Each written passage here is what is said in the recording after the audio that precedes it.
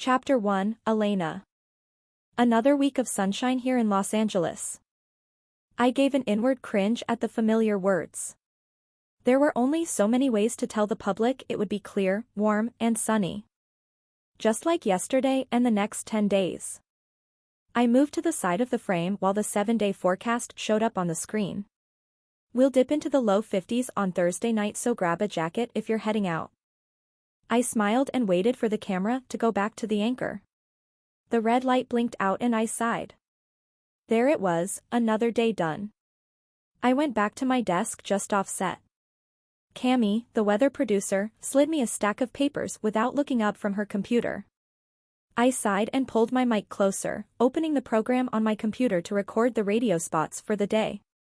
I had this process down, so it took me less than 5 minutes to record the 3 pages and upload them for editing. Anything else today? Cammy shook her head. Nope, nothing's coming in. We might get some swells in from Mexico, but it's not looking likely. Great. I'll see you tomorrow. It was almost 1 and I'd been up for 12 hours. I was more than ready to change and get home for an afternoon nap. I slipped into the women's changing room and half unzipped the ridiculously tight dress the producers kept pushing on me and the other women at the station. I wasn't sure how forcing us into corset-tight dresses would help us do our jobs. I needed to be able to breathe to speak. I twirled a piece of my over-bleached hair and frowned at the dry ends. I wasn't sure how much more of this job I could take. My phone rang from the bottom of my purse and I sighed before picking it up. Hello? Ms. Curtis?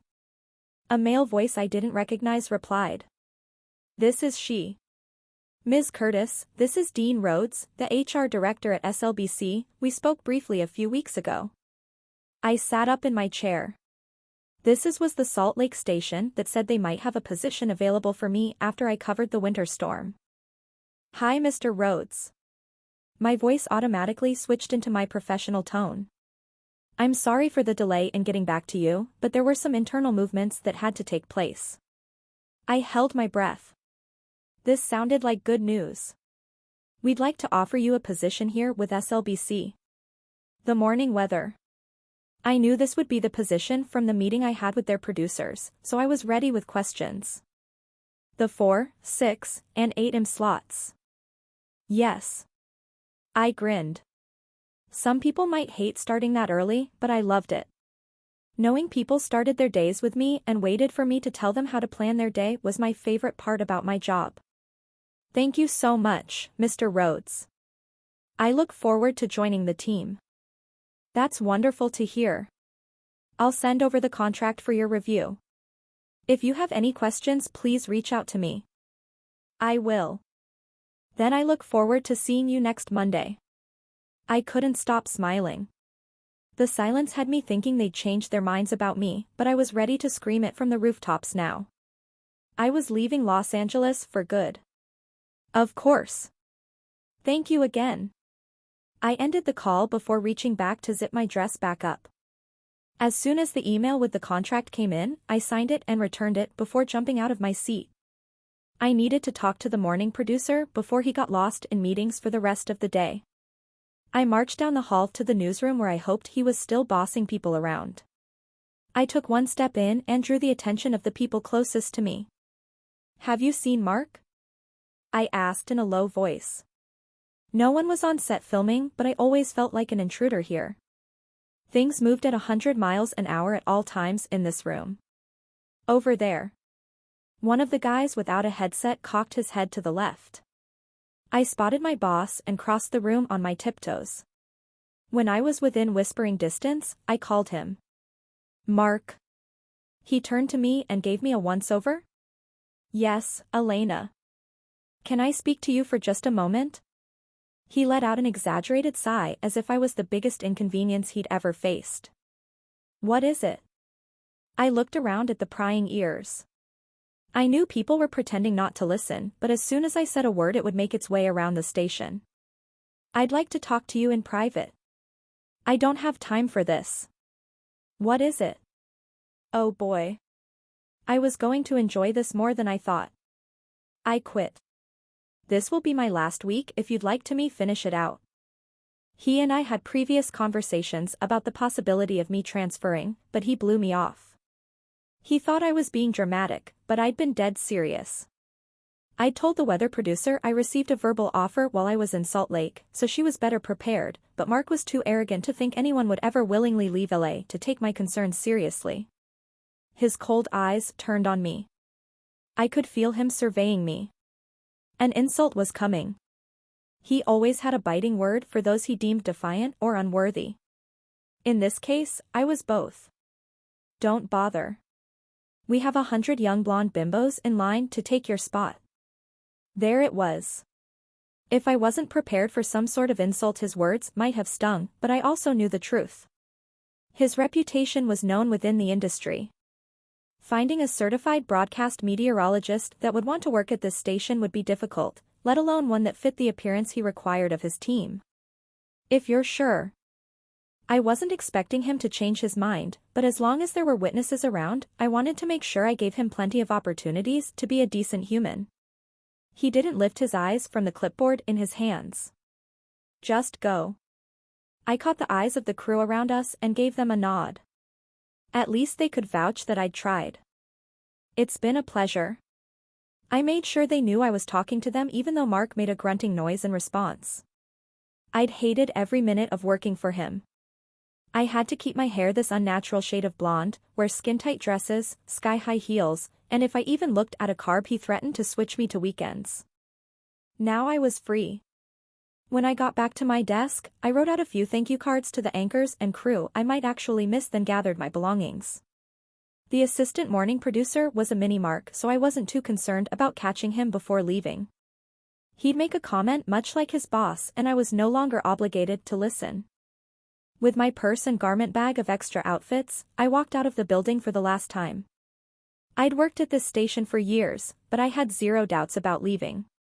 No friends or mentors to make me hesitate. I'd been a puppet. A mindless drone. Not anymore.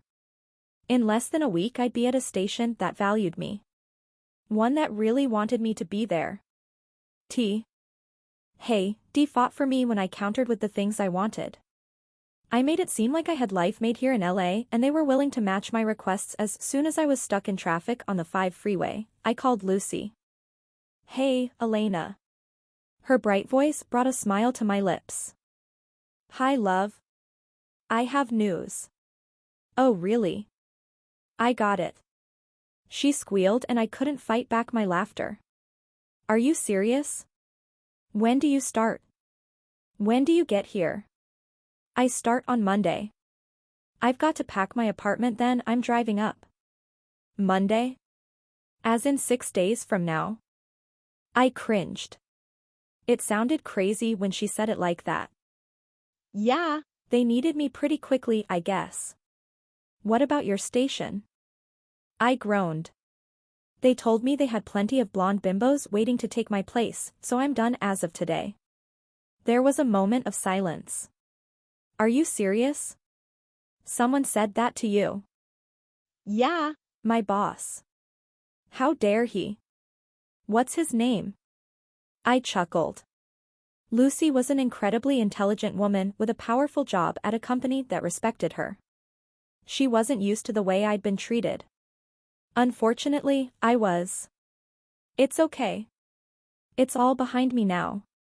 He did me a favor giving me time to pack and move up without stressing. But what are you going to do with your place? She still sounded worried. There's a decent waiting list to get into the building. As soon as I tell the property manager, they'll have someone ready to move in immediately. Oh, that's nice. It was convenient I didn't have to worry about finding someone to take over my agreement or even sell. I'll try to be out on Friday so I can get to Salt Lake on Saturday and get sort of settled in by Monday. Do you have a place in mind? I cringed, hoping my plan wasn't insane. I was actually hoping you would know of something or someone. It was her turn to laugh. I'm sure someone on the team will have a lead. I'll put Chloe on it. If not, you can always stay with me. I laughed. That sounds fun, but I'm sure Chloe will have 10 options before I make it home. We both laughed and Lucy agreed. I'm so excited you're really coming here. I've missed you. Me too. I never thought when we met at the airport on the way to Cancun, we'd become friends, but we grew close that week as I helped her navigate things with Colin. We ended up staying in touch and I even stayed with her when I'd visited Salt Lake to report on a record-breaking winter storm. Okay, I'll give Chloe a call and see what we can come up with. If there's anything else you need, just let me or one of the girls know. I smiled and thanked her before hanging up. The Pride, the wives and girlfriends of the Utah Fury hockey team, had taken me in during our trip to Mexico when I met most of them. They welcomed me back with open arms when I was visiting and I couldn't help my excitement at the thought of being around them more. Life in LA had been tougher than I'd expected when I moved here after college. I came with a job offer to work at a station as an intern. It had taken a few years of hard work and proving myself to get a spot in front of the camera, but the long, unusual hours meant I didn't have time to go out and meet people. Not many 20-somethings want to hang out with someone that needs to be in bed by 7 p.m. to be up by 3 or slept during the day to work until midnight. My family still lived in Texas and came to visit about once a year, so it got lonely quickly. My sacrifices were worth it, though. I paid my dues at a large market station and earned my stripes. Now I was moving to the city I wanted with the hours and culture I was after. I called my parents next to tell them the news and they were just as excited as I was. Mom knew how hard life was out here and wanted me to get out, so she was grateful for the change. They even promised to come to Salt Lake in the coming weeks to help me get settled in. It was just what I needed to hear. By the time I pulled into the parking garage next to my building, I had a few texts from the Pride. Chloe let me know she was working on finding me the perfect place. Lucy congratulated me again, and Addison reminded that a certain player I'd had my eye on was still single. I laughed at the last one. I'd developed an innocent crush on Nikolay Kozlov, the recent Russian transfer, but he all but ignored me when I was around. I knew when to accept that someone wasn't interested. I was fine with it. I had more than enough on my plate at the moment. It would take weeks for me to get settled into my new life. The last thing I needed was a tall, dark, and handsome, hockey-playing distraction. Chapter 2, Nikolay. My phone vibrated in my bag while I was changing into my practice gear, but my gut told me not to check it. I should have listened. It was a message from Tiana, my younger sister. She was the next oldest at home. Eula and Samara, the twins, were the youngest at 13. Tiana, only 16, acted as their mother since Mama was usually gone working 2 jobs. Despite her efforts, they never seemed to have enough to make it to the next paycheck.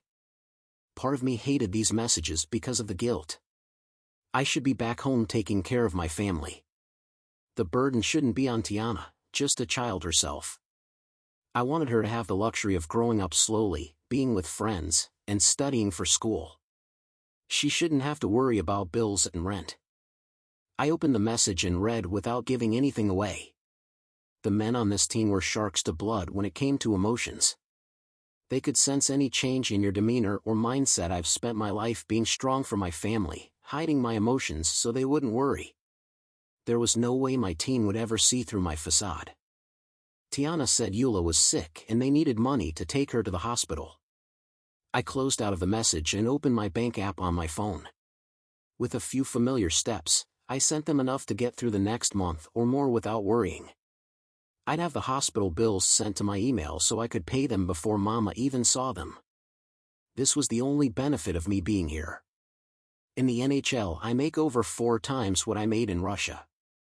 Plus, being on the Fury came with opportunities for endorsements that I would never receive back home.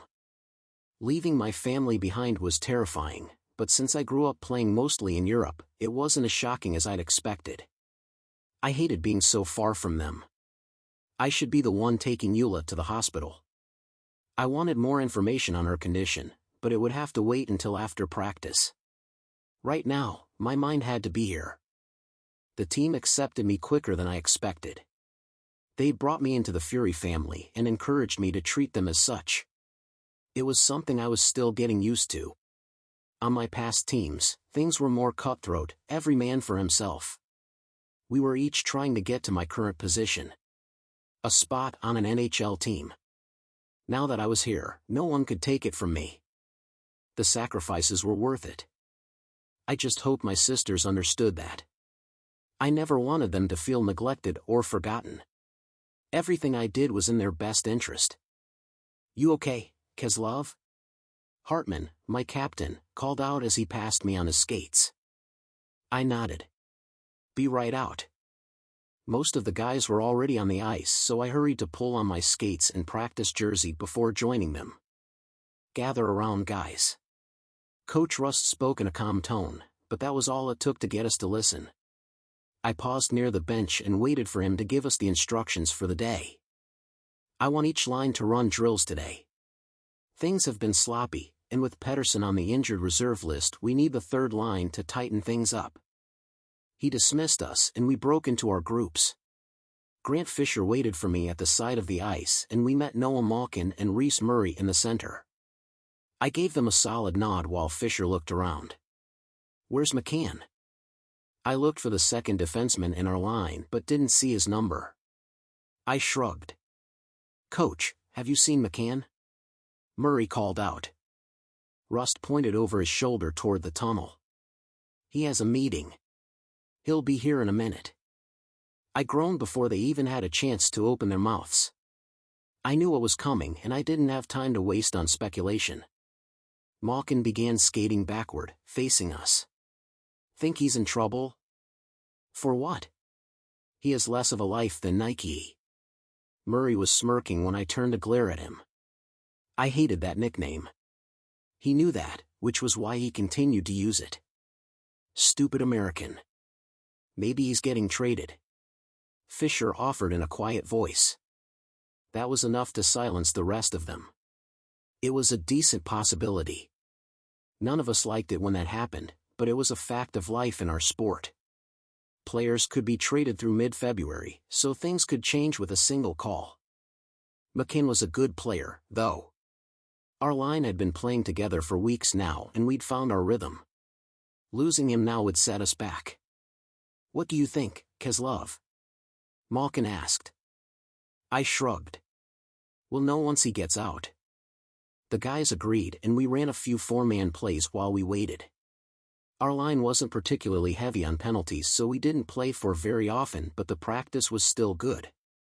It got us out of our comfort zones and forced us to not rely on the same plays. "Sorry guys," McCann shouted as he joined us near the center. "What happened?" "Count on Murray to be direct. We negotiated another year." McCann beamed. He was a rookie and after last season was in limbo while his agent negotiated with the team. It looked like both sides wanted him to be here, but it was a matter of details and contracts. "Congratulations." I patted his shoulder and moved into position for a face-off. The rest of the line went on about how he deserved it and asked questions about the contract, but I didn't care. He was staying. What else was there to discuss right now? We could talk about this, after practice, or even after our next game. "Come on," I growled and Murray checked me in the shoulder as he passed me to drop the puck. I took it and moved down the ice toward the goal, not looking behind me.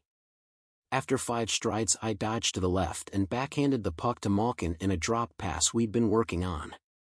I continued straight as if I still had possession while Murray and Malkin moved to the right corner. Malkin passed to Murray who was in position and swept it into the goal. I turned and looked to Fisher and McCann who were both cheering. "How'd it look?" Fisher stopped next to me. "It was great, so fluid." I knew what was coming and still got confused. I nodded and moved back toward the center so we could continue. Malkin and Murray were still talking about how well it had gone, but I didn't see the point. We'd done well once. Now we had to do it 100 more times until it came so naturally to each of us, we could do the pass with our eyes closed. 3 hours later, I was walking off the elevator on my floor when voices made me pause. My building was generally quiet. A tower 1 block away from the arena that was home to many of the city's professional athletes, politicians, and executives. People that wanted to be left alone. My type of people. I glanced down the hall and froze. They were here. I tried to turn and take the stairs to anywhere but here, but they spotted me. Nikolay.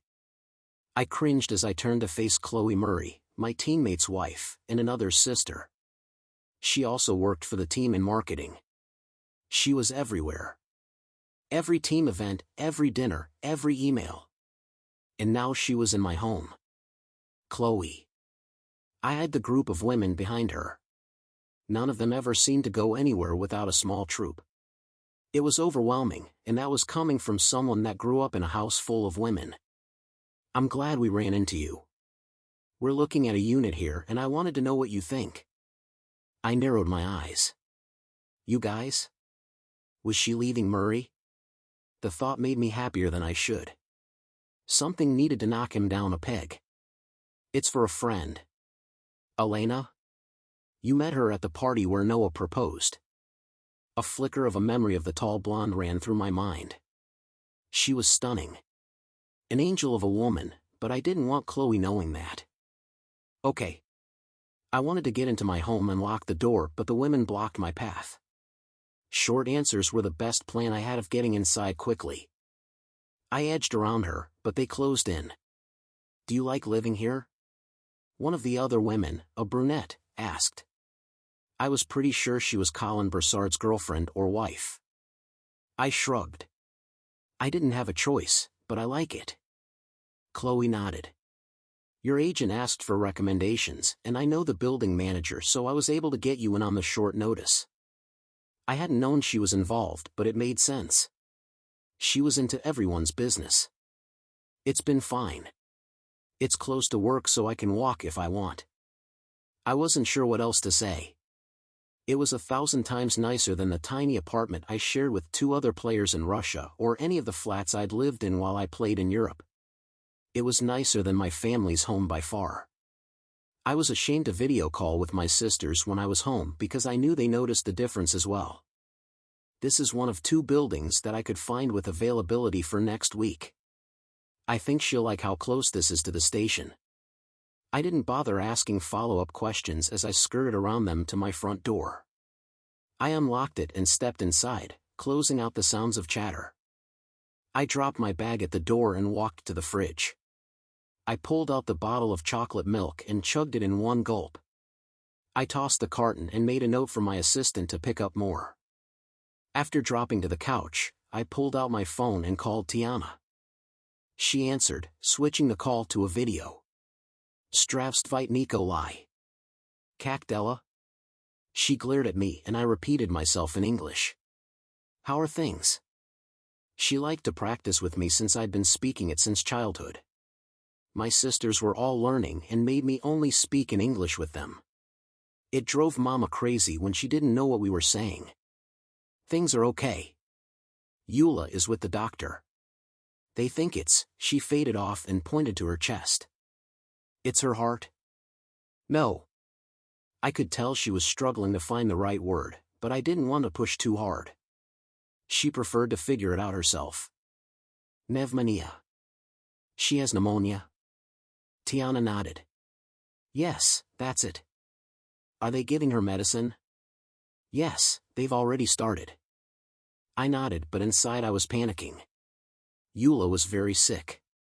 I should be there for her. I wish I was there to help. Tiana gave me a stern look that would make our mama proud. You are where you need to be, Nikolay. We know that. She was right, but it didn't make the ache in my chest go away. My family needed me here, doing my job to the best of my ability. Going home now and missing games wouldn't do anything but add stress and make things worse. Please tell her I love her. She nodded. I will. Thank you for the money, too.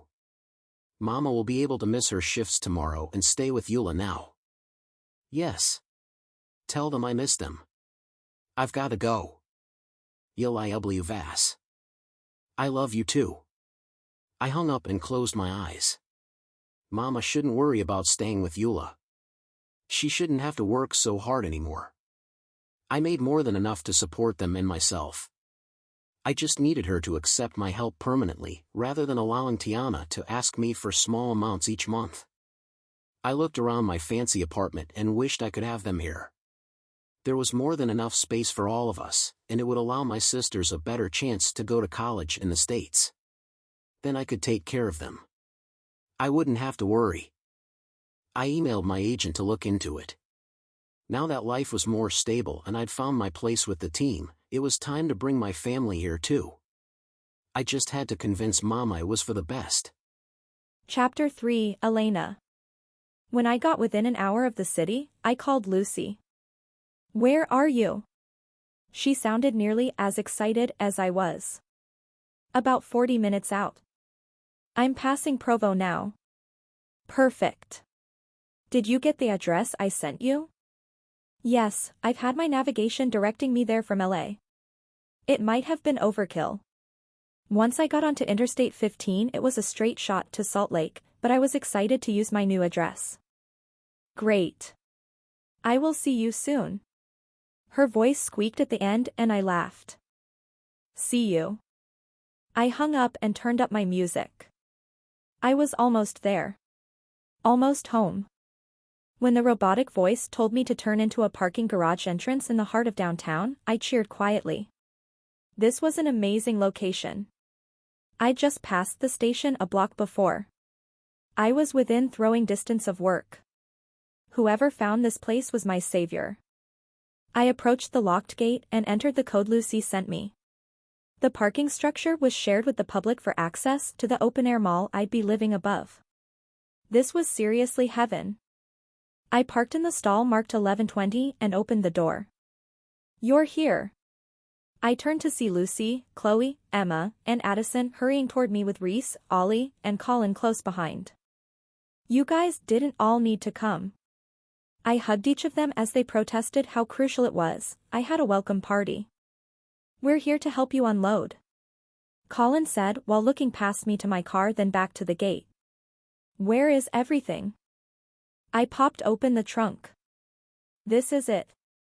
I've got some garment bags and totes in the back seat too." The guys made eye contact before smiling. "Well, this is a pleasant surprise," Ollie said. I laughed. I got rid of pretty much everything. My parents told me I was insane for selling 90% of my belongings, but I wanted a fresh start. I took my 2 tight dresses to a thrift store and got a few $100s for the torture devices. The renter taking over my unit offered me $3,000 to leave my furniture behind, which was better than I could have expected. I didn't want to move that much or worry about selling any of it, so I was more than happy to pretend to have to think about. He made it $4,000 and I walked out my front door with a few boxes of kitchen and household essentials and my remaining clothes. Chloe looked concerned. "The unit isn't furnished." She turned to Lucy. "Was it supposed to be furnished?" Lucy held up her hands. "She didn't say." "Don't worry. I planned on buying new things once I got here."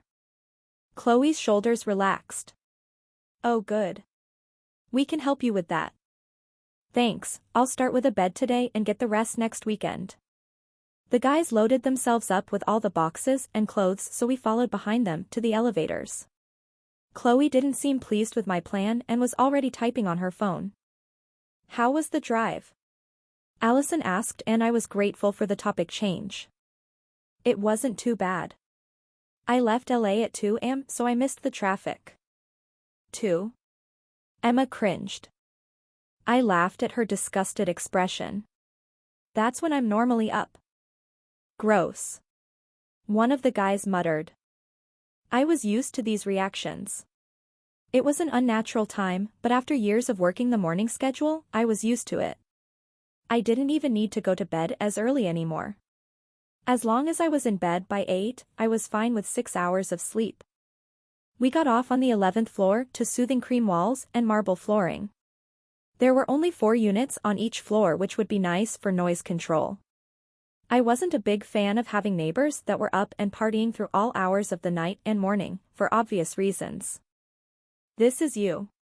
Chloe handed me a key and nodded to the door next to her. "Number 4. "Thanks." I unlocked it and swung the door open before stepping in. This was my new home. It was a bit surreal. A blank slate for a new life. The walls were an agreeable gray with white crown molding and wainscoting along all of the walls. I loved it immediately.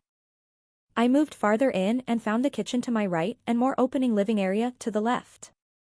I moved to the windows and smiled when I saw the name of my new station's sign lit up across the street. This is perfect. I spun around and faced the group. Thank you so much for finding this for me on such short notice. This was only the second place we looked at, but we knew it was the one when we walked in and saw the station. Lucy smiled brightly. Yeah, and one of the guys actually lives here, too. If you ever need anything, he's just down the hall. Emma said with a twinkle in her eye. I looked around for clarification, but the women seemed to be in on a conspiracy. I wasn't going to get information out of them. Oh really? Who? I pointed my question at the guys, holding eye contact with Colin. I knew he wouldn't lie to me. He owed me too much for pushing Lucy into his arms in Mexico. His eyes darted to her before looking back at me. He swallowed then glanced at Ollie. Huh. So, this was how it was going to be? Ollie? Reese? Anyone want to catch me up to speed? Reese seemed to be the only one not in on agreement. Nikolay lives in Unit 1. My breath caught, but I forced my expression to remain neutral. What were they up to? Oh. That's cool. It was not cool. My friends had ulterior motives with this apartment, and I knew they had a plan up their sleeves. I may not have known them for long, but I knew they were the best schemers I'd ever met. There was something in the works, and Nikolay and I were merely pawns in whatever was going on. I narrowed my eyes at Chloe and Lucy, but neither of them reacted. I should have known something was up.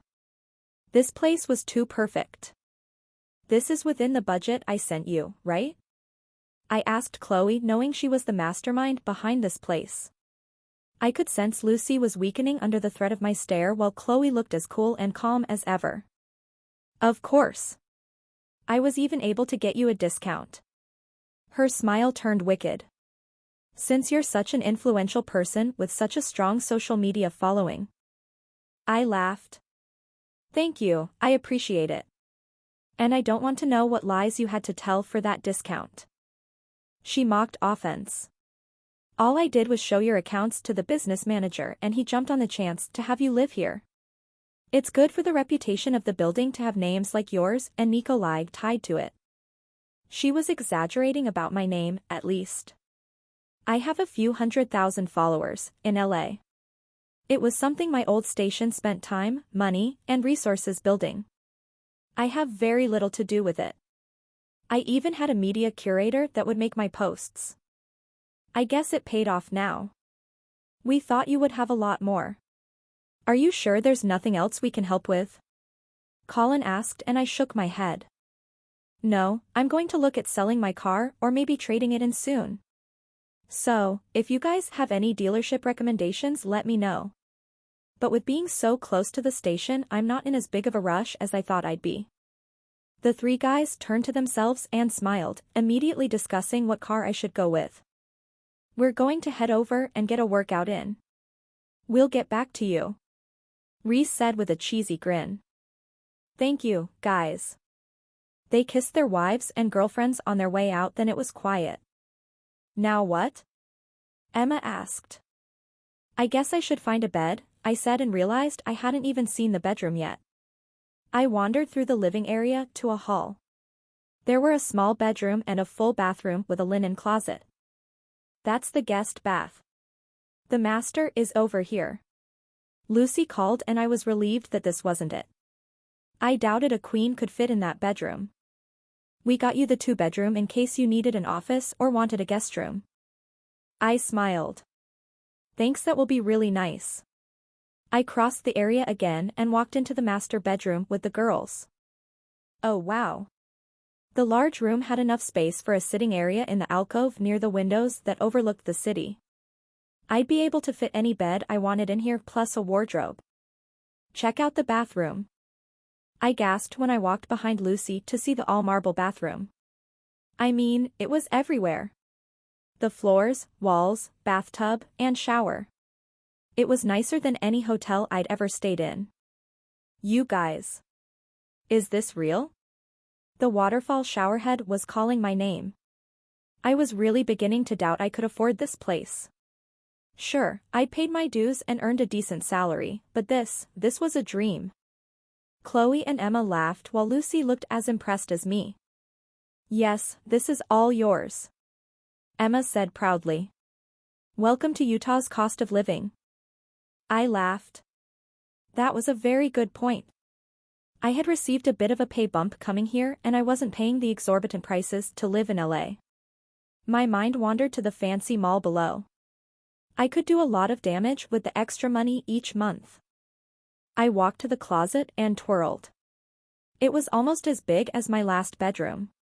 I was going to have fun filling it. Oh no. My face fell. Lucy looked up from her phone with concern. What's wrong? I cringed. In a moment of rage and revenge, I got rid of almost all of my work clothes. Chloe smirked. That bad? I shook my head. Worse. I had to wear the tightest, most revealing outfits possible without crossing the line. That was all my producer allowed. So, when I quit, I got rid of almost everything. Now I have no furniture and less than a week's worth of work clothes. I maybe should have thought things through before acting so impulsively. Well, good thing we have the rest of the day to get you what you need. Chloe looked at her phone and started taping. Hi, Vivian. I have a friend that's new to the area and just moved into an apartment and has nothing. She paused. No, I mean nothing. Not even a lamp. Can you fit us in? Her lips spread into a grin while I looked to Emma and Lucy for clarification. Lucy shrugged while Emma looked excited. Thanks so much. We'll be right over. Chloe hung up and marched out of the bathroom without another word. We followed silently behind, each grabbing our purses where we'd left them on the kitchen counter and heading out the door. I opened my mouth to ask, but she began explaining as I locked the door behind us. Vivian has done my place, Maddie and Eric's, and Emma's house. You're going to love her. She's an interior decorator? I asked as the elevator took us back to the garage. She's more than that. She designs custom furniture and has it built to fit your exact space. I cringed at how much that would cost. The rest of them were married to professional athletes. I might have gotten a small raise, but I was nowhere near their level. I don't know if I can afford custom furniture. Or that I wanted it. Sure, I liked pretty things, but I was also practical. I just needed a bed that wouldn't crumble to the ground in the middle of the night. Don't worry. She carries a few lines at various prices as well. And when an item is ordered or designed for a client and it doesn't work for them, she discounts it. She said she has a pretty large selection right now. That sounded more promising. We all climbed into Chloe's SUV and it was a short drive to Vivian's store, Indigo Interiors. The shop was uber modern with pristine white walls, floors, and ceilings. The lack of color or distractions made her furniture and accessories pop. My eyes feasted on the colors, textures, and pieces. I didn't know where to look first as Chloe led us to the center of the store where a woman with natural salt and pepper hair waited for us. Chloe. The woman air-kissed her before stepping toward each of the other women, offering them a warm greeting. And you must be the new addition. I'm Vivian, so nice to meet another friend of the Pride. I smiled. Thank you. I'm very excited to meet you. They've told me nothing but amazing things about what you've done. Oh, these girls are my favorites. Each one has such a unique style. It's a fun challenge. I giggled. I could only imagine what she'd gone through decorating with so many of the women of the Pride. They were definitely an opinionated group. Well, I'm afraid I might be a different case. I just arrived today from LA and I brought nothing but some clothes and essentials with me. Her eyes lit up. A clean slate. How poetic. She turned and wandered through her store talking under her breath to herself. You've come with new opportunities and expectations. You're a professional, but you want your home to be a safe haven. You like cozy, cool tones and natural materials. Nothing overly modern or metallic. Clean lines and transitional styles. I glanced at Chloe wondering if she'd already filled in the woman on my preferences, but honestly, Chloe didn't even know that much about me to be able to give this all to Vivian. How did you know all that? She turned and grinned. Oh, sweet girl. I've been doing this for a long while. A woman just knows things. Call it my intuition. She winked and went back to her searching. I didn't bother her again as she went through her process. Her appraisal was 100% correct. When I was at work, I was a different person. Prim and proper and orderly. At home, I just wanted to be comfortable. I didn't want to worry about everything being in an exact place or order. I wanted to toss a pillow or blanket on a chair and have it look like it belonged there. I wanted to stack some books next to my TV or on my nightstand and not have it look messy. I wanted my home to look lived in because it was. This. Vivian stopped in front of a bed with a white tufted headboard that was at least 6 feet tall. It was large, but decorated with enough pillows, it would have the romantic look I loved.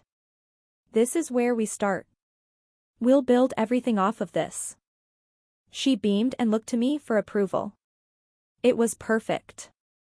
Honestly, I wouldn't have picked it out on my own, but having her show it to me and knowing she had a plan just felt right. I love it. I paused. Do you need to see the space though? I don't have pictures, but I can bring some in. She shook her head. Oh no. Chloe told me what building you're in. I've decorated almost half of the apartments there. I know the layout well, but don't worry.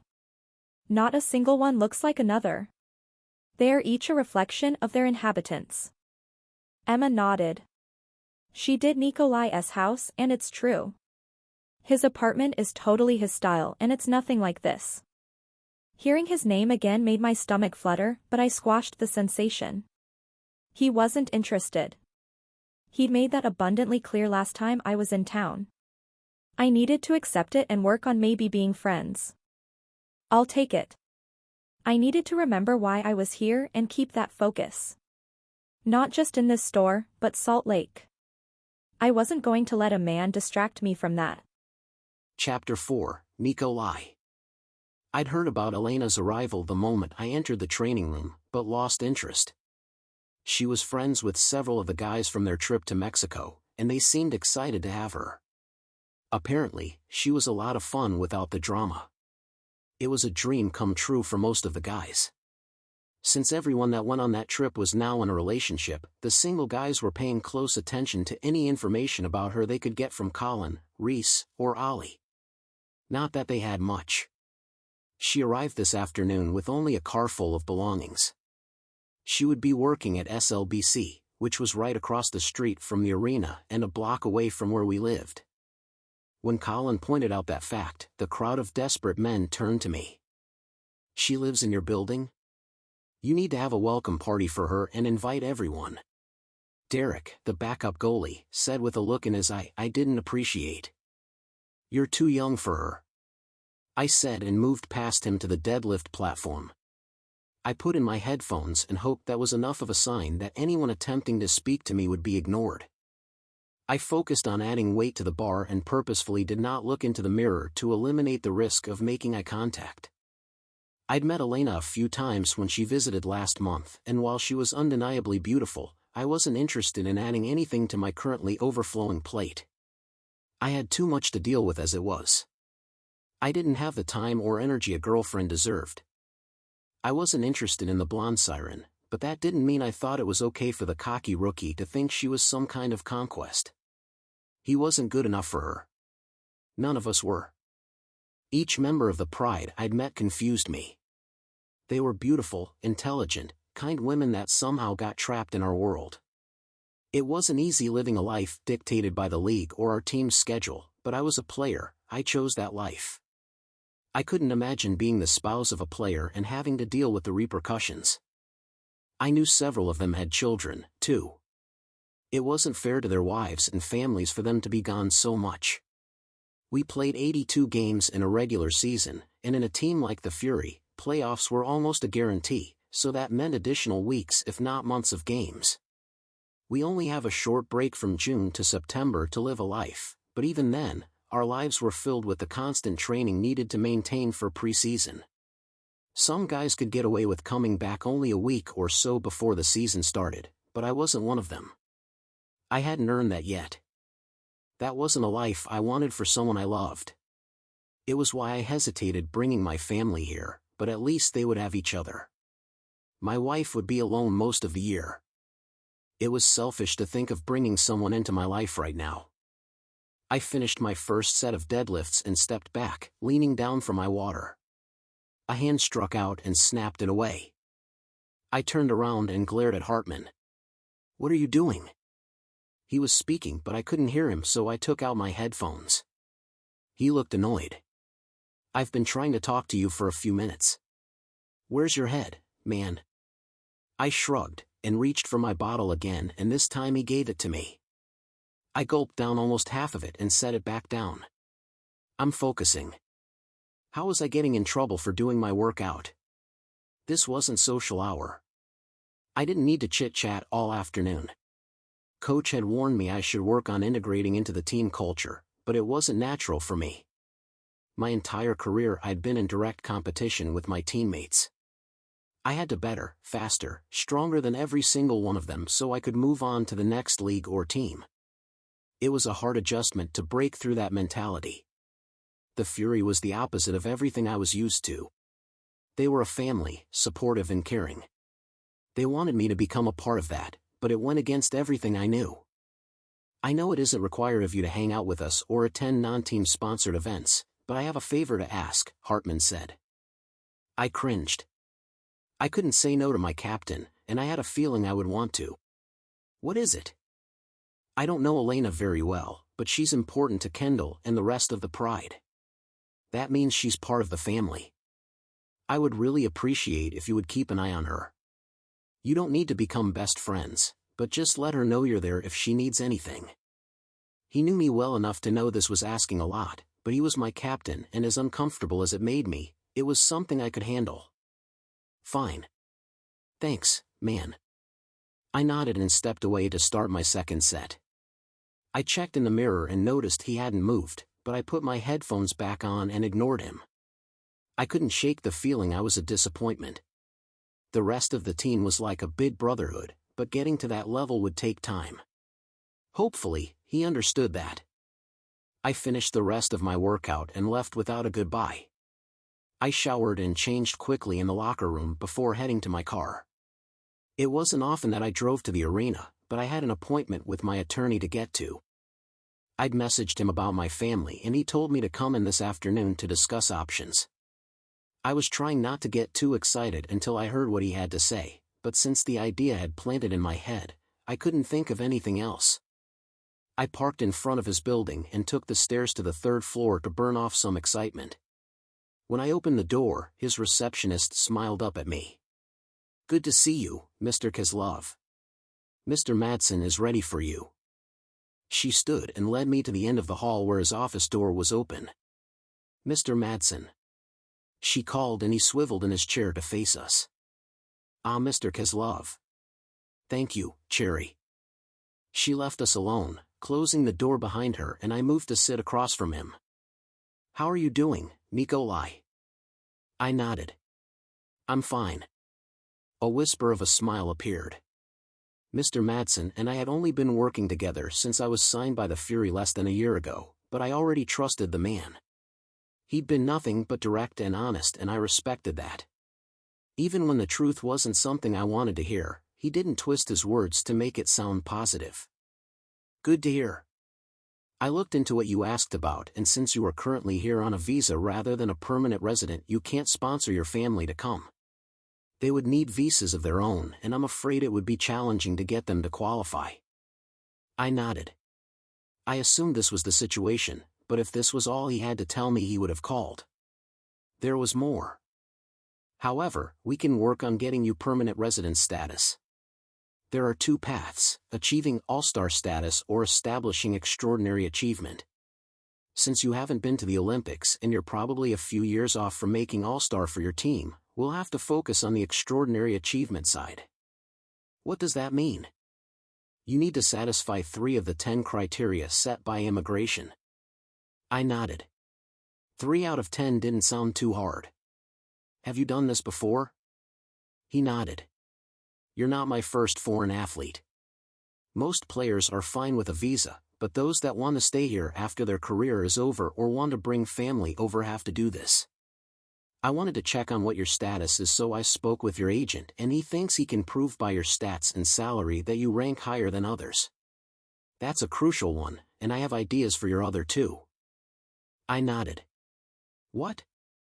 Most teams give internal awards: best defenseman, game MVP, most improved, whatever they want to come up with. That will count as an award for excellence, and then we just need an article published about you and your contribution to the league by a nationally recognized publication. My eyebrows raised. Any of the hockey magazines? Any sport magazine? You've never done an interview in the US, so I don't think it would take much to get someone interested.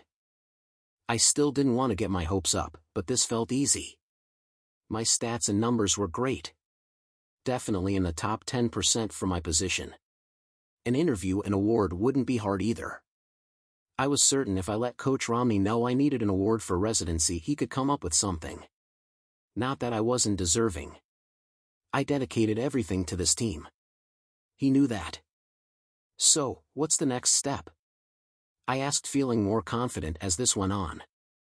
Your agent will be reaching out to get you an interview and to your team to discuss the award. All you need to do is keep working hard. Thank you, sir. He stood and shook my hand. We'll do everything we can to get this done quickly. I know what it's like to want better for your family. He didn't elaborate, and I didn't need him to. He understood the position I was in. That was a relief.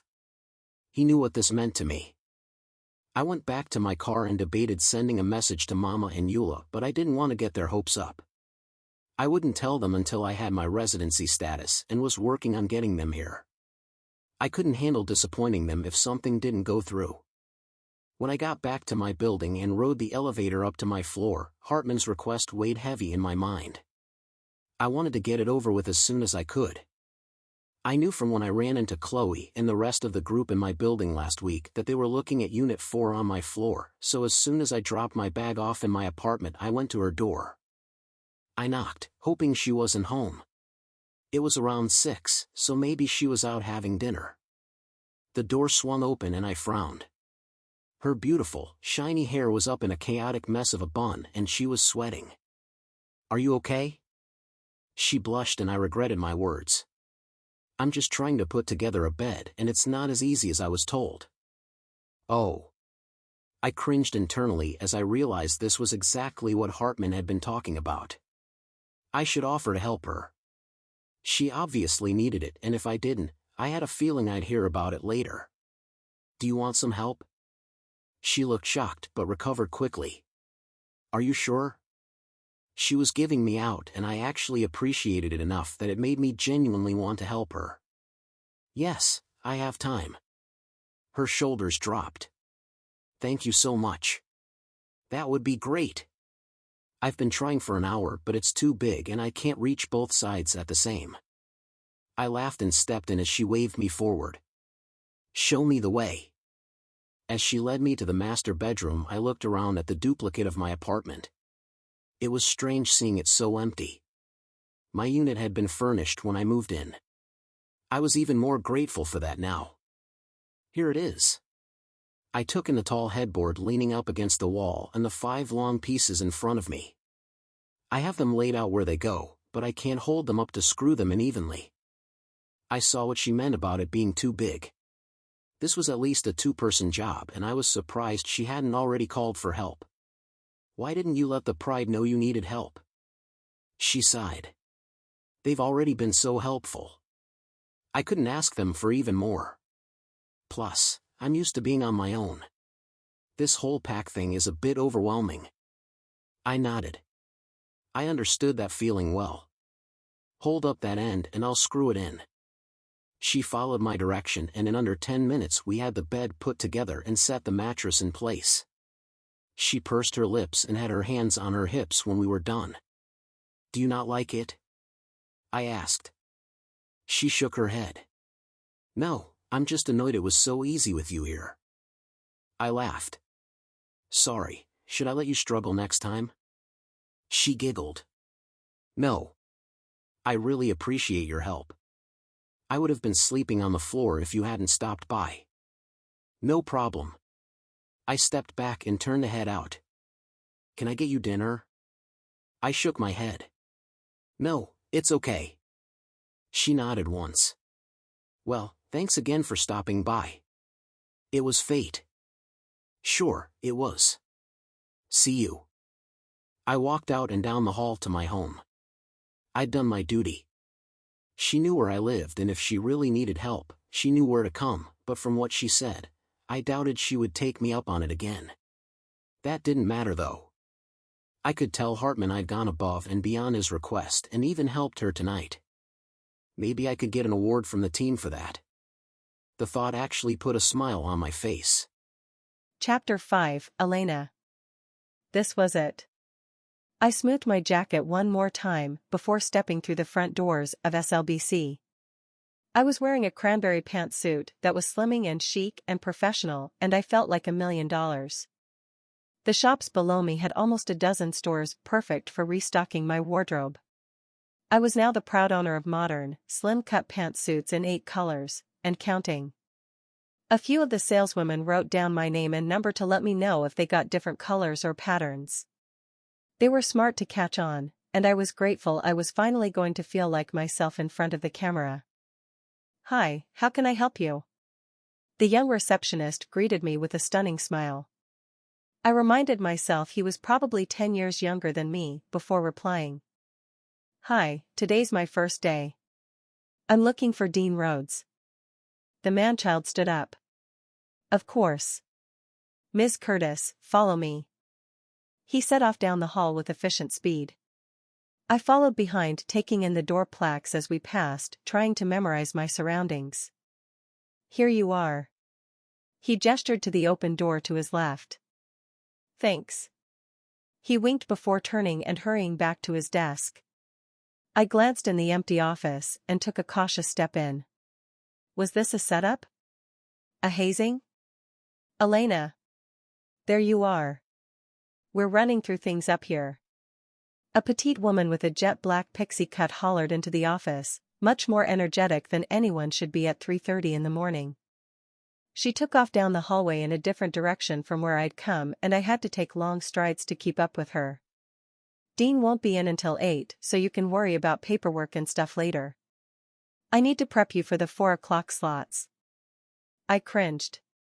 I'm going on this morning? I was hoping there would be a grace period. Time for me to observe and get a feel for how they did things. A chance to get to know the weather crew and get my bearings. That didn't look like it was happening. I straightened my shoulders and shook off any doubts. I'd done this thousands of times over the years. I could adjust to a new backdrop and system. Plus, generally the forum audience just wanted to know if they needed to wear a jacket or not. They weren't looking for detailed information. They'd get that later when they were awake enough to care. Sure. I'd keep telling myself that. Here we are. She turned and opened a door for me. I stepped into what looked like the women's dressing room. We have a locker here for you. She pointed at one of the baby blue lockers on the top row. Number 5 is all yours. She spun around. And you can use this chair. She patted one of the swiveling chairs facing the 3 mirrors. It's rare everyone will be in here at the same time, so feel free to claim an area, just be courteous to the others. I nodded and looked back at my locker. Can I store my makeup bag in here? She nodded. Of course. She pulled a piece of paper out of her front pocket and handed it to me. It was a combination for the built-in lock. Thanks. I quickly opened the locker and stored my things inside. I didn't bring a change of clothes today, but is it okay to leave one here? She nodded. Yeah, you can either hang it from your locker or there. She pointed to the other end of the room where a rolling rack was pushed against the wall. There looked to be a couple of garment bags hanging there already. Great, thanks. I paused and realized she still hadn't introduced herself. What's your name? She laughed. Sorry. I skipped that. I'm Jazz. I'm the assistant weather producer. I smiled. Great. I'm excited to work with you. Her jaw dropped. Me? Are you kidding? When Dean told us you were coming here, I lost my mind. You're one of my favorite meteorologists. I'm not even kidding. Top 3 at least. I laughed. You're kind. Her eyes narrowed. I'm not. I'm 100% serious. I smiled, unsure what to say to that. Now come on. I'll introduce you to Wesley. He's the producer. He's a little traditional, but I think you'll like working with him. I kept my smile in place even though I was panicking inside. Traditional usually meant sexist from my experience. He better not expect me to wear tiny, tight dresses and giggle as I talk about how sunny it will be for the 300th day in a row. I followed her through another door that led past the newsroom and to the main set. It was another surreal moment seeing how different it was from my set in LA. The anchor sat in front of a window on street level and the weather screen was just to the right. In LA we were in a sound stage at the back of the network lot. It was almost entirely green screen behind the anchor's desks. This was real. Live. I loved it. Jazz led me past the green screen I would soon call home to a set of 3 desks. She pointed to the one that had been cleared of everything but a laptop. That one's yours. At the sound of her voice, an older man with thick white hair sat up and stared at me. You're here. Duh, Wes. I told you that. Where did you think I ran off to? Wesley shook his head. I never know what you're doing. He returned his attention to me, extending his hand. Nice to meet you. I'm Wesley Fields. Elena. Nice to meet you too. He seemed pleased. I've got the reports for today prepped. I usually have them done by 3:50 each morning, so you have a few minutes to review and ask questions. I generally liked more time to prepare, but it was enough time to go through his notes. And I prepare the graphics for the day. The slides will be available for you at the same time. I nodded. Thank you both. They seemed to have a good system down, but I was used to doing more of the work. What would you guys like me to prepare? They stared at each other before looking back to me. Wesley was the first to speak. What do you mean? Well, I usually did the forecasting. I trailed off when his eyes widened. I told you she was the real thing, Wes. She's one of the best. She's not just a pretty face they had reading a script. He shot her a glare, then turned to me. We would appreciate any help. I know you are more than capable of doing all of our jobs, but we're here to work together and make sure nothing slips between the cracks. Our station has the reputation of being the most accurate in the West. We work hard to live up to that. If you would like to be involved in the forecasts, that's fine. I nodded. Thank you. Jazz is in charge of managing the radio spots, so she'll make sure you record them throughout the morning when you're not on. We will film promo and previews during commercial breaks. Sounds good. That was pretty standard, and I was used to working fast between the weather updates. Elena. You're here. A middle-aged man with thinning blonde hair rushed over to our desks. Utah Lake froze over. We're sending you down at 5 for the 6 and 8 o'clock hours. Some members of the Fury hockey team will be down there playing. I closed my eyes and tried to process what he was telling me.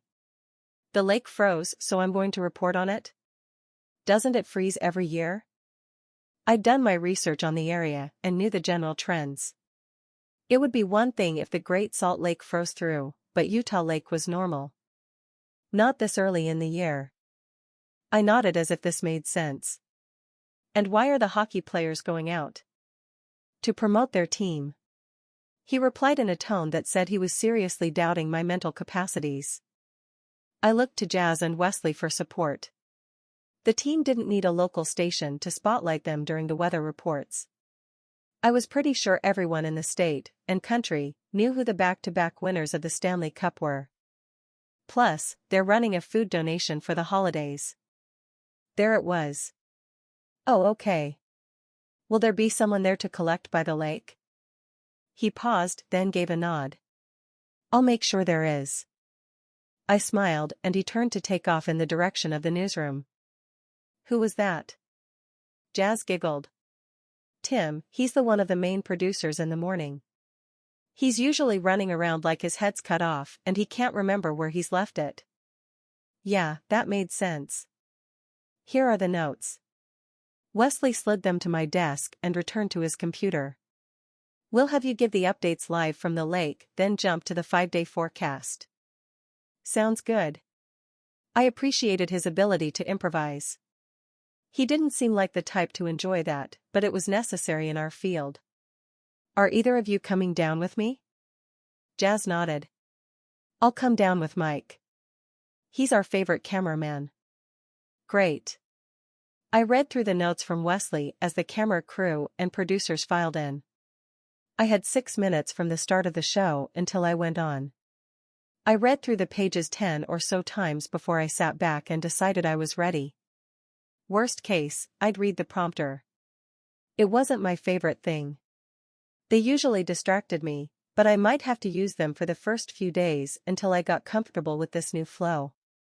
Almost time, Jazz whispered, and I stood. A member of the crew rushed to my side and hooked up my mic before stepping back. I nodded when I heard them check the sound, then I went to my mark in front of the green screen and pasted on my professional smile. The camera turned to me, and I waited for my count in.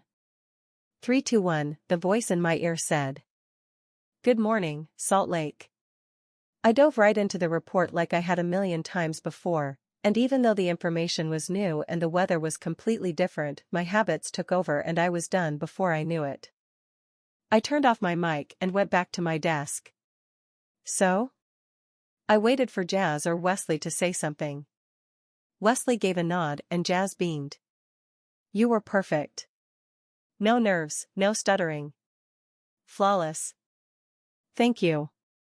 I thought I would be more nervous than I was. She smiled and slid a few pages toward me. These are the clips I need you to record before we leave. We'll have to film the promos tomorrow. Great. I glanced over them before Jazz slid another mic onto my desk and ran through the process with me. I went back to do the updates 2 more times before it was time to leave. Luckily, I brought a nicer, warm coat with me this morning since we were shooting outside.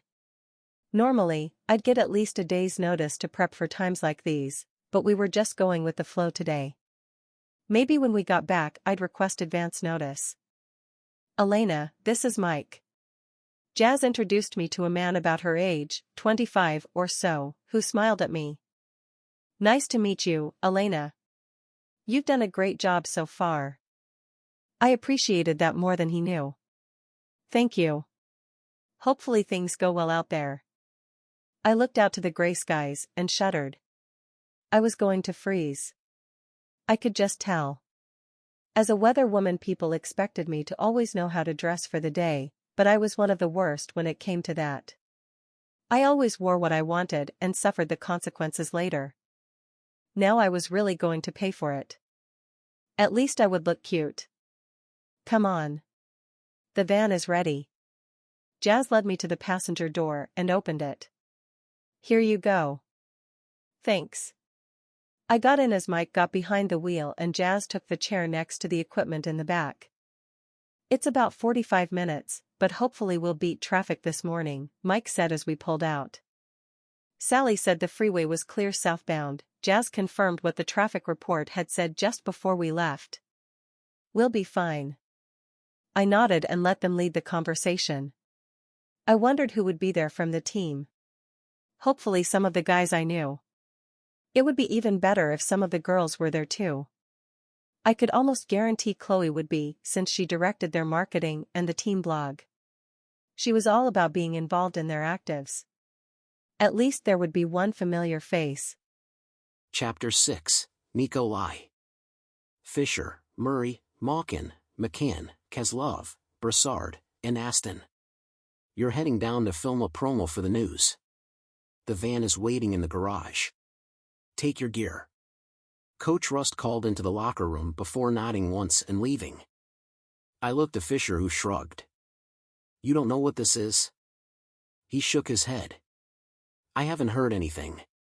The lake froze over, so we're filming you guys on the ice. Chloe Murray stood in the doorway like it wasn't completely inappropriate for her to be in our locker room. I'd learned pretty quickly she didn't have boundaries. She went where she wanted and did whatever she needed to, and no one ever questioned her. The Salt Lake? Malkin asked with a skeptical tone. No, Utah Lake. She clarified. Let's go. She turned and I picked up my gear bag and followed the group out. We filed into a large van with the team logo plastered on the side. I ignored most of the conversation on the drive down. I came in today for practice, not to do some dumb promo. The team didn't need a spot on the local news.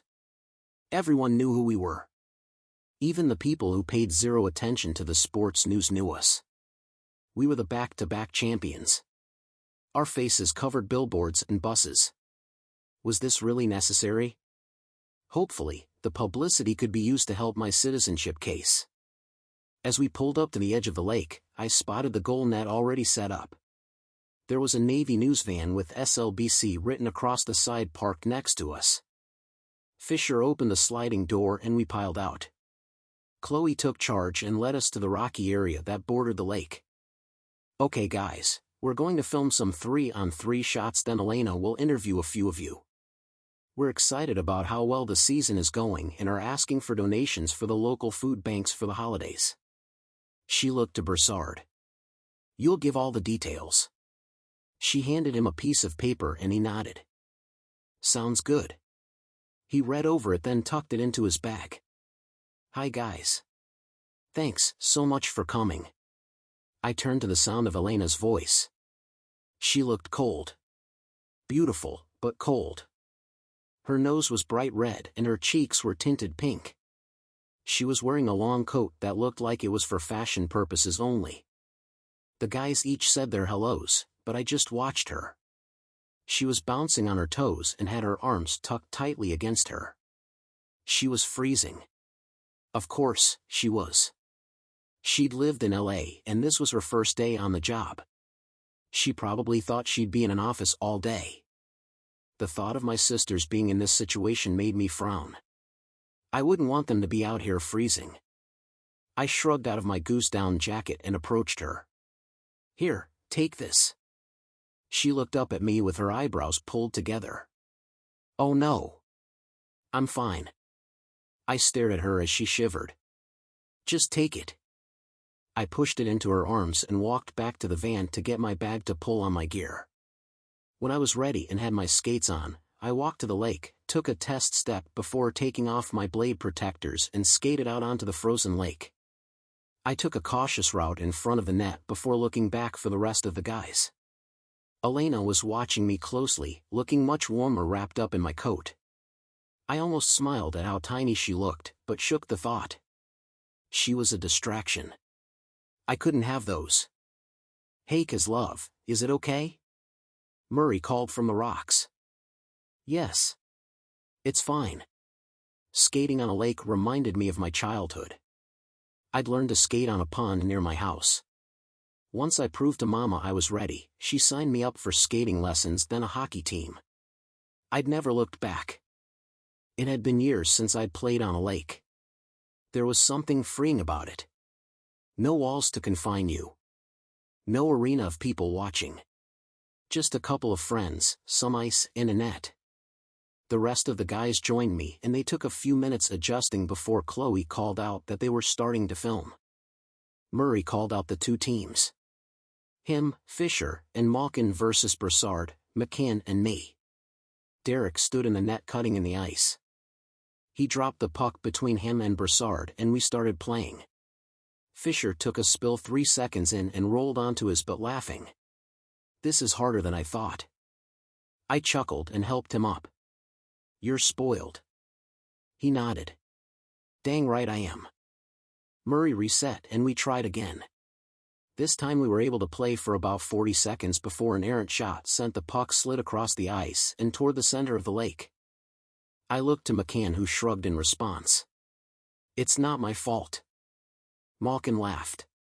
Of course, it is. You hit it. McCann ignored him and went back to our unofficial center to wait for the next puck drop. I looked to Chloe as she tossed another onto the ice. Fisher passed it to Murray and we started again. If this had been for any purpose other than a few video clips, I would have lost my patience. We lost 5 more pucks since none of us were willing to chase them down, and Chloe assured us they would send out a crew to retrieve them. My team scored once, but it didn't matter, we were struggling to skate a few steps without falling or catching an edge. When we get back, I'm giving Mike the Zamboni man a hug. Brassard announced and we all agreed. My skates are going to be trash if we keep going. McCann lifted his foot to check for damage. They were right. We were used to humidity and temperature-controlled ice that was cut and refinished to perfection. Lakes didn't freeze evenly and the water was full of tiny debris. As grateful as I was for my humble beginnings, I wanted to get back to the arena now. We're just going to do a few interviews, then we can all head home, Chloe called. Elena stood at the edge of the lake with a mic in her hands, her nose and cheeks looking much less red. Why don't you step out, Elena? It will look great with you on the lake. The tiny woman standing next to the cameraman directed her. I wasn't sure that was a great idea, and judging by the expression on Elena's face, she agreed. I looked down at her feet and cringed. She was wearing high heels. The worst thing she could have on. I hurried forward and offered her my hand. I'll help you. She smiled and took it. Thank you. With small, wobbly steps she moved about 2 feet onto the ice, then turned to face the camera. Is this okay? Just a bit further. The small woman waved her hand directing Elena. She cringed and took a few more steps back before the woman told her to stop. Elena sighed. Good. She said it just loud enough for me to hear. Let's start with Brassard. You can give the details of the food drive, Chloe called, and I retreated so Colin could replace me. I joined the rest of the guys, waiting for our turn so we could get back to the arena and maybe get a real workout in. One by one we switched out while Elena remained frozen in her spot. The tension in her shoulders and her rigid posture revealed her nerves. I didn't like her being on the ice any more than she did. There was a dock a short walk away. We could have done this over there, or on dry ground. There was no point forcing her to stand on the slick, uneven ice. Your turn, Kozlov. McCann nodded to me as he walked from her side. She turned slightly to face me and I noticed her tiny flinch a half a second before her arms flew out. She teetered for a split second and I pushed forward on my skates, trying to get to her. I grabbed her waist and twisted, taking the brunt of the fall. She landed on top of me as I'd anticipated, but what I hadn't planned on was the cracking sound that followed. Elena! The cameraman yelled. Kozlov, move! One of the guys screamed, but I was ahead of him. I felt the ice give and shoved Elena off me, closer to the rocks. The motion and shifting weight was enough force to break through what was left of the ice. My legs disappeared and survival instincts kicked in. I flung my arms out to my sides to keep myself from sinking in. Piercing pain flooded through my lower half. I reminded myself to relax and waited for the shock to pass. I kept my breathing steady as I'd been taught as a child. We're coming. I opened my eyes to see Murray and Malkin rushing toward me. Wait, I called out. You could fall. You're going to die if we don't get you out. Murray growled. I'm fine. Just, give me a second. I forced my voice to remain calm and steady. I've gotten out before. Of course, you have, Malkin muttered. Crazy Russian. Brassard shook his head. I ignored them and focused on getting my legs to float up behind me. I started kicking, cringing as the pain shot through my body. Once they were at the surface, I pulled myself onto the ice, kicking and pulling, over and over until only my ankles were still in the water. What the heck? One of the guys sounded confused, but I didn't care enough to check. My mind was focused on surviving. Once I was on thicker ice that hadn't cracked, I pulled my knees up to my chest until I was kneeling. At least, I thought I was. I couldn't feel much below my shoulders. Hands wrapped around my biceps and I was pulled up to my feet and led to the rocks. Can you walk? Murray sounded concerned. I nodded and stepped off the ice with him and Malkin on my other side. Once we were off the stupid lake, I crumbled to the ground. Blankets and a coat piled on top of me while Brassard dropped to the ground at my feet and worked on getting my skates off. Dude, you are superhuman, Derek said with a nervous smile. I thought you were going to die for sure, Fisher said, shaking his head. I leaned up on my elbows and looked for Elena. Is she okay? I'm fine. She appeared over the faces of my teammates looking concerned. Are you okay? I can't believe you saved me. She was shaking and I felt terrible. I probably threw her harder than necessary. Are you hurt? Did they check you? Her mouth opened, then closed, then opened. Nikolay. I'm fine. You're the one we're worried about. I'm fine. I bit out the words and pushed the blankets off me. I've been in colder. There was a grumbling amongst the guys, but I ignored them and moved to the van. I pulled off the rest of my gear and slipped out of my wet clothes and into the sweats I'd packed in my bag. I'd never been more grateful for a change of clothes. I came back, feeling much better, and took in everyone's questioning looks. I shrugged. I've fallen in before. Several times actually. I learned how to get out when I was a child. Chloe shook her head. Of course you did. She walked up to me and gave me a hug. Please don't ever scare us like that again. I gave her a quick hug before stepping away. I wasn't going to let Elena fall. Her eyes twinkled. I noticed. I'm sure she appreciated that. I narrowed my eyes before walking away. I didn't like what she was implying. It's what I would have done for my sisters. The thought stopped me in my tracks. It's what I would have done for them. Not a stranger. I would only risk my life and career for my family. That's how I'd always live my life. They came first. Their best interests were all I cared about. So why hadn't I thought about them before moving to catch Elena? I simply did what anyone else would have. If any of the guys had been closer, they would have tried to save her too. It was just instinct. That's all. Chapter 7, Elena. The realization that I'd been within inches of falling and seriously injuring myself sank in once I was back in the safety of my own home. I was going down. The only reason I was lazily sprawled out on my bed without a cast or at least some serious bruises was Nikolay. He'd literally sacrificed himself to keep me safe. He'd come swooping in and took the fall for me. The sound of the ice cracking is still replying in my mind. The splintering sound was so foreign to me. I hadn't known what was happening until after. He pushed me off him so fast and with so much force, I thought he was disgusted by my proximity. I was mildly offended for about 3 seconds until I saw him go through the ice. Who did something like that? Not him. He barely made eye contact with me. I was fairly certain he disliked me, but today he'd risked it all. For me. I blew out a breath and decided I had to repay him. I couldn't live with something like this hanging over my head. I was in his debt and that was not a status I wanted to hold for long. My kitchen was pretty empty, so I did the next best thing. I called Lucy. Hello? Hey, I need advice. What's a good restaurant around me?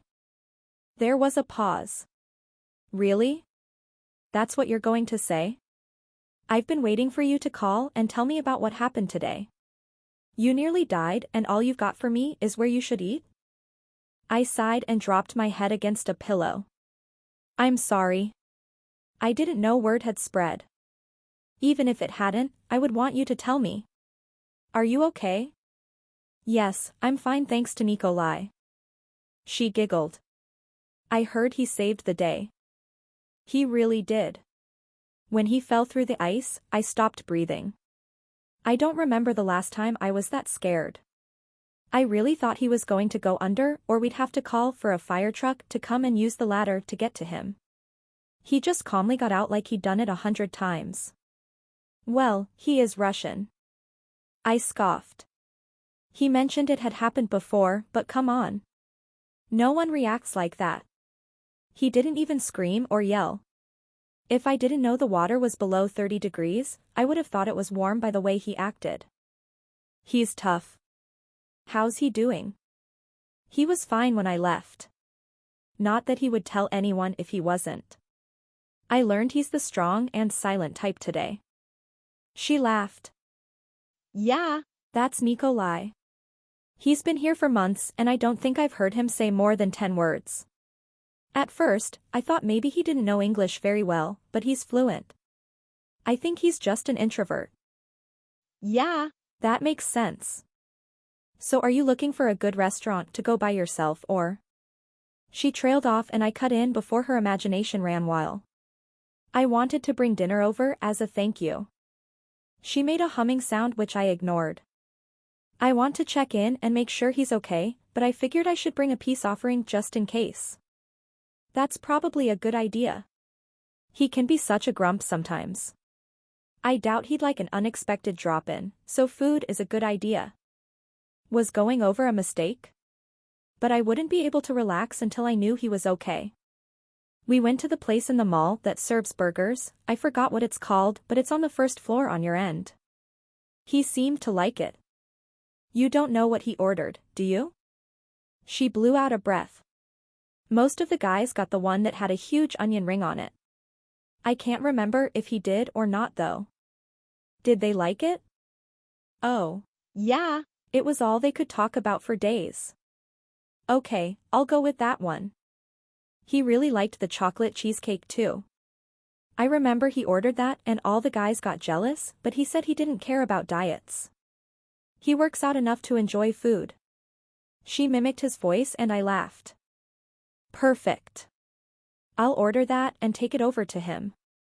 Good luck. Let me know how it goes. Okay. Thanks for your help. Anytime. I hung up and pulled up the mall directory until I found Teton Burgers. It was the only restaurant in the location she described, so I read over the menu and found the burger and cheesecake she mentioned. I called and ordered, relieved it was only a 10-minute wait. Hopefully, he hadn't already had dinner. Without looking like I spent too much time trying, I changed into jeans and a sweater and fixed what was left of my makeup. There. Not too much effort. I wasn't doing this for any other reason than to say thanks. The last thing I needed was for my crush to come back. He'd made it clear the first time I came to visit he wasn't interested. I tried flirting, casual touches, even directly asking him to coffee, but he turned my attempts. It was fine now, but I was just being neighborly. The restaurant had the order ready and waiting, so I was back upstairs and in front of his door much too quickly. I'd ordered a chicken Caesar salad for myself and kept it in the same bag. I wondered, should I take it out so I don't have to do an awkward shuffle if he doesn't invite me in? Do I want to be invited in? I hadn't thought this through, obviously. I blew out a breath and maneuvered the to-go boxes until mine was on the top. There. Easy access. I knocked and took a step back. There was no noise coming from inside. Not that these units allowed for it. The soundproofing was impressive. Did they do that on purpose? What was I thinking? I shook my head and waited a few more seconds before turning. Either he wasn't home or he was too sore to come to the door. Or he didn't want to answer. That seemed the most realistic. Oh well. At least I tried. There wasn't much I could do if he didn't want to let me in. Elena? His rough voice sent a shiver down my spine. I spun, holding tight to the bag. Hi Nikolay. His eyebrows furrowed. What are you doing? He seemed fine. He was leaning against the door frame, but I couldn't tell if it was from fatigue, injury, or just a casual pose. There I was, overthinking again. I brought over some food. Have you had dinner? He didn't move. Didn't say a single word. Just stared. I held the bag out so he could see the restaurant's logo. Don't worry. I didn't cook. I heard Teton burger was good though. He nodded once. It's good. Perfect. We've established that. I got you the Western burger. No response. And chocolate cheesecake. Well. Color me surprised. The man could smile. He stepped back into his apartment and waved me in. I was too lost, memorizing the gentle curl of his lips and the tiny creases at the corners to move. Do you want to come in? Oh no. I nodded. Sure, thanks. I followed him in, and he shut the door behind us. I went to his kitchen and set the bag on the counter. I set my salad down and reached in for his food. Here you go. He peeked at the burger and nodded once. Do you want something to drink? For some reason, his offer put me at ease. He was making an effort and he wasn't going to immediately kick me out. Sure, water would be great. He nodded and went to the fridge. He filled 2 glasses and went to the sleek, modern dining room table that filled the space between the kitchen and living room. It was larger than I expected. It could sit at least 8 people. I was planning on getting one that fits 4. Maybe he had more friends than I thought. That was mean. He could be popular with the guys. He was probably a lot more comfortable around them. I just saw the rougher sides. I followed him with our entrees and sat down at one end. He sat at the head next to me and slid his box closer. He took a bite of his burger and let out a satisfied moan. This is good. My smile couldn't have been contained if I'd been offered $1 million. He was happy, and I'd done that. Good. I had to guess on what you would like. I'm glad I didn't get something you find disgusting. He smirked. This is my favorite. Thank heaven for Lucy. I was going to hug her the next time I saw her. Lucky guess. Ha! I'm not a stalker. He dug into his food, leaving me to pick at my salad while I watched him in a completely non-creepy way. I wanted to thank you for what you did today. He paused with a fry an inch from his mouth, then slowly sat it down. I did what anyone would have done. I shook my head. Someone else might have moved to catch me before I fell, but only you would have known the ice was cracking and pushed me out of the way. Only you would fall into the ice, so I didn't. He looked down at his nearly empty box and shrugged. Why did you do it? He met my eyes for a second before looking away. I would have wanted someone to do the same for my sisters. That was not what I was expecting, at all. How many sisters do you have? His eyes seemed to light up. 3. Tiana is 16 and Eula and Samara are 13. Twins? He nodded. That's so fun. I can't imagine having that many siblings. He looked up at me. How many do you have? 1. His eyebrows went up for a second. I can't imagine not having them. Are they in Russia? He nodded. Yes, with my mama. What about your dad? He died 9 years ago. My heart broke for him. How hard that must have been. He would have only been 18 at the most and the twins would have only been 4. I'm so sorry. He gave a half-hearted smile. We miss him, but it's okay. We have each other. I watched him. The only time I've ever seen him show emotion was when he talked about his family. It must be hard being so far away from them. He nodded once. It is. I want them to move here, but there's a process we have to follow. I hope they can. He didn't respond, but stood up and collected our garbage before taking it to the trash. Then, he went to the fridge and pulled out the cheesecake he'd stored in there. After grabbing 2 forks, he returned to his seat and set it down between us. "You're going to share?" He stared at me and nodded once. "Of course." I smiled. "Thank you." He gave a small shake of his head before taking a generous bite. I followed his lead and nearly moaned when the rich, smooth chocolate touched my tongue. "This is amazing." His eyes met mine and held a glimmer of humor. "It is. I saw it on the menu and it sounded good, but this is out of control." He took another huge bite and I huffed. "Hey. You're not being fair." I tried to take another bite but he pulled the container away. "I did save your life." "Hey. That might be true, but this cheesecake was worth fighting over." He laughed and finally slid it back between us. "Fine. I'll share." I took another bite. I swallowed but it got caught in my throat. I coughed, but it didn't move. I pounded on my chest just under my throat, but nothing. I couldn't breathe. My eyes found Nikolay and he seemed to know what I was thinking. He was out of his chair and behind me in a flash. His arms wrapped around me and pulled me out of the chair before clasping his hands together just under my bust. I tried again to breathe, but my entire throat was blocked. "I'm sorry." He said the words as he pulled back in the Heimlich maneuver. Pain shot through my ribs, chest, and throat but nothing happened. My hands flew to my neck, but there was nothing I could do. He pulled again, harder, and the force was enough. I coughed and a chunk of the cheesecake's cookie crust came out. I caught it in my napkin and sat still as tears ran down my cheeks. He kneeled in front of me, holding my shoulders. "Are you okay?" I took in a few shallow breaths and nodded. "Drink some water." He held up my glass. I obeyed and the burning sensation decreased. I leaned back in the chair and tried to calm down. Once my heart rate was down and my brain caught on that I was no longer at risk of dying, I realized he'd saved my life. Again. In one day. "Thank you." His serious expression didn't change as he looked me over. "Are you sure you're okay?" I nodded and he stood.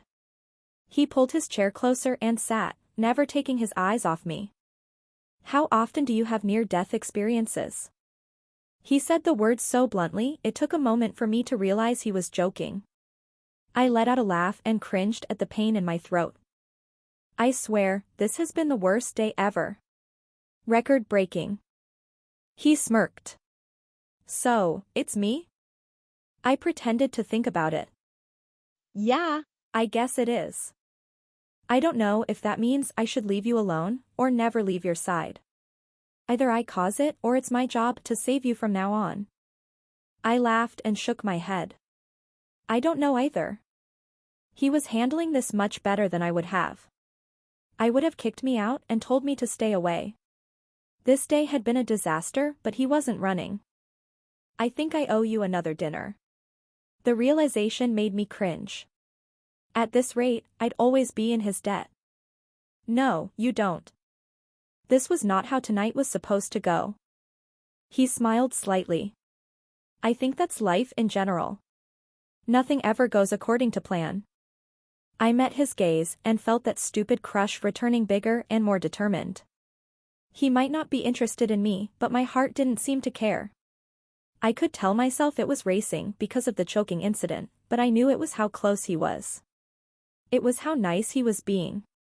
This was a side of Nikolay I'd never seen, and I liked it a lot more than I should. "I should go before something else happens." He nodded once and stood, walking me to the door. "Think you can make it home okay?" I narrowed my eyes at him. "Now you're all jokes, huh?" He smiled. "Have a good night, Elena." "You too. And thanks. Again." I walked away with the little dignity I had left and hurried inside my apartment. I fell against the door and closed my eyes. Stupid, stupid girl. It was just the events of the day. He'd saved me twice. Of course, that made me have feelings for him. It was hero worship. Nothing more. I repeated that to myself as I went back to my room and dove headfirst onto my bed, the one he'd helped me build. Chapter 8, Nikolay. There's our hero. Hartman called when I walked into the locker room and everyone stopped what they were doing to start cheering and clapping. I cringed and moved to my locker. Hey! Don't look so glum. You're the most popular guy on the team now. I looked up to see Fisher standing over me with a wide grin. What are you talking about? Elena's crew continued filming between interviews. I guess they wanted more content.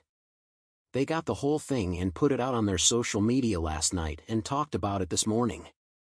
Great. I did my best to avoid attention for anything other than my abilities on the ice. I didn't want people following me or cameras on me. While I was trying to get permanent residence, I needed to have perfect behavior. I needed to be squeaky clean when they reviewed my case. I guess saving the life of a woman wouldn't hurt, but I didn't want any attention beyond this. Dude? Are you okay? I shrugged. I don't want people watching me.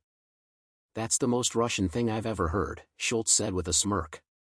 You do realize how suspicious that makes you sound. I rolled my eyes. You know I'm boring. I just don't want eyes on me. Well, it's a bit late for that. Murray walked in carrying a massive bouquet of maroon roses that matched our jerseys perfectly. The station sent these over as a thank you for saving their newest hire. He started to hand them to me, so I took them and walked to the far side of the room where the lounge was and set the arrangement on the counter. Derek slid up next to me. You should milk this for all it's worth. You can get some great publicity and I bet sponsors will love to have the hero endorse their brands. I nodded like I cared and went back to my area and pulled on my practice gear. Now's the time to ask for anything you want. The coaches are pretty happy with you. Brassard said with a small smile. That was intriguing. What did you hear? I was walking past the offices this morning and overheard them talking about how great you've been doing and the story just brought you in a lot more fans upstairs. I nodded. That was never a bad thing. Management was the political side of hockey I avoided at all costs. I let my agent deal with anything related to them, but if I was in their good graces it might be a good time to ask for some sort of award I could use in my case for residency. I'd have to go up after practice while I was still on their good side. Let's go, team, Hartman called and we slowly stood and followed him out to the ice. I was a bit stiff and sore from yesterday, but I just need to warm up a bit more to get back to normal. I started with a few laps before going back to the boards to do some stretches. That was a great catch yesterday. I paused mid-bend and looked over at Ricky Arnold. I hadn't said much to the defenseman since we hadn't played on the same line, so I was surprised he was talking to me. I mean with the newswoman. She's hot. I grunted and switched legs, feeling my hamstring protesting the move. I just did what anyone else would have. He nodded. Yeah, but it could have been a lot worse. I mean, I wouldn't mind having her on top of me. I dropped my leg and turned to face him. What did you say?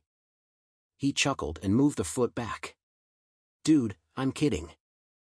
I shook my head and went back through my motions. What was that about? Murray asked from my other side. Arnold being an idiot. Not surprising. He sighed. How are you feeling? I'm fine. Chloe said Elena called her this morning and said she brought over dinner last night and things didn't go as planned. I shrugged. It was fine. What happened? Elena wouldn't tell her. She just sounded really embarrassed. I realized the concern in his voice wasn't for me. It was for Elena. I met his gaze. Nothing happened. It didn't sound like that. I heard her voice. She was really upset. If she hadn't told them about the choking incident, she probably didn't want them to know, so I kept it to myself. She brought over dinner. We ate. She left.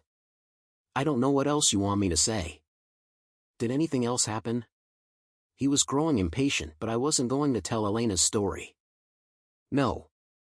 He let out a sigh. Kozlov, if I find out something else happened and you didn't tell me first, I'm going to be really upset. I shook my head. You didn't hurt her? I cringed. I might have bruised her when doing the Heimlich. What did you do? His voice raised just a bit. Nothing. She just tried to. His eyebrows shot up. What did you do to her? His words were now loud enough that we were gaining an audience. I had no choice. I had to. You don't have to do anything. He growled. You can just say no.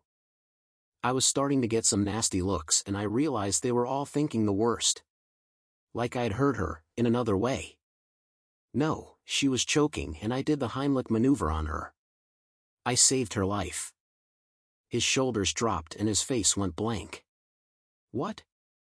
She brought over dinner. Everything was fine until we started dessert. She took a bite and it got stuck in her throat. She couldn't breathe, so I had to. I didn't mean to hurt her, but when it didn't work the first time, I had to do it harder. His eyes widened. You saved her life twice yesterday? A few of the guys started laughing and moved away from us, obviously bored now that there wasn't gossip to listen to. She seemed really embarrassed when she left, so that's probably why she was upset. Why didn't you just tell me that? I shrugged. If she didn't tell Chloe, she probably didn't want her to know, but I didn't want you thinking I'd done something to her. He dropped his head and finally laughed. Yeah, sorry I jumped to the worst case. I should have just listened to you. I appreciated him saying that.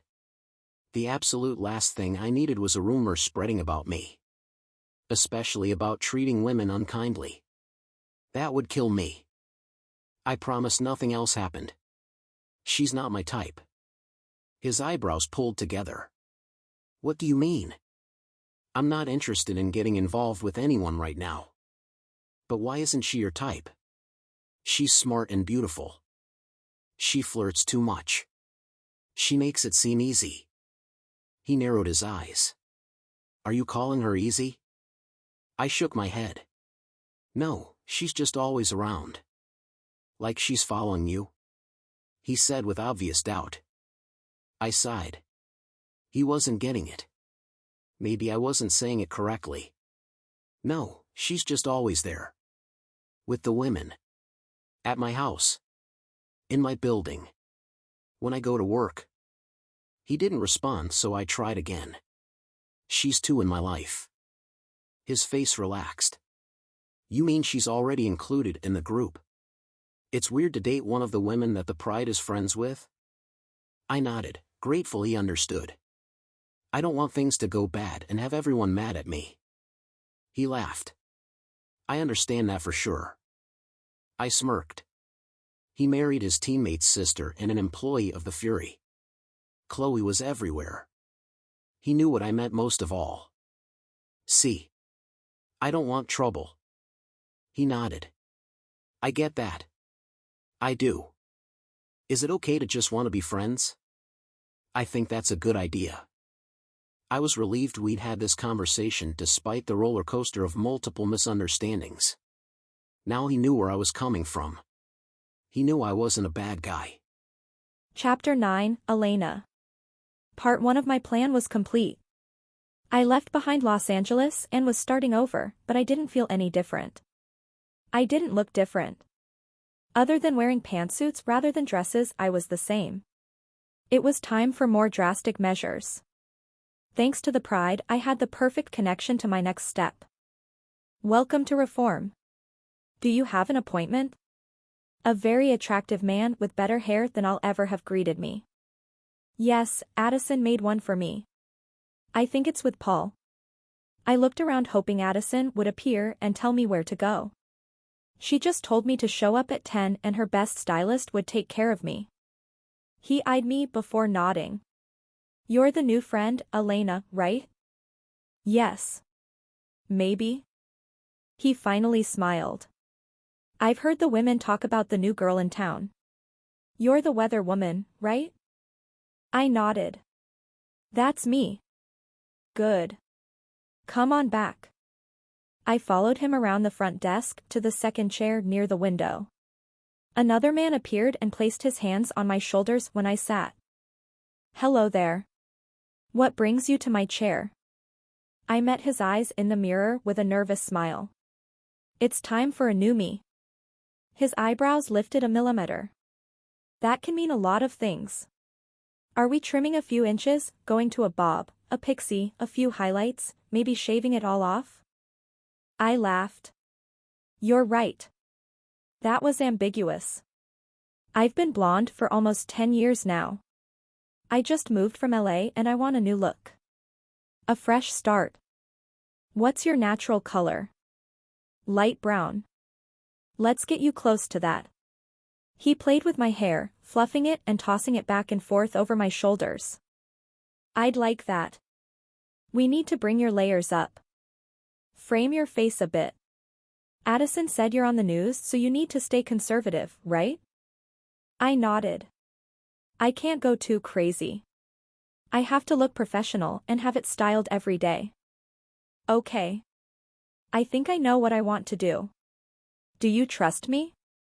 I'd never had a stylist ask me that, but he came highly recommended by the women of the Pride. When I said Addison mentioned her best stylist, several of the women had instantly brought up Paul's name. They came to him too. I do. Then follow me to the sinks and we'll get started. I stood and followed him to the back of the open room. I passed several stations with cuts and colors in various stages of completion. Everyone I saw looked good, so I wasn't too nervous I was going to hate my reflection in a few hours. The week before I moved to California, I went to the salon to bleach my hair so I'd blend in when I got to LA. I wanted to look like all the beautiful famous women there. I did my homework. 92% of the women on the major news station in the state had blonde hair. It wasn't a good idea to try to stand out or go against the fold, so I decided to join them. Every interview I went to was filled with beautiful blondes, all competing for the same positions. I couldn't imagine what it would be like going to an audition as an actress. It had to be a million times worse. At least I knew I was qualified for the position as a weather reporter. Half the women I was up against weren't certified meteorologists. They thought it was as easy as standing in front of a camera and smiling. Fortunately for me, I had the look and the smarts. At the time I convinced myself I wasn't selling out, I was just doing what I had to. I knew there was a game I had to play. A role I had to fill. I was fine with that, at the beginning. It had grown old over the years. Even though I had proven myself and my abilities to do more than stand in front of a green screen and point at the invisible numbers, I was never treated as anything more than a pretty face. Salt Lake was giving me that chance. There was nothing in my contract about maintaining my hair in a certain color. Or my weight or clothing. I was free to be myself, whoever that was. Paul shampooed my hair and I felt myself relaxing for the first time in a long time. I was getting back to the real me. Neither of us were the chit-chat type, so I sat and watched Paul work in stunned silence. He had already colored my hair with the brown and was going through now with a slightly lighter color to create natural depth. My hair was brown. A warm, dark color that looked completely foreign on me. I couldn't stop smiling. The change made my blue eyes pop. I couldn't wait to see the end result. I was already excited to show my friends. It looks a lot darker now than it will be when I'm finished. Paul had been giving me small reassurances throughout the process, but I meant what I'd said at the beginning. I trusted him. Addison walked up in the mirror with a shocked expression. This is not what I was expecting. I laughed and shrugged. I told you I wanted a change. Yeah. But I thought it would be a cut, not a complete change of everything. She was being dramatic. We hadn't changed the length at all, yet. It was in my contract that I had to maintain a specific shade of blonde back in LA. Now that I'm free I can do whatever I want, and I want to get back to the real me. Her eyebrows rose. You had to be blonde? Is that legal? There was 100 blondes waiting to replace me, so I had to play their game and look the way they wanted me to. Gross. I'm so happy you're here now. I love this color on you. It's so rich and really complements your features. Thanks. I was glad someone else liked it as much as me. Paul's done a great job. Her smile grew. I knew he would. Paul gave me a nod and walked away, leaving Addie looking at me in the mirror. I heard something happened with Nikolay. I cringed and fought the urge to look in the mirror to confirm the blush sweeping over my face. Oh no. Elena, did something bad happen? The worry in her voice made me sit up. It's nothing like that. It was just embarrassing. Her eyebrows furrowed. What happened? I took dinner over to him, as a thank you for saving my life at the lake. She nodded. It was all fine until dessert. I checked her reaction, but she still looked concerned. I somehow choked on cheesecake. I'm not sure how that physically happens, but it got stuck in my throat. Oh, Elena. Are you okay? I nodded. Thanks to Nikolay performing the Heimlich on me. Her eyes widened. Oh my gosh. That's serious. Are you sure you're all right? Yes, it was humiliating, though. I mean, I was there to thank him for saving my life and resetting the balance, then he had to save me again. Oh, honey. Forget about balancing things. No one is keeping score. I just hate feeling indebted to someone. I don't think Nikolay is counting saving your life as you owing him. He might not, but I did. The guy probably thought I was a danger to myself. I shook my head. Even so, it was the most humiliating experience of my life. I can't imagine running into him again, and he's my neighbor.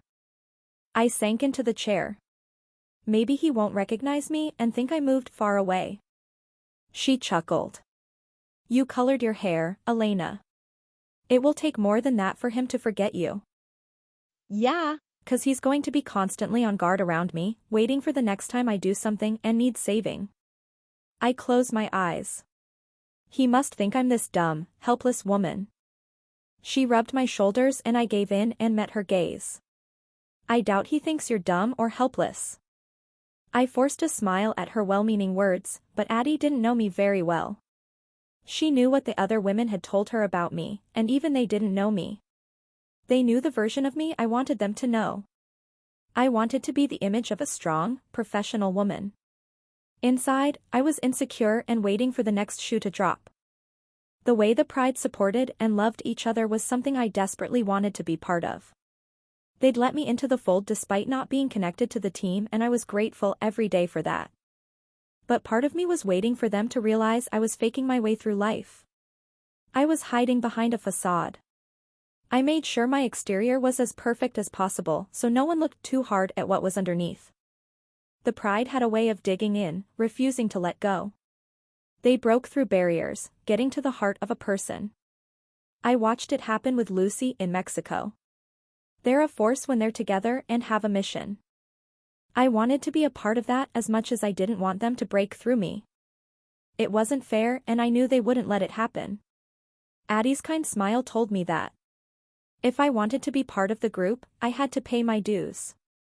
They were more than willing to support me, they'd proven that, but I needed to let them. So, what do you think I should do? Her grin grew and she held up a finger. I have the perfect idea. She pulled out her phone and typed something before waiting. Less than 30 seconds later, she looked up at me. There's a Russian bakery down the street. Bring him some Medovik. He told Colin it's his favorite, but he hasn't had time to visit the bakery. I nodded. I can do that. Good luck. After paying, I hurried across town to the Russian bakery and picked up a large slice of the flaky, honey-flavored cake. It looked delicious and I almost bought a piece for myself, but refrained. Old habits of worrying about my weight and how I would look on camera were hard to break. By the time I exited the elevator on our floor, my hands were shaking. It was ridiculous. I was merely dropping off some dessert. A quick thank you for saving my life, again, and I could head home to hide. I knocked on his door and waited. Addie told me practice was over, so he should be home unless he had something else to do. There was silence. I looked down at the brown box and debated leaving it at the door with a note, or trying again later. One was the easier, cowardly thing to do, but the other meant anxiety all afternoon. The door swung open while I was debated and I stepped back out of surprise. Oh. Nikolay looked confused. Elena? I smiled and extended the box to him. I got you Medivic. He looked at the box for a half-second before looking back at me. You're different. It took me a moment to realize what he meant. Oh right. I colored my hair. Why? His blunt question threw me. I wanted a change. His eyebrows pulled together. Why? I wasn't ready for this inquisition. I just wanted him to take the stupid box I was still holding out. I had to keep it blonde at my last job, and I was sick of being called a blonde weather bimbo. I wasn't sure why I told him that, but I hoped it would satisfy his curiosity. You're not a bimbo? I cocked my head. What? You are not a bimbo? He asked the question slowly as if I wasn't hearing him. No, I said with a bit more defensiveness than necessary. And I don't appreciate you insinuating that I am. His face morphed into confusion. From what I've heard, I thought you were. My eyes widened. Excuse me. Who said I was? He shrugged. The guys on the team. My jaw dropped and I fought the urge to throw the cake in his face. I saw you on TV. You looked like bimbo. I gasped and shook my head. Oh well. I swallowed. Here's your cake. I just wanted to say thanks for the other night. I shoved the box into his arms and rushed down the hall to my door. I slammed it and fell back, letting the wall catch me. What just happened? The team thought I was some dumb blonde hussy? What rumors were going around about me? I hadn't done anything in Mexico to deserve this. Sure, I'd flirted with Colin, but nothing ever happened. I pulled my knees to my chest and rested my head on them, letting my new brown locks fall around me. How could this have happened? I've only been here for a few days. I could never face the pride or the team again. Who knew what else they were saying about me? Chapter 10, Nikolay. The Medivic was delicious, but I didn't think I could tell Elena that. I'd upset her and I had no idea why. At first, I didn't even recognize her. I thought a stranger, maybe a fan, had found out where I lived. She looked so beautiful. More like herself. More natural. I liked it and wanted to tell her, but she got so angry for some reason. I tried to figure it out during practice, but didn't understand. I was going to have to ask one of the guys, even though it was the last thing I wanted to do. I didn't want them to know how clueless I could be. Even though I learned English in my teens, there were still words I didn't know. There were times I didn't completely understand what was going on. I usually got by just fine, except for last night. I had done or said something wrong. Normally, I didn't care. I wasn't here to make friends. I needed to keep my focus on my stats and playing my very best. There wasn't room for distractions like Elena, but I also knew if I wanted to be here on the Fury for the long run, I couldn't burn bridges. She was important to the Pride, and therefore to the guys on the team too. I needed to make things right before it affected my relationship with the team. Once we were in the training room, I looked for Hartman. As captain, he had to be nice. He was the least likely to tell me I was stupid or laugh at me. I crossed the room to where he was working on squats, waiting for him to finish his set. Hey Kozlov, what's up? He stepped away from the squat rack and picked up his water bottle. I looked around to make sure we didn't have an audience. I have a question. He nodded. Okay. A bimbo, that's the people on the news, right? His face twisted in confusion. What? Isn't that what they are called? Bimbos? I nodded, frustrated he wasn't just answering the question. Where did you hear that? I shrugged.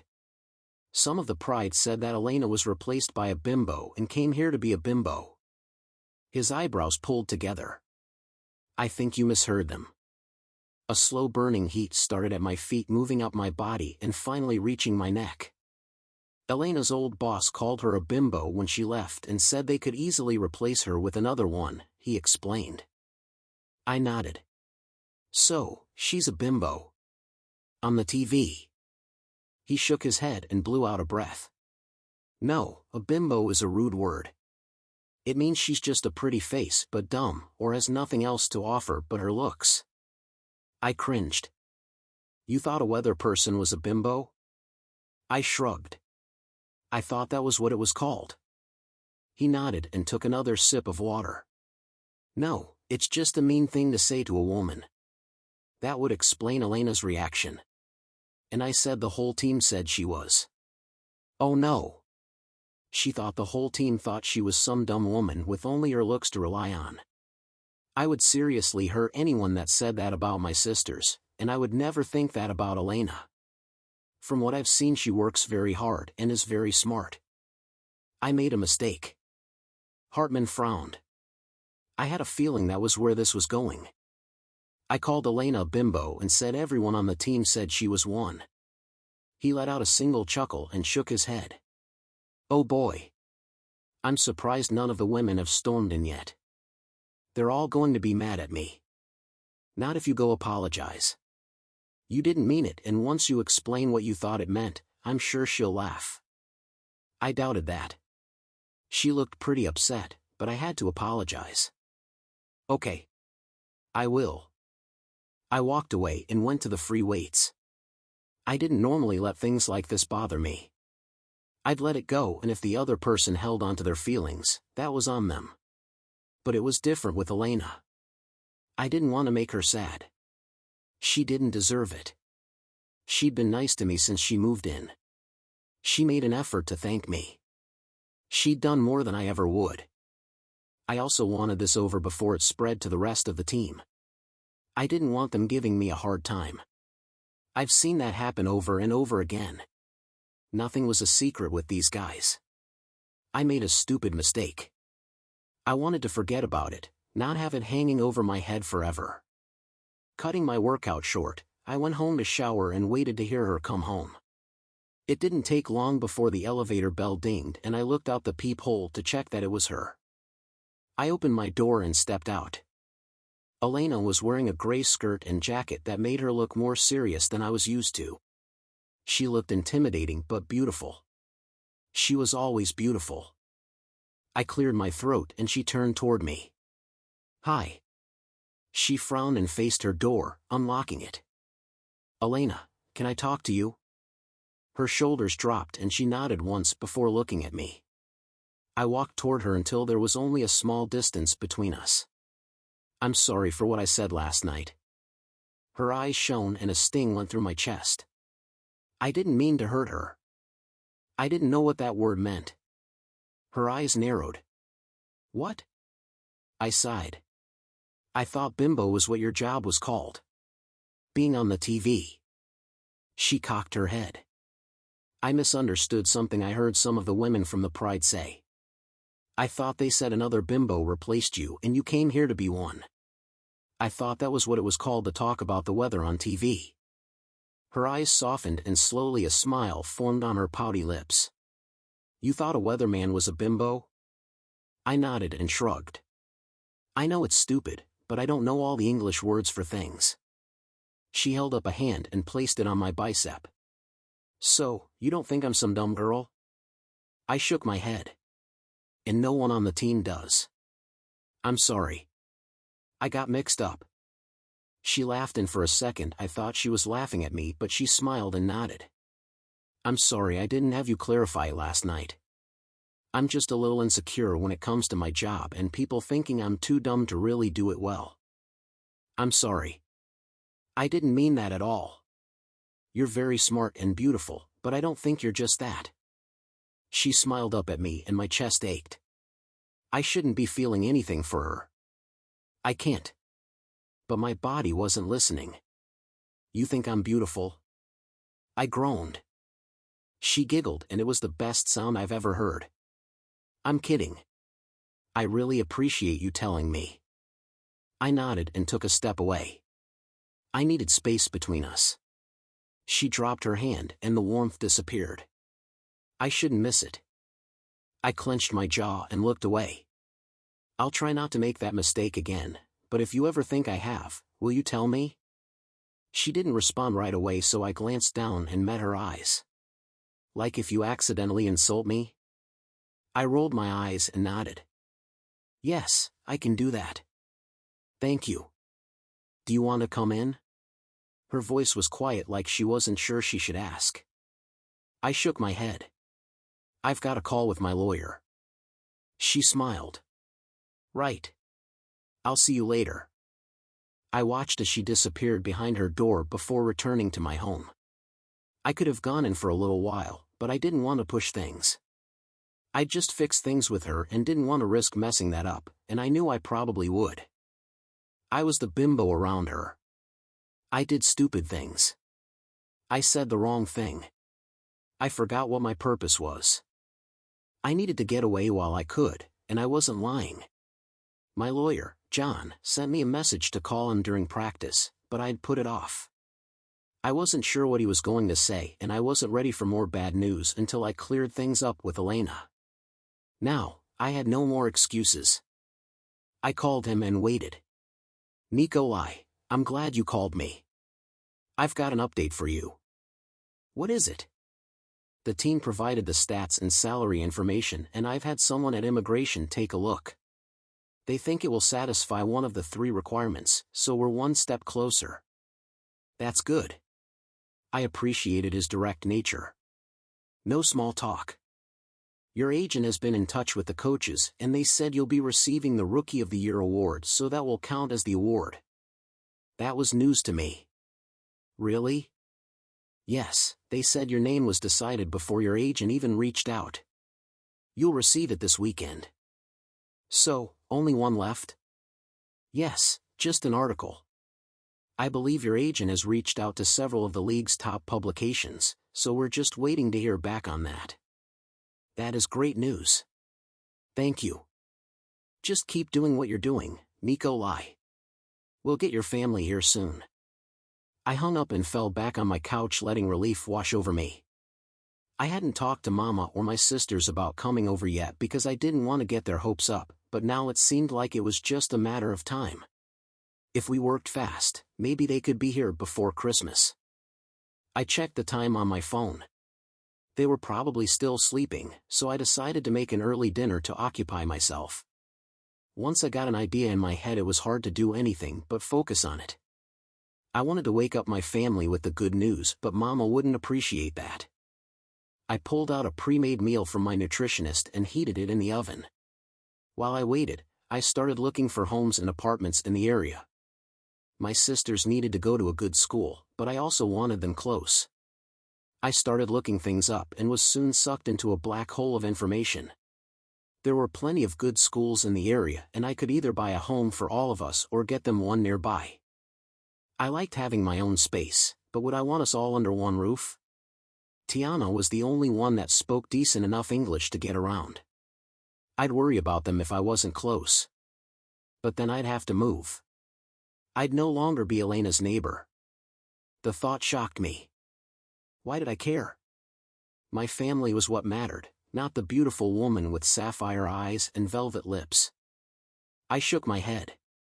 I should move just to keep myself from getting distracted. Who cared if I couldn't walk to the arena? I needed to keep my head clear. My food was done and I scarfed it down before returning to my research. There were neighborhoods like where Ollie and Emma lived. A good place for my sisters to grow up.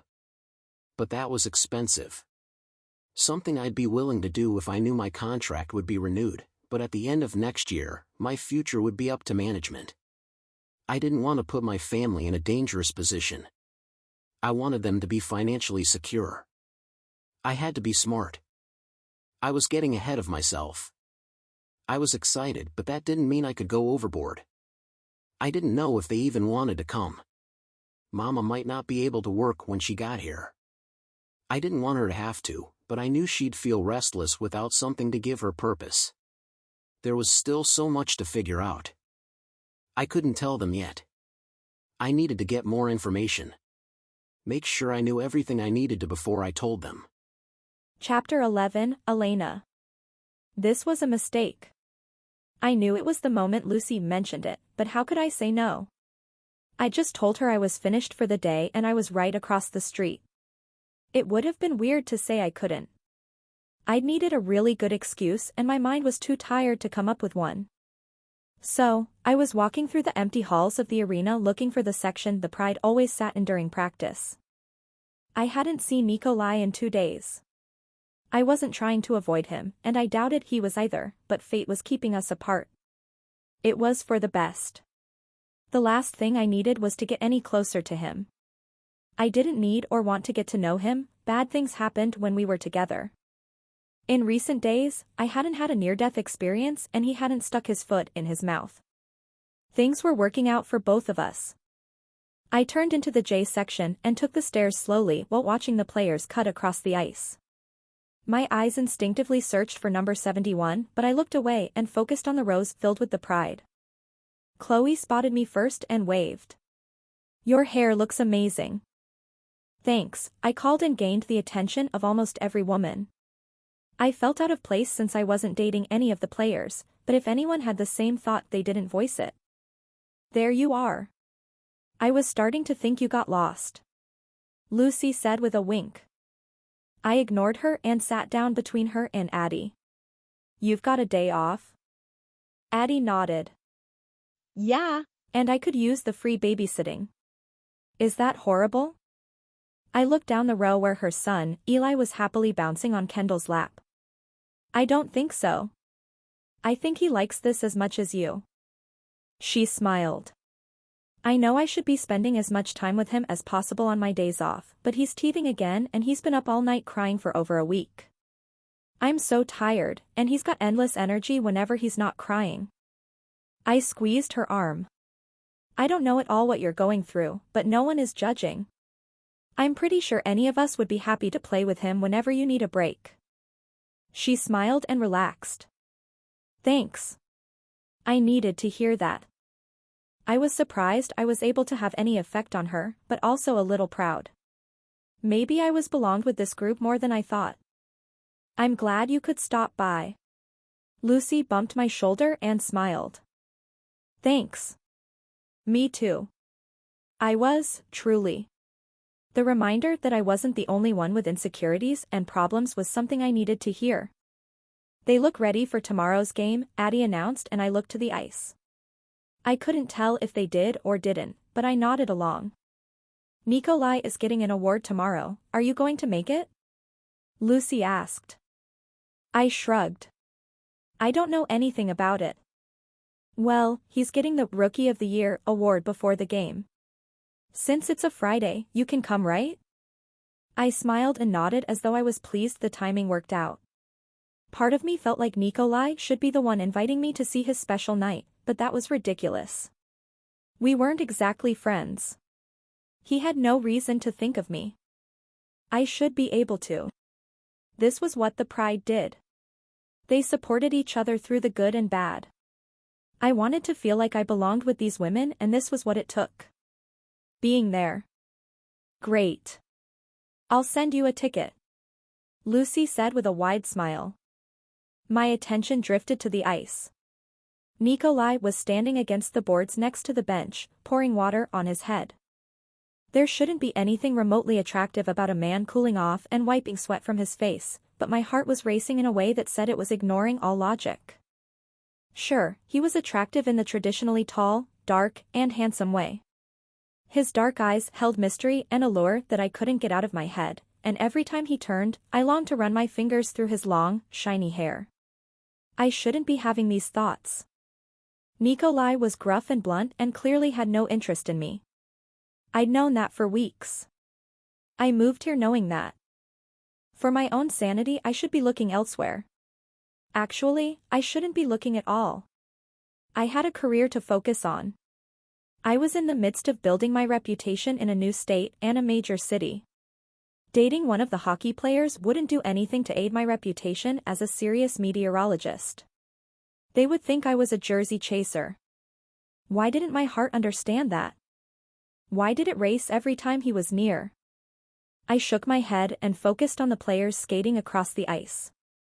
They seemed to be running through plays, doing the same movements over and over again. I ignored the chatter around me while my thoughts drifted. The first time we met, I was at Colin's house with Lucy when Nikolay let himself in. I couldn't lie and say I wasn't immediately attracted to him. Lucy caught me staring and teased me about it relentlessly. He gave me one long look, then started talking to Colin like he hadn't even seen me. I was no one to him. When we ran into each other again at Grant's house, he'd simply greeted me and went on to talk to Grant and Ollie. I tried to talk to him that night. I knew my time was running out before I had to return to LA, and Lucy hadn't given up. She thought I should give it a shot, and I had nothing to lose. He hadn't given me more than 10 seconds before turning back to the guys. He wasn't interested. There was nothing else to it. I'd given him several chances to make a move or even just talk to me, but he never had. When I realized we lived on the same floor, a teeny tiny part of me thought maybe this was it. Now was the time he'd make a move, but nothing. Zilch. I needed to get over this stupid crush. I had no reason to hold on to it. Elena? I turned at my name to see Lucy staring at me. Did you hear me? I shook my head. Sorry. She smirked. I was just asking if you wanted to come out to dinner with us. Yeah. Sure. You didn't drive, did you? I shook my head. No. Okay, I'll give you a ride. Addie stood with us and we headed up the stairs, followed by most of the pride. It was a short drive to the restaurant. Well, it didn't look much like one, but Lucy swore it was the right place. It's in the basement, she said as she started down the stairs. The walls were covered with graffiti and stickers, hundreds of them. This is really where you guys like to go? I looked like a mix between a dive bar and somewhere college students would go to be ironic. The pizza is amazing. Trust me. I didn't really have a choice. I guess I could have called a ride service, but that would be rude. I followed her in and saw some of the players, and their wives had beat us there. The group had taken over a back room and waved when we walked in. Welcome, Elena. Colin cheered and I laughed. He and I became fast friends in Mexico, and I had a feeling he would see himself as indebted to me forever. I may have encouraged Lucy to give him a second chance, but he won her over all on his own. If I didn't approve of him, I never would have let my friend repeat her past mistakes of being too forgiving, but Colin was one of a kind. A few others joined in welcoming me before Kendall waved me over. Sit over here. I didn't get to talk to you during practice. I left Lucy with Colin and navigated through the crowded room to Kendall. I took the seat next to her and looked around. 2 open seats were across from us, and I had a feeling she was saving one for Hartman. I'd been intimidated by him the first time we met. He was the captain and one of the most famous hockey players in the NHL, but once I got to know him, I realized he was one of the most down-to-earth people I'd ever met. He and Kendall were so perfect for each other, it was sometimes hard to be around them. It was a harsh reminder that I hadn't found my person yet. How've you been? She leaned toward me so we could hear each other over the noisy room. Good. Settling in at work, and I finally got furniture for my apartment so I can finally eat dinner at a table and watch TV on a couch rather than my bed. She laughed. I guess that would get old after a few days. I nodded. I bought several of the big pieces from Chloe's designer friend, but they started to add up, so I decided to get the rest on my own. I'd gone through a local store's website and ordered everything I needed after work one day. It had been a risk, but I loved everything that came. It was still a little bare, but at least it looked like someone actually lived there. Are you staying here for Christmas, or are you going back to California? I'll be here. The weather still has to be reported. She shook her head. Right, of course. I'm sorry. I shrugged. It's fine. My parents considered coming here, but I told them to stay in Texas. I didn't know that was where you're from. I laughed. Is it the accent? Yeah. Actually. I learned to talk like I was from the West Coast before I got my first broadcasting job. Huh. I can't believe I never thought to ask. I just assumed because Lucy was from there. I smiled. I totally get it. I don't talk about home much. I haven't lived there in about 12 years. There you are, Grant called. I looked up to see Hartman walking in with Nikolay right behind him. Hartman came around to kiss Kendall before taking the seat across from her, leaving the only empty seat for Nikolay. Across from me. Our eyes met and I smiled. He nodded once before looking down the table. I shouldn't have been bothered by the blow-off, but I was. Why was he so hot and cold? Instead of focusing on him, I looked past him to Hartman. Hey, I still need to sell my car or trade it in for something that will do better in the winter. Do you have any recommendations? He smiled and nodded. One of our sponsors will have the perfect thing. I saw Nikolay turn toward us out of the corner of my eye, but I kept my attention on Hartman. I don't want anything too big though. A car like Kendall's would be good for you. It's an all-wheel drive sedan. I think you'll like it. Oh. Yeah. Kendall said, I finally let him get me one a few months ago and I love it. Perfect. I smiled and realized I was trying to use Hartman to make Nikolay jealous. Real mature, Elena. Do you have time this weekend to go to the dealership? I nodded. Yeah. I can go over. Cool. We can meet there. Oh no. You don't need to come with me. I can manage. He gave me an easy smile. I don't doubt that, but I want to make sure you get exactly what you want and a good deal. That actually did make me feel better. I wasn't exactly knowledgeable enough to describe to a salesman what I wanted and I didn't want to get taken advantage of. Thank you. Nikolay was still watching. I could feel the weight of his gaze. Part of me wanted to say something, but I left it alone. He hadn't done anything wrong. I was just disappointed with the way things had gone. I'd thought we could at least be friends. That wasn't his fault. Why didn't you ask me?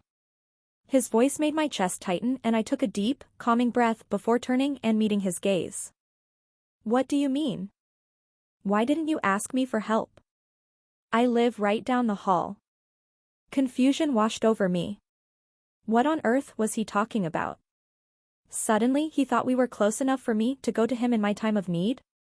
Last time I saw him he practically ran from me.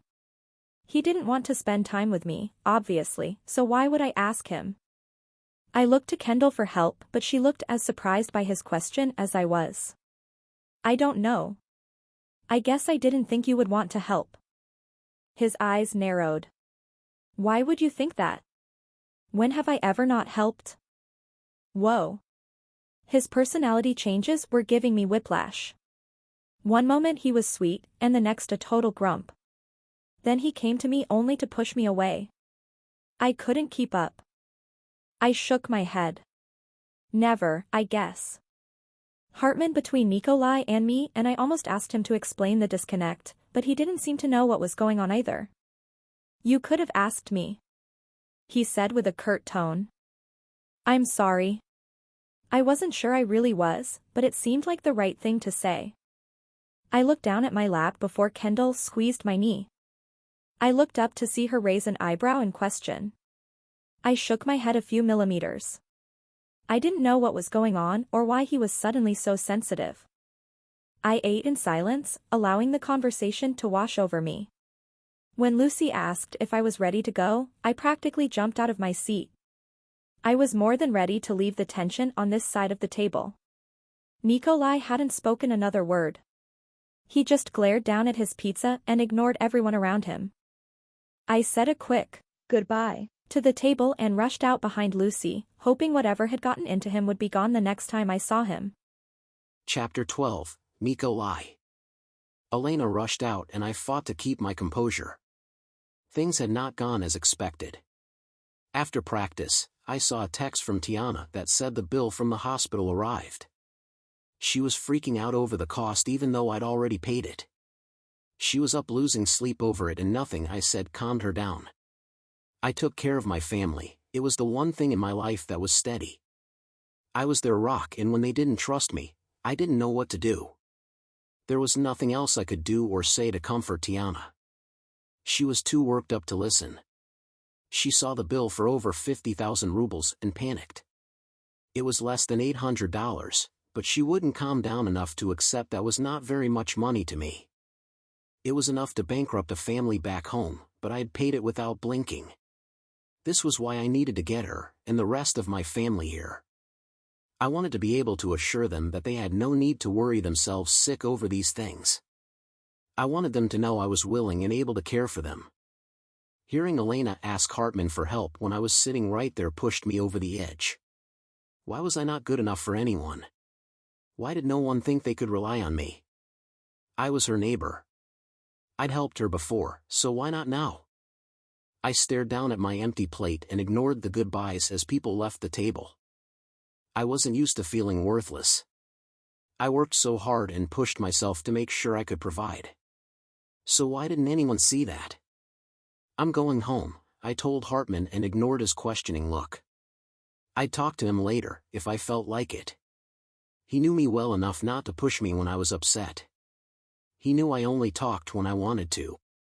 Right now, I didn't. I got in my car and was home in minutes.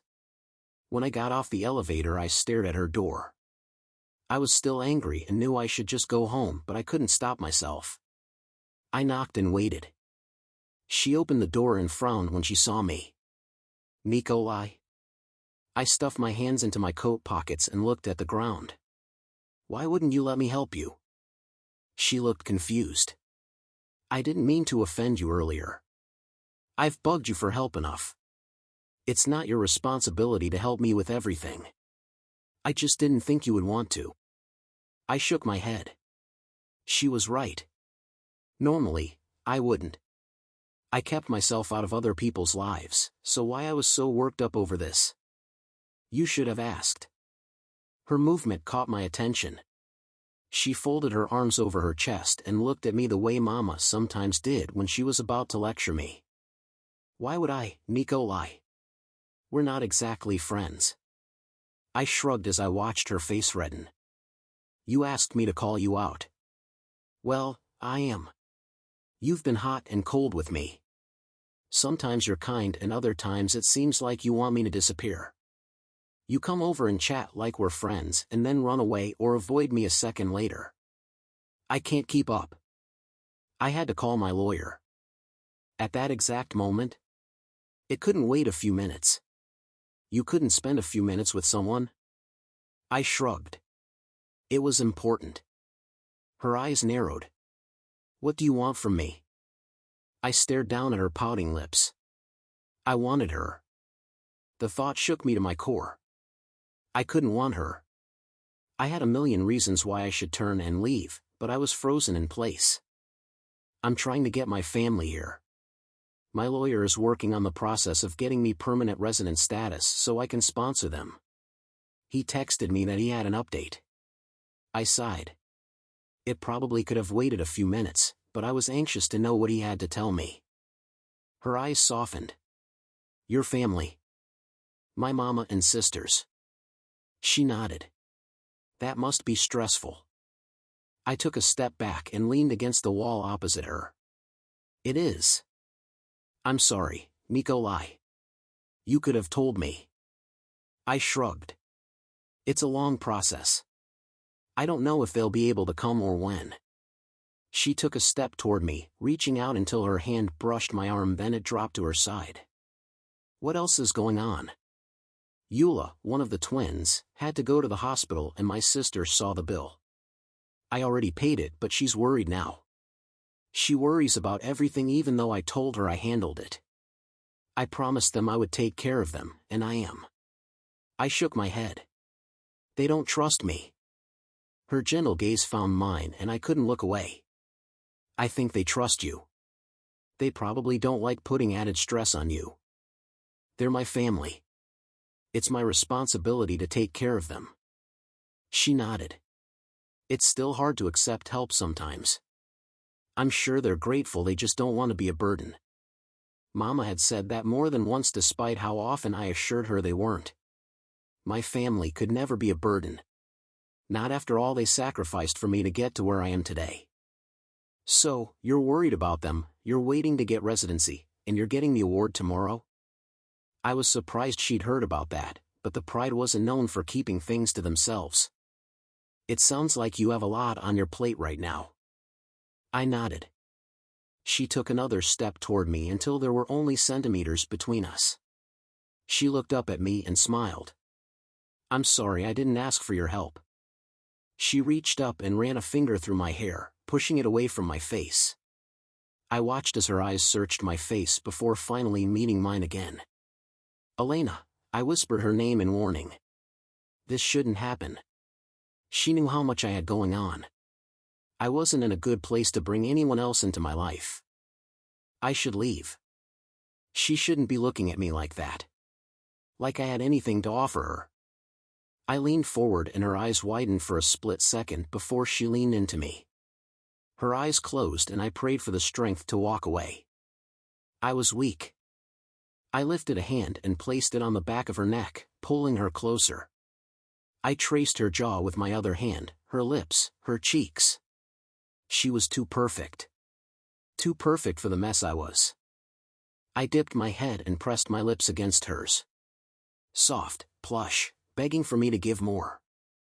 I was too far gone to listen to the alarm bells going off in my head. I ran my hand down her back, pulling her even closer. She gasped and I'd never heard a better sound. I kissed her deeper, already addicted. The elevator dinged and I pushed her away. I looked down the hall but no one stepped off the elevator. It was just passing our floor. I turned back to her to see hurt in her eyes. I hadn't meant to push her away like I was embarrassed. I just didn't want to get caught making out in the hall. For either of our sakes. Elena. She took a step back, frowning, then dropped her gaze to the floor. What do you want from me, Nikolay? I swallowed. Everything. I wanted it all. I deserve nothing. I can't have a relationship right now. So, I should just be around for when you're bored? She looked up with red eyes. I shook my head. No, you deserve better. She let out a bitter laugh. Don't play games with me. I'm not. You came to me. You told me your story. You kissed me. You want me to trust you? I can't. She shot me a glare before turning and disappearing behind her door. I dropped back against the wall and shook my head. I was a fool. Part of me wanted to knock again and talk to her, but I knew better than to push an angry woman. I let myself into my apartment and shut the door before making my way to my couch. I fell onto it and rubbed my face. Elena got under my skin. She invaded my thoughts and consumed more than I had to give. I had too much going on. I needed to focus on what was important, getting my family here. She was a distraction. The other guys somehow managed to balance their lives on the team with their wives and girlfriends, but I didn't have the capacity. I needed to keep things simple. I hadn't meant to hurt her though. Holding her, touching her, was the best I'd felt in years. I wanted more of that. I wanted her more than I should, so I had to be the bad guy. It was the burden I was meant to bear in life. It had been that way for over a decade. My sister's futures and my mother's welfare were up to me. Maybe someday I would be happy. I would have a relationship like Ollie and Emma or Reese and Chloe. I'd have a family, like Grant and Addie. I'd have a partner like Noah had with Colby. One day. Right now, wasn't the time. If she was willing, I could be Elena's friend. I could be someone she went to for help or advice. I could do that if she'd let me in. Chapter 13, Elena. If I ever saw Nikolay Kozlov again, it would be too soon. Part of me wanted to go back into the hall just to smack him, but I refrained. He didn't deserve my attention no matter how epic that kiss had been. It was the toe-curling, head-spinning out-of-body type of kiss that should only happen in the movies. No other kiss came close. Then he had to go and ruin it. Why, oh why, were men so dumb? I wanted to curl up with some ice cream and watch a horror movie to cleanse myself of the memory of last night, but I couldn't bring myself to forget. It was that perfect. Ugh. I straightened my navy blazer and walked towards set. I had a job to focus on. I spotted Jazz and crossed the room to her. "Where's Wesley?"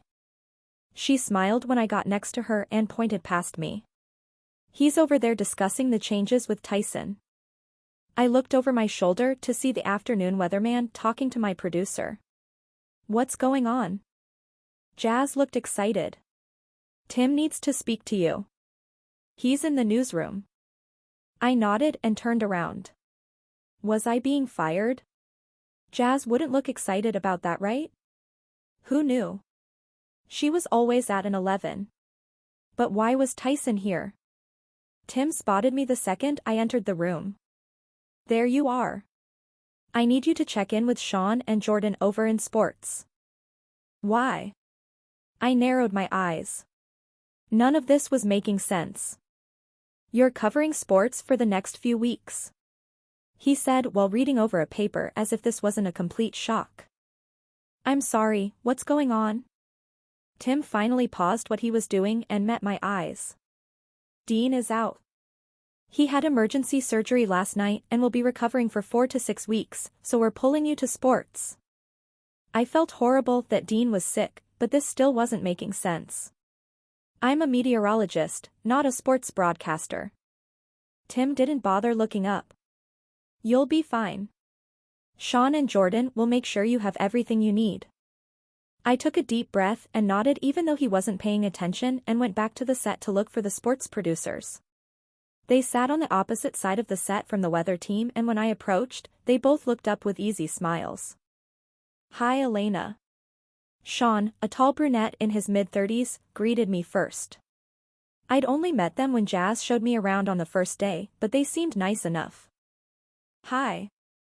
I sat at the empty desk and looked around. "I know this is probably a shock, but Tim thought you could handle the change," Jordan said with a reassuring smile. He looked to be around my age, but I wasn't sure. His round cheeks and baby blue eyes gave him a boyish look. "I've never reported on sports." "Well, you did such a great job with the Fury, we figured it would be a good fit," Jordan reassured her. Sean nodded. "It was between you and Tyson, and frankly he doesn't have the personality to interview people." I smiled, grateful they believed in me so much already. "Well, I'll try my best. What's up first?" They ran through highlights from last night's basketball game that I hadn't even known about, while I pretended to understand. I wasn't completely ignorant of the basics of most sports, but I was never invested in any particular sport or team to care about the rules. Or players. Or stats. I was in over my head, but I had no choice. My boss told me I was on sports, so that was my job until Dean came back. Maybe I should go check on him and see if there was anything I could do to speed up his recovery. Sean slid me a paper and smiled. "Don't worry. Most of the time the screen will showcase highlights or the points or standings. You're only on for the very beginning and end." "Oh, that's not too bad." He nodded. "You'll see the light go off and then you just have to read. The newsroom changes the footage as you talk." "That's it?" I balked.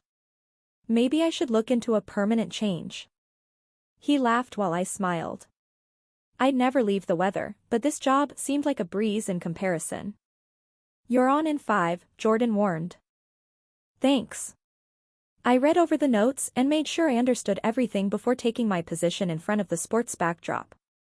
I kept my smile in place and recited the intro before relaxing when the red light went off. I continued reading off the prompter and watched the live feed of the rotating video clips. This was actually kind of fun. The camera cut back to me and I closed before sending it back to the anchors. "Well done." Jordan held up a hand and I gave him a high five before sitting down. Sean nodded as well. Very good. We'll record the radio clips now and then we'll prep for your interviews tonight between the live segments. I froze. What interviews? If I'd been paying a tiny bit more attention, I probably would have known the answer, but the information they dumped on me all at once was overwhelming. The Fury game, Jordan said as he typed. I looked between them. I'm interviewing the Fury players? Dread washed over me. I was fine talking to 99% of the team, but the 1% was getting an award tonight and I had a feeling he would be a focus. Yeah. We have allotted time during the first intermission. Sean met my gaze with questioning eyes. Is that a problem? I smiled and shook my head. Of course not. Yeah. Should be a breeze after the lake, Jordan said with a teasing smile. Oh good. I'm glad we can all laugh about that now. Right. Do you have a list of players or is it just anyone I can grab? Like Reese or Ollie or Eric. They would be fine. Yeah. We have to send over the questions to the team management and the players' agents first for approval, so they know if they're being interviewed. I nodded. That made sense. It would also give me time to prepare. Do you have the list? Jordan nodded in the direction of my computer. I just emailed it to you. Thanks. I turned and opened the unread email. I scanned it for names and cringed when I read over them. Colin Brassard, Eric Schultz, Noah Mulkin, and Nikolay Kozlov. Of course. I knew this was a big game for him. I could be professional. All I had to do was put on a smile and ask him the provided questions. Nothing personal about it. Everything okay? I looked up to Sean and smiled. Of course. Jordan looked at me with narrowed eyes. You don't seem very excited about the chance to meet professional athletes.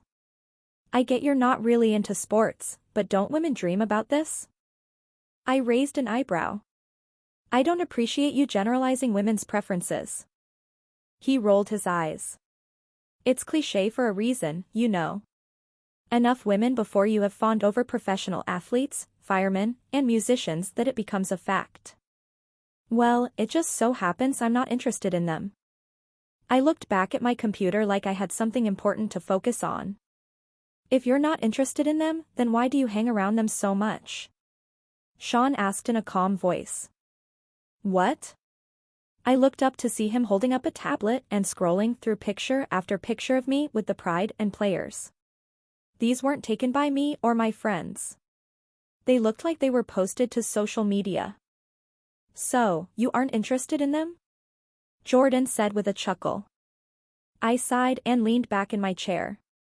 I'm friends with some of them. Just friends. Lucky, Jordan whispered. Then why do you have such a problem with the interviews tonight? It should be easier since you're friends with them. I sucked in a breath. This was getting too close to crossing the line into personal information and I wasn't sure how much I should share with them. I didn't know these guys and I'd only be working with them for a few weeks. It wasn't like I was going to unload my relationship drama on them. Let's just say not all of them are easy to get along with. Sean laughed and nodded.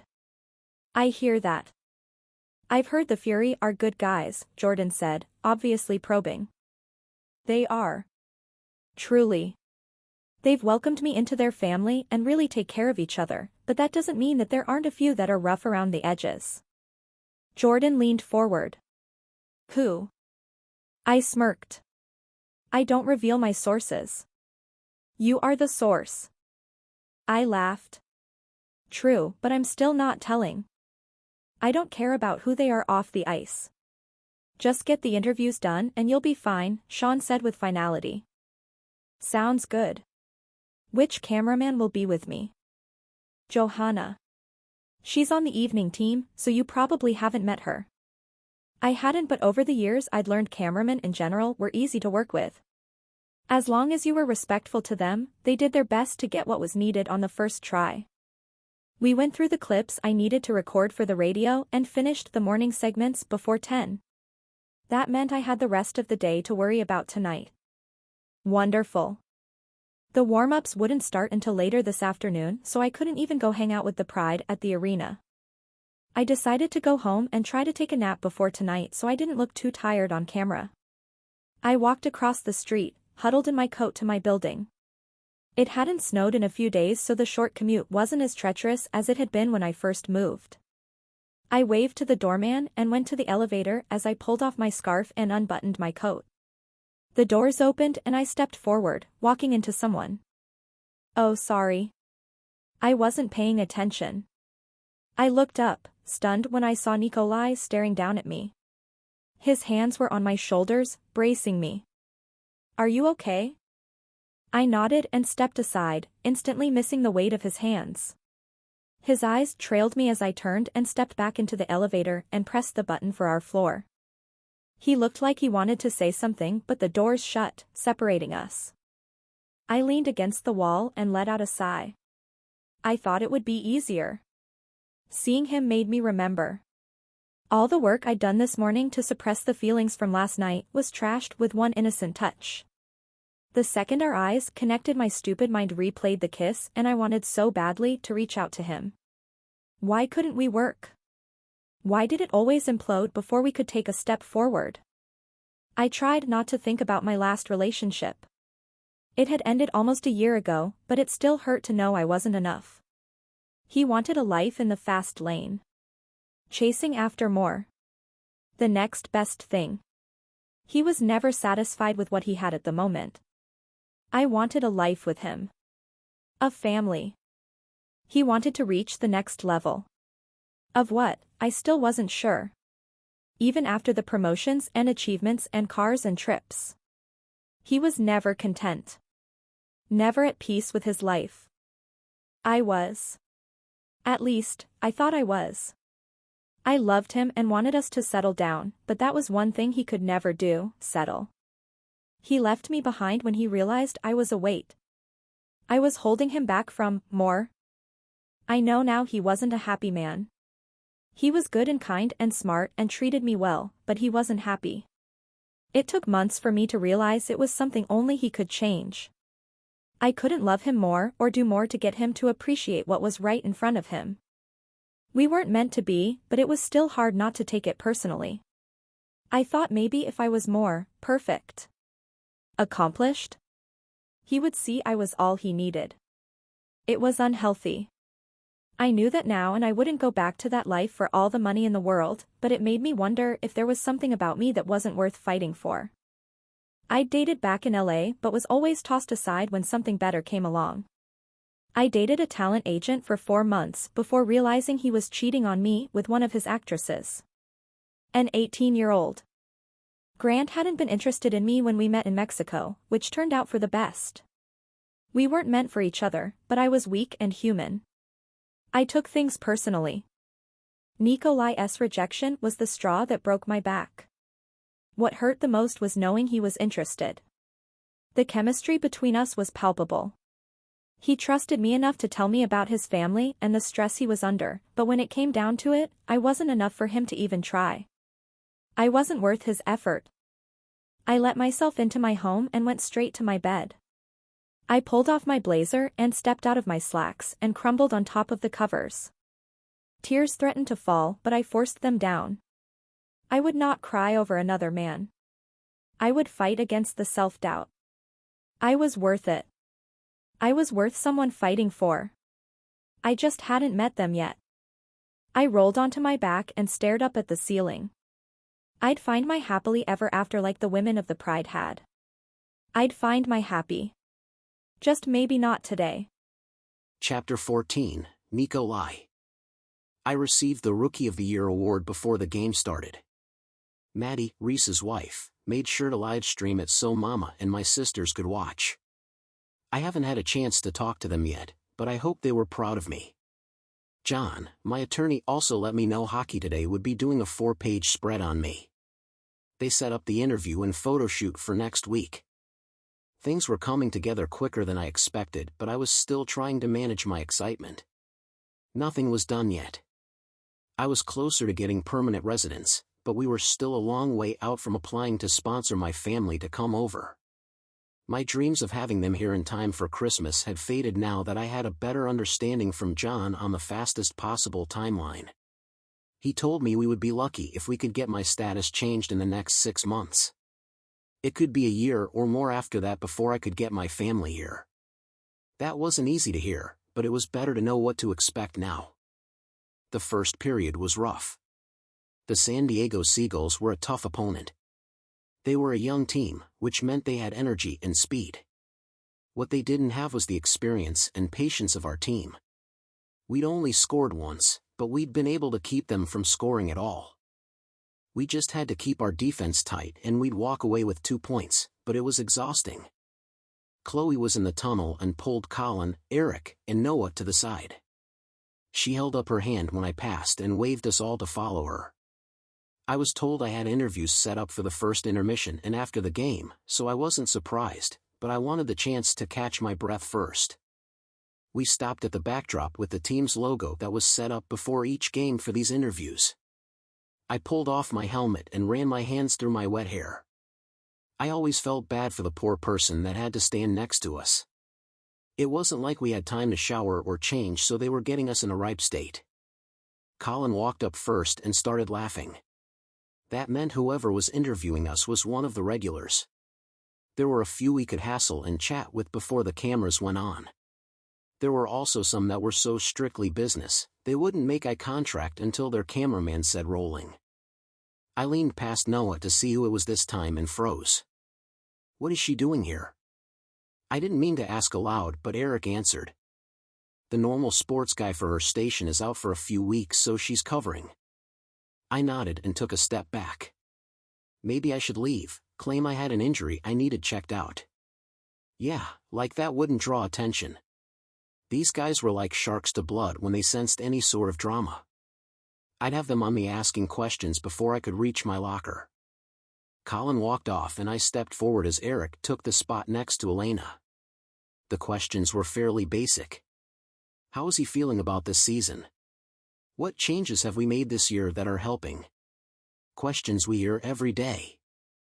I was a bit surprised she wasn't digging deeper or asking personal questions since she knew us, but she was keeping to the script. Hopefully, she didn't surprise me. Eric walked away and Noah replaced him. He gave her a quick side hug and whispered something that made her laugh. She shoved him away, her smile spreading. I hated him for a split second, then shook it off. He was her friend, and very much engaged to Colby. I shouldn't be jealous of him, but I was. Why was she so carefree and comfortable around him? Why couldn't we have that? Because I kissed her and then pushed her away. Because I haven't exactly been the warmest person to her. Because I kept her at a distance. Because I wanted her in a way that Noah didn't. All of these reasons and more had one thing in common. They were my fault. I didn't deserve her smiles and teasing. I hadn't earned them. So, Noah, you've been replaced as Rookie of the Year. How does that make you feel? I watched as she gave him a genuine smile, not the one she used only when she was on camera. He nudged her shoulder with his and shook his head. No need to rub it in. I had my time, and now it's time to accept I'm a veteran now. Nikolay brings something completely different to the team and we're lucky to have him. Her smile never wavered, but I caught her glance in my direction for a millisecond. We've all heard the sad news that you'll be leaving the Fury next season. What words of wisdom do you have for the teammates you'll be leaving behind? His smile dimmed. As excited as I am about moving to Seattle to start the new team, I'm not looking forward to leaving these guys behind. They're my family and I'll always wish them the best, but next season they're going to have to watch their backs. He chuckled and winked at the camera as she laughed with him. That's true. They're going to have to play against you.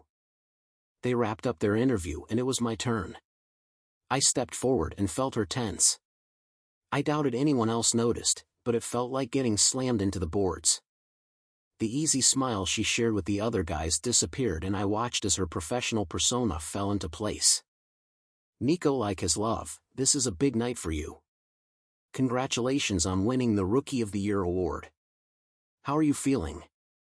I forced myself to hold her gaze and not look away, no matter how uncomfortable it was. It's an honor. I'm very lucky to be on such a great team. These guys have been really supportive. That's great to hear. Noah Malkin was the award winner last year. Has he given you any tips? I laughed and sobered as her jaw flexed.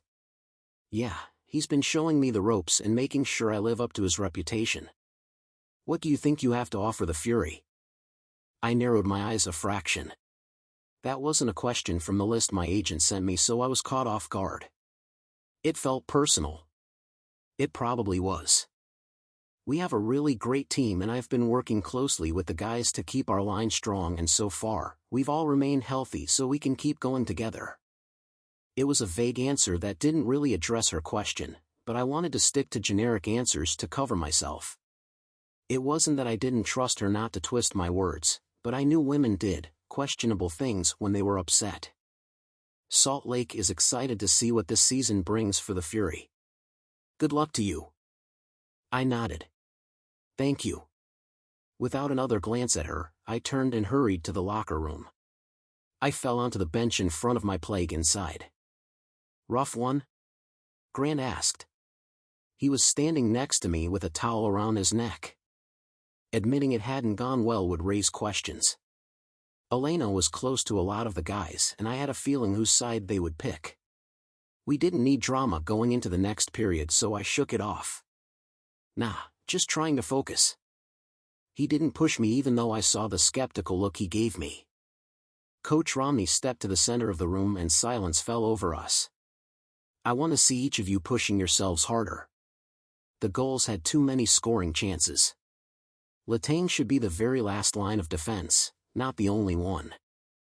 I looked to Ollie, who looked exhausted after only one period. Coach was right, we needed to step it up. I want to see more shots from all of you and half as many for them. Don't even give them the chance. Coach leveled us with his signature glare. And Murray, if you get one more penalty in this game, I'm benching you. Reese looked a bit guilty and I wanted to ask him what his deal was. He was one of our more aggressive players, but he was in the sin bin twice last period. That alone was what gave the goals so many opportunities. We were short-handed on the ice because he was sitting in the penalty box for 4 minutes. Let's get out there and remind them who they're up against. Start playing like the Fury. Hartman stepped forward and led us in our team chant, then we headed back to the ice. Elena was standing in the hall with Chloe, smiling and telling the guys good luck. When her eyes met mine, her smile dimmed and she nodded just barely before moving on to whoever was behind me. It stung more than I'd ever admit. I had the chance to be friends with her and ruin that. I had her in my arms, kissing her, and I ruined that, too. She had every reason to hate me. I just wished I could explain the jumbled mess that was taking over my brain. I wanted someone to talk to. Someone to help me sort it out. I tried with her, and she listened to me, but then I was a total idiot and pushed her away. I had to fix it. I couldn't see her every day and know she hated me. I'd explain that all I could offer her right now was friendship and maybe she'd understand. Maybe that would be enough. Even though I lived in this building, I still felt like an intruder. I'd waited outside my apartment for over 15 minutes.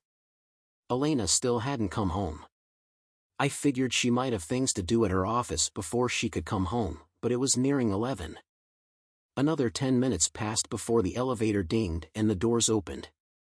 She stepped out, looking down at her phone, and walked to her door without glancing up. Elena? I cringed when she jumped and dropped her phone. Oh, sorry. I bent down and picked it up, handing it to her while she was standing still clutching her chest. You. Scared. Me. She bit out each word. I expected venom, but instead she just sounded tired. I'm sorry, I thought you saw me. She shook her head. No, I just got an email from my boss that I need to be on set at 6 a.m. But you don't work the weekends. She nodded as her shoulders fell. The weekend weather person is out sick, so I'm covering tomorrow and someone else will take Sunday. I'm sorry. I knew I should let her go in and find another time to talk, but I was too selfish. I wanted to apologize, Elena. About last night. She held up a hand. How about we agree to never bring that up again? I frowned. I wasn't in a position to tell her what I wanted. I needed to respect her wishes. Fine. I just wanted to let you know that I really would like us to be friends, if you want. She blinked and met my eyes through her lashes. Nikolay. I have a lot going on and I know you do too. What I can offer right now is friendship, which I would like very much. I know I could use more of that in my life. One corner of her mouth tipped up. I was so close. I want to be there for you. After a beat, her smile lit her face. I could use a friend too. I wanted to touch her. It was the complete opposite of what I should do, but my hands moved before I could rein myself in. I ran my hand from her shoulder down past her elbow and held her hand for just a few seconds. Thanks, Elena. Heat rolled through my body. I wanted to pull her in and kiss her all over again. I wanted her to be closer. I pushed those thoughts away. It didn't matter what I wanted. I had to think of what was best and fair for her. The way her eyes darkened and the slight lean of her body toward mine almost pushed me over the edge. Nikolay? I bent my head down toward her. Yeah? I stared at her lips, remembering how they felt against mine. How soft. How perfect. I'm really tired. I froze and took a step back. Right. Have a good night. She nodded. When you get home from work tomorrow, let me know and I'll help you with your car. She paused with her hand on the doorknob and nodded once. Thanks. I watched her disappear and turned to my door. Things had gone better than I expected. Part of me wished she had pushed for something more. I would have caved, no matter how wrong it would have been. That woman drew me in more than I would ever admit. From the first time I saw her, I knew I wanted her in my life. I wanted her. Maybe in another life or another time things could have happened the way I wanted, but I'd used up all the luck I had getting to the NHL. I wasn't worthy of any more luck and I needed to remember to be grateful for what I had. I looked around my large, empty apartment and sighed. I should be grateful for this, and my career. I just wanted someone to share it with. My family. That was who I needed here. I couldn't let myself forget they were the ones that mattered the most. Chapter 15, Elena. Christmas is next week and I need to know everyone's plans. Chloe stood a few rows below the rest of us with a clipboard poised against her hip. She ran through each row making notes as each woman said if they would be out of town, with family, or didn't have plans. The guys had 5 days off over Christmas, which was almost unheard of, so most of them were taking advantage and going out of town to be with family. When she got to me, she waited with her pen pointed. Well, Elena? I didn't think I was a part of this survey. I have to work, so I'll be here. She cocked her head to the side. Is your family coming up? I shook my head. No, they'll be in Texas with the rest of the family. She wrote something down, then moved on to Addie next to me. You know Eli, Grant, and I will be here. Chloe nodded once, wrote a note, then moved on. Maddie, would your parents like to join us? I looked down the row to see her sister-in-law nodding. It was still strange to me that the guys were willing to hang out with their coach. I thought they would want time away from work as often as possible, but they seemed to really like Coach Romney and Rust even off the ice.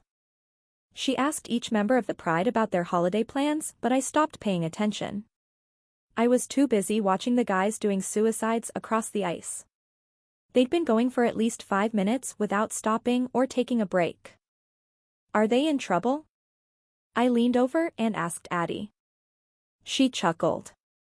No, it's how they stay as fast as some of the younger teams. They do these a few times a week. I shook my head.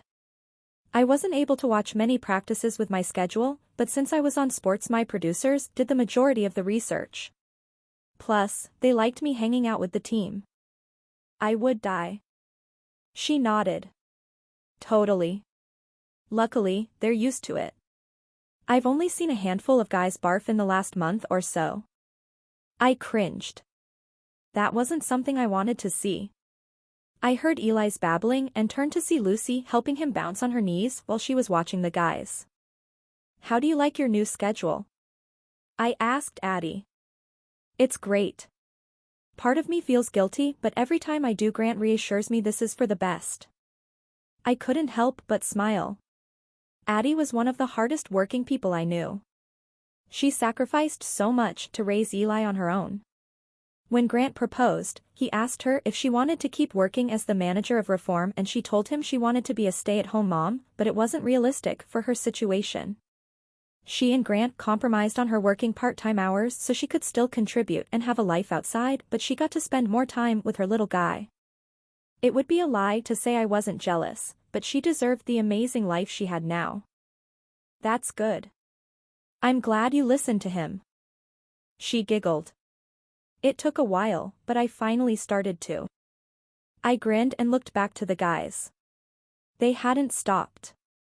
Part of me wanted to talk to her about the hot and cold Nikolay, but I held back. He told me he had a lot going on with his family. His mind and heart were on 2 different continents right now. I had to respect that. No matter how amazing his kisses were. I found his number and watched him skate to each end of the rink. He held his pace, never falling behind. He was so strong, but I knew he worked extremely hard to be where he is. He didn't take his position for granted and understood the NHL was fickle. There were few reassurances. He could be traded or pushed down to the farm team without notice. I doubted either of those things would happen. He was killing it with the guys. They'd only lost a handful of games this season and were number 1 in their division with a large gap between them and number 2. Maybe one day he would step back and realize how well he was doing. He was hard on himself, more so than he needed to be. Sometimes, I wanted to shake him and point out every other player that had relationships on the team and were still outperforming the competition. I looked around at the women sitting next to me. Every single one of them was with a player. They all had drama and lives outside the arena, but they made it work. I wanted to shove this in Nikolay's face, but I couldn't force him to have feelings for me. I half chuckled to myself. I never thought I'd have to force any guy to have feelings for me. I'd never had this problem before. Getting a guy's interest wasn't hard for me. It was finding the right guy or making sure our dreams were aligned that was the hard part. I blew out a breath and pulled my notebook out of my purse. I was supposed to get some quotes from the coaches or players while I was here, and since practice should be ending soon, I decided to make my way down. Time to work. I'll see you later. Addie smiled. Have fun. I doubted that would happen, but I waved before walking along our row around to the other side of the arena. I found the seat next to the bench that wasn't blocked by glass and waited for a break to grab someone. Coach Rust was closest and didn't seem to be super busy, so I leaned forward. Excuse me, Coach Rust? Do you have a second? He looked up and grinned when he recognized me. Hey, Elena. What can I do for you? My shoulders relaxed and my smile went from forced and professional to natural. This team was so welcoming. It was still hard to wrap my head around that. Do you have any thoughts about the upcoming game against Boston? I know it's a tough team. He nodded. They've got a rock-solid defense this year, but we're ready for them. Our boys have been prepping for this game for a while. I dipped my head as I quickly wrote what he said. I could have recorded this, but sometimes that intimidated people. I just wanted it to feel like they were talking to me, not a reporter. That's great to hear. I know this is a personal game for Reese Murray. Do you think he has time for a quick quote? Rust agreed and called him over. Reese looked up and smiled when he saw me. Hey, Elena. Hi, Reese. I held up my notebook. Just working. Do you have a second? He wiped his forehead with a towel. Of course. The Boston game is coming up. Do you have any feelings about it? His jaw clenched and I had to keep myself from laughing. He was still bitter toward them about his unexpected trade last season, but I doubted he regretted it. After meeting his wife and winning a championship, it would be hard to hold a grudge. They're a tough team, but we've never been better. Friday will be a good game. I bit my lip and finished writing what he said. Thanks, Reese. Will you be there? At the game? I was surprised he asked, but he nodded. Yeah. I'll probably be doing interviews again. He smirked. We're glad to hear that. I narrowed my eyes, about to ask who Awea was, but Coach Rami called him and he waved before hurrying away. Hey, Derek, I called out to the second goalie. He lit up when he saw me and walked over to me. Hi, Elena. How are you doing? Despite how young he was, he had a maturity about him. Whenever I spoke to him, he was calm and collected. Good. How are you? He shrugged. Pretty good. I get to play the game after Boston. That's great. I bet Ali needs a chance to rest, and you're ready to go. He nodded. I can't wait to get out there. I hadn't really planned on interviewing him. I just wanted to say hi, but since he was playing soon, I decided to get on top of the next game. What team will you be playing against? Detroit. I smiled, pretending I knew anything about that team. I put my pen to the paper ready to write down his next response. How do you feel about the team's odds playing against them? He stood up a little straighter, realizing I was quoting him. Detroit is solid with their offense, so we've got to make sure our defense is tight. We'll be in their territory, but as long as we keep doing what we have been, we'll be set. I smiled, proud of his response even though I was just the reporter, not actually involved with the team. Thanks. That's perfect. He smiled up at me and winked before turning away. I laughed until I noticed Nikolay glaring in my direction. I waved and he nodded once before turning away. I fought the urge to stick my tongue out or something equally immature. It was a constant internal battle for me. Half the time I wanted to smack him and tell him to leave me alone, and the other half I wanted to march up to him and kiss him and tell him to stop acting like there wasn't something between us. The chances of me doing either was a big fat 0. Instead of trying to burn a hole through his helmet with my eyes, I stood and left the arena. I glanced over at my office building across the street, but decided to head home instead. I could finish everything I needed to from my computer, and I didn't want to have to pretend I was in a good mood. The bakery below my apartment was enough to tempt me on my way home. I stopped in and ordered a salad and chocolate chip cookie to go before finding a chair to wait. I'd come during the lunch rush, so I pulled out my phone and did some mindless online shopping until my name was called. It took over 20 minutes, but I didn't mind since I didn't have anywhere to go. I headed upstairs and the elevator doors opened to the sound of crying. I stepped out and found Nikolay sitting on the floor holding his phone on his knee with one hand and holding his face with the other. I rushed over and set my bags down before sliding down the wall next to him. Nikolay? What's wrong? He didn't look up and I realized the crying was coming from the phone. A woman, with thick brown hair and Nikolay's eyes stared back at me. Hi, are you Nikolay's mom? She nodded. Mama. I glanced back at him, but his hand covered his eyes. He wasn't speaking, just sitting there holding his phone while his mama watched with a worried expression. I took the phone out of his hands and smiled at her. I'm Elena. Nikolay's friend. That might not have been the most accurate description, but I figured it was better than explaining our neighbor but friends with the same people but also kissed relationship. She nodded, worrying her lip. Her eyes held so much pain, but I didn't know what to do or what to say. Is there anything I can do? Her eyebrows pulled together and I realized she might not speak English. I looked over to Nikolay, but he was still lost in his own world. Mama. Another, younger voice came from his mom's side. I looked up to see a beautiful teen girl with Nikolay's same coloring. She smiled sadly when she saw me. Hello, I'm Tiana. I let out a breath, grateful she spoke English so I could find out how to help. Hi, I'm Elena. She nodded. Nikolay's new friend? I fought the urge to look at him. If that was what he told his family, I'd go along with it. Right. We live next door to each other. I just came home and he's sitting out in the hall. Do you know what happened? Her eyes held pain and I knew whatever she was about to tell me was going to be tough to hear. I had to be strong for Nikolay though. We told him about our sister, Yulia. She's been sick. I nodded. He told me she was in the hospital.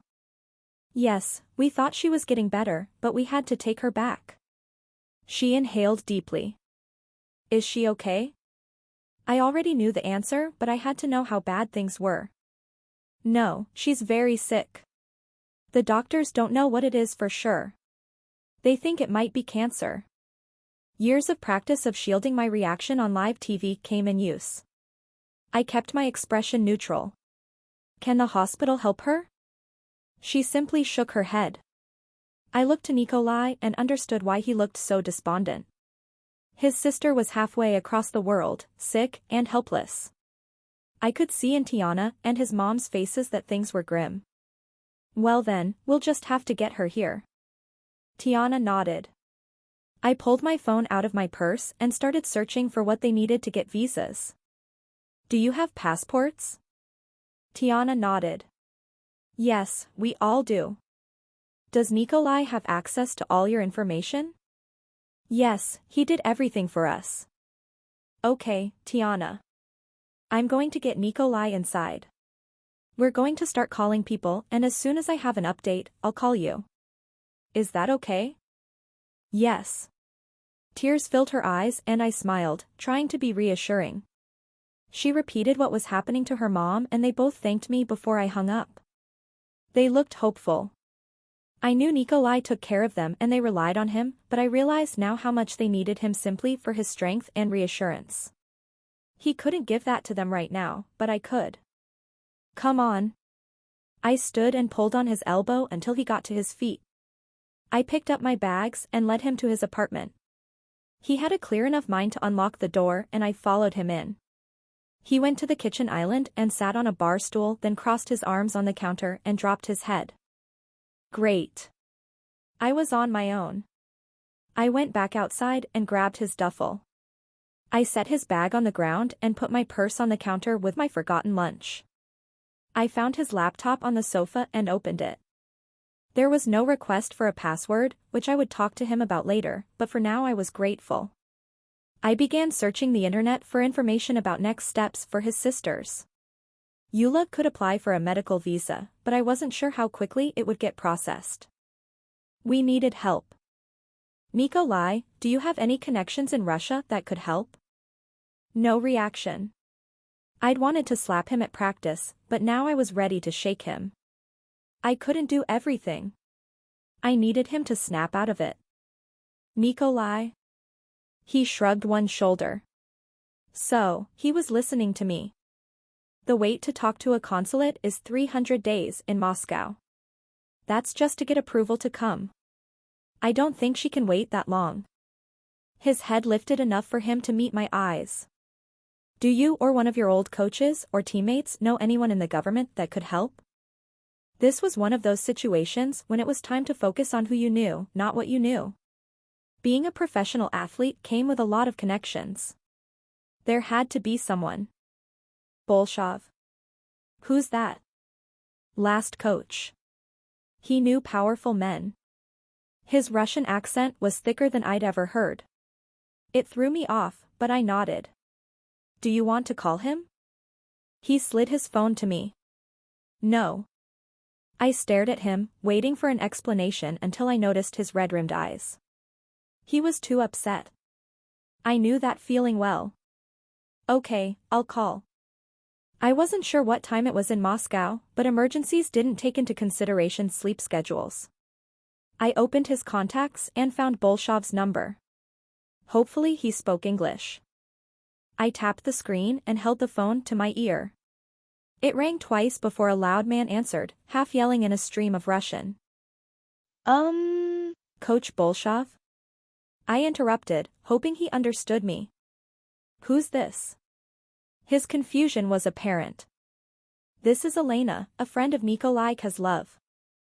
I know who's calling me. What's wrong with Nikolay? His gruff tone made me tense, but I reminded myself Nikolay wouldn't have brought him up if he didn't think he could help. Nikolay is busy at the moment. Do you know his family well? There was a pause. Yes, why?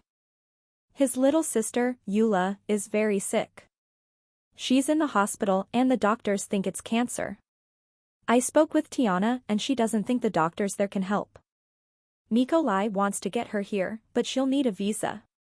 I checked online and it can take up to 300 days just to get a meeting with a consulate. Nikolay thought maybe you knew someone that could help.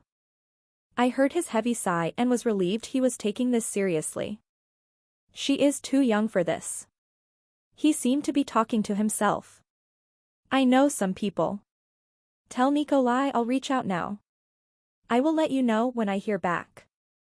He hung up before I could thank him. Bolshov is going to call some people. Nikolay nodded against his arms. The children's hospital at university is one of the best for cancer treatment. At least you can be close to her. He didn't react. I'll call Tiana and see if we can get copies of Yulia's records sent over so the doctors can review. I stood up and called his sister relaying the information about Bolshov and she agreed to get the medical records together. Next I called Chloe. If there was one person that I knew could help, it was her. Hi Elena. I was just thinking about you. I didn't get to ask Nikolay about his Christmas plans and I was wondering if you could find out for me. I want to make sure we have enough food. Chloe, I need your help. I cut her off and waited for her to acknowledge that she heard me. What's going on? I wasn't sure how much Nikolay wanted everyone to know, but if he wanted help they needed to know. Nikolay's little sister is sick. Oh no. I knew I was talking to business Chloe now, not the fun event planner. What's going on? I relayed the limited information I knew. Do you know anyone at the children's hospital that we can send them to? Someone that will review them and maybe help us get her here for treatment? Wow. Okay, yes. Send them to Dr. Thompson at the university hospital. She'll review the case. The team volunteers there all the time. I know she'll help out. Maddie and Coach Romney also know the governor pretty well. I'll have her reach out and see if we can expedite getting his sister here from this side. Tears filled my eyes. I was so grateful she was taking this as seriously as I was and eager to jump in to help. Thank you so much, Chloe. Of course. This is what we do for each other. Now, let Tiana know and I'll let you know when I hear anything. I ended the call and went back to the kitchen. Chloe knows a doctor who can review Yulia's records.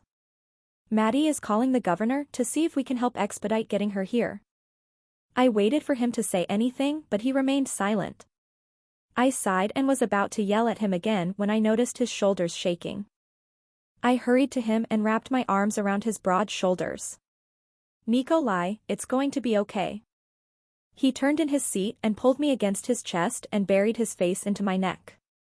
I clung to his, rubbing his back and letting my own tears fall. This was family. This was what mattered.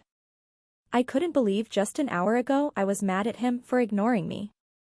For not wanting the same thing as me. How easy it was to forget what mattered. Nikolay, I promise I will be here for you. I'll do everything I can to make sure Yulia gets here quickly and gets the best treatment. He nodded against my skin and my heart broke. This big, strong, angry Russian's tears were falling down my neck. He took care of everyone else, but right now, he needed to be taken care of. I kissed the top of his head. It's going to be okay. Chapter 16, Nikolay. Within an hour, my apartment was packed. Coach Romney and Rust were on the sofa each on their phones. Chloe was directing Eric, Reese, Derek, Ollie, and Colin in the dining room. I wasn't sure what that group was doing, but they each had a laptop in front of them at the table. Maddie, Addie, and Kendall were in the kitchen making trays of food. Other teammates and members of the Pride were scattered around on their phone while I sat at the island with my arms wrapped around Elena. I hadn't let her leave me since she came and made the tears stop. I'd never cried in front of anyone before. Not even Mama. But I'd reached my lowest point.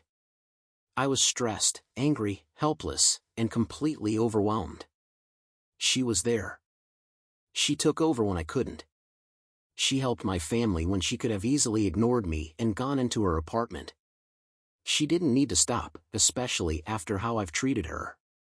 She didn't need to talk to Mama and Tiana to find out what was going on. She certainly didn't need to call my old coach and get things moving. My phone rang and I saw Tiana's name. Elena reached for it and answered on speaker so we could both hear. "Hi Tiana," she said as if they were close friends. "Elena, hi, I just spoke to the lawyer Coach Bolshov contacted. He's filling out the paperwork now. He thinks he can at least get Mama and Yulia expedited, but he's going to try to make sure me and Samara can come too." "That's great. Did you hear about anyone that can review the paperwork sooner?" Elena asked as she wrote notes. "Bolshov is working on that now. He said he knows a few people that should be able to help." Elena's eyes lit up. "Great. Dr. Thompson called and said she got the records already. She's reviewing them with a team now. Thank you so much." "Of course. I'll call when I have an update." "Me too." She ended the call and looked at me. "Things are moving so much faster than I could have hoped." I nodded. "Thank you." Her eyes softened. I wanted to kiss her more than anything in this moment, but the crowd around us kept me from leaning in. She was my angel. "Why don't you go rest?" I shook my head. I might not be helping as much as everyone else, but I couldn't sleep while my friends and teammates worked. She rubbed my shoulder. "Can I get you anything to eat?" I was hungry, but felt guilty doing anything to make myself feel better when Yulia was sick. She was probably in pain and scared. I could handle a little hunger. "No." She frowned for a moment but nodded. "I got a reply from John. He said he's submitting your application for permanent residency. I let Maddie and Coach know. Maybe the governor can have that expedited so if we need to, we can apply to sponsor your family. We've got to try all angles." I loved how she said we. As of today, we were a team. Not everyone in this room, me and her. I liked it more than I should. "Thank you." She smiled and I caved. I leaned forward and pressed a kiss to the corner of her mouth. She gasped and I moved back to see her reaction. "Nikolay." I ran my thumb along her cheek. "I'm sorry it took me hitting rock bottom to see you. I promise, I'm not saying this because of how much you've helped or because I'm upset. I've been fighting it for months, since I first met you. You're the most beautiful woman inside and out and I'm tired of fighting this." She seemed confused. "Why have you been fighting it?" "I didn't think I could focus on the team, and helping my family, and you. I thought one of the three would suffer and I couldn't let any of them. I didn't want to let you down. You deserve so much more than I can offer you." Her smile grew and I held back from kissing her again. "So, what changed?" "You just showed me we can be stronger together." She nodded. "It's about time." "I know, Elena. I'm sorry I didn't see it sooner. I've been so afraid that at any moment all of this could end. I thought I had to put everything into the team, but that's only made me think about you more." She laughed. "I know the feeling. The more I told myself to move on, the more I thought about you. When things settle down, will you go on a date with me?" Her eyes sparkled and I felt proud I'd done that. "Of course." I smiled as she leaned in and kissed me. It was much more chaste than the kiss in the hall, but it still earned some cheers and whoops. We broke apart and she looked around, blushing. Finally, Eric shouted and I glared at him. "Oh please. We've been waiting for this since the day she moved in. Took you long enough." Everyone seemed to agree as they laughed or clapped. It was a relief to have this out in the open. We'd been tiptoeing around each other for weeks. Kozlov. I've got a reply. The entire room seemed to turn and look at Coach Romney. The governor got your application in the hands of the right person. Your file will be reviewed first thing tomorrow. My jaw dropped and Elena squeezed my shoulder. That's amazing. Coach nodded. It seems you have some fans on Capitol Hill. Someone let out a low whistle. Between John and Coach pushing different angles for the last several hours, things somehow got pushed through. I thought it would take months to get anyone to listen to my case, but miracles happened. Talk about athlete privilege, Elena said with a smirk. Hey, you know we don't abuse it, Hartman called. She nodded. I'm grateful. It felt a little wrong that there were people waiting months or years to be heard and I'd got pushed to the front of the line within hours, but I'd focus on that later. Maybe I could support an organization that helps immigrants in these situations. Right now, I had to think of helping Eula. That means you can submit an affidavit to sponsor them, Elena said, grinning wide. That can take years. John told me a few weeks ago. Her hand found mine. You've got to believe we can do this. Look at how much has already happened. I nodded. We'd accomplished more than I thought would happen in months. It was taking a lot of personal favors and connections, and I appreciated everyone's willingness to reach out. I couldn't give up. Flying to Detroit right now was the very last thing I wanted to do, but I didn't have a choice. Everyone on the team had reassured me we could get things done just as well from there. Elena had wanted to come with us, but was having to work doubles since another member of the weather team was out sick. Hey Nikolay. I looked up from lacing my skates to see Reese walking over. Chloe texted me. She said Dr. Thompson reviewed Eula's records and the latest tests. He paused and I nodded. What did she say? Part of me wanted to wait until after the game to tell you, but I didn't think that was fair. He sighed. It's Hodgkin's lymphoma. Cancer that started in her lymph nodes. How easy is it to treat? She won't know for sure until she sees Eula and is able to run more tests, but from what she saw it looks like only 2 areas are affected. She thinks it will be treatable with chemo. I cringed. I knew that was likely the treatment, but I hated the idea of my littlest sister enduring that. I wanted to take this from her. If there was any way I could trade places I would in a heartbeat. If I could take away any portion of her suffering I would, no matter what it meant for me. So, she thinks she can treat it? Yeah, it's a bit harder because of how young Eula is, but she thinks they can. I felt better knowing the team in Utah was confident. For some reason the doctors at the hospital in Moscow didn't think they could treat her. It was frustrating, but at least they were honest. They didn't specialize in cancer, let alone pediatric cases. I wanted Eula to be treated by the very best. Thanks for telling me. He nodded. I know it's hard, but you need to push this out for the next few hours. Focus on the game, do your job, and then we can get back to work on getting your sister here. Okay? I nodded. I promise you, Nikolay, every single man on this team, and everyone back home cares about you. We all want to get her here and make sure she's taken care of. We will do everything we can, all you have to do is play like you always do. Thanks. He walked away and I finished dressing out. He was right. Everyone was helping me so much and all I had to do in return was my job. For the next few hours I wasn't a brother with a sick sister. I was only number 71. A center. A player. I lined up with the guys and we walked out of the locker room in a charged silence. The music coming from the rink grew louder with each step, the bass matching my heartbeat. This was what I lived for. The energy, the adrenaline. The moment my skate touched the ice I pushed everything out of my mind except for the one thing I needed to focus on. This game. I went through warm-ups with the guys then headed to the bench to watch the opening ceremony, national anthem, and first puck drop. The first line won and they headed toward Detroit's goal without a moment of hesitation.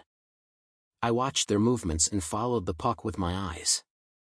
Detroit wasn't as fast as we were, but they were one of the toughest offenses in the league. They held the record for shots on goal. If they got the puck into our zone, it was almost a guarantee they'd get a shot and maybe a rebound in. Our focus in this game was to keep them as far from our goal as possible. We had to keep our defense tight and get in front of our goal faster than they could get in position to shoot. Hartman signaled a line change and I had my leg thrown over the edge waiting for him to get to the bench so I could launch onto the ice without a missed second. Fisher and Malkin flanked my sides and we surged forward as McCann took possession of the puck and turned toward us. He passed to Fisher as we changed formation in the middle of the ice and charged toward their goal. Two of the Detroit players came into view, but I got around them and stayed in the left corner ready for Fisher to pass. He faked to the right before slapping it to me. The goalie was a beat behind and I had the upper net open. I had less than a second to turn and shoot at the goal. Goal! I threw my hands in the air as the guys piled together around me. Yeah, Kozlov, Murray shouted in my face. I grinned and slapped their backs before heading to the bench to high-five the guys. I sat down and took a sip of water, unable to fight my smile. I knew the cameras would be on me and I usually tried to keep my composure, but I didn't care. That one was for Eula. Chapter 17, Elena. I walked up to the set and froze. Sean and Jordan were at their desks talking and laughing with Dean, the original sports guy. I approached them feeling completely out of place. Maybe he was just visiting? Good morning. I forced a smile and waited for them to acknowledge me. Hey, Elena. Jordan said with a grin. Look who's back. Dean held out his hand. We didn't get a chance to properly meet before I left. Thanks so much for covering for me. I shook his hand and then looked to the two producers waiting for more of an explanation, but they didn't pick up on my signals.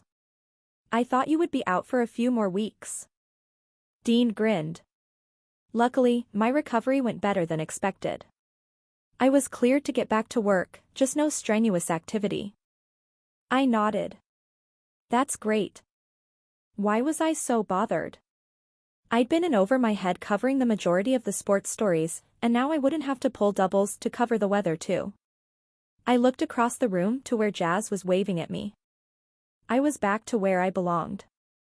Well, see you guys later. I left them and went back to my desk with the weather team. Hi Jazz, Wesley. Missed you guys.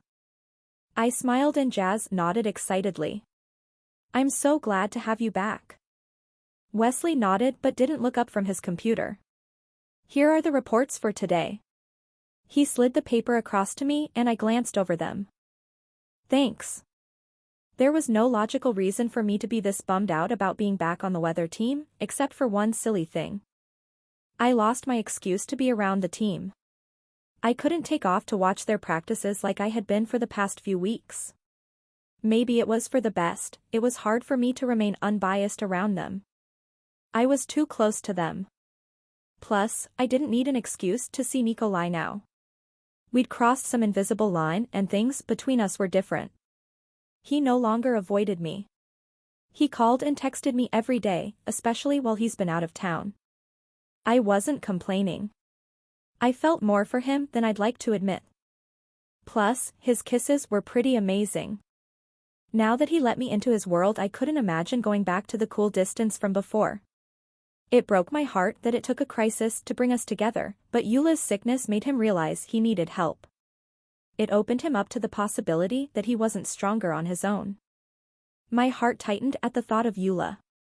I finally met her over a video chat a few nights ago when I was checking in with Tiana.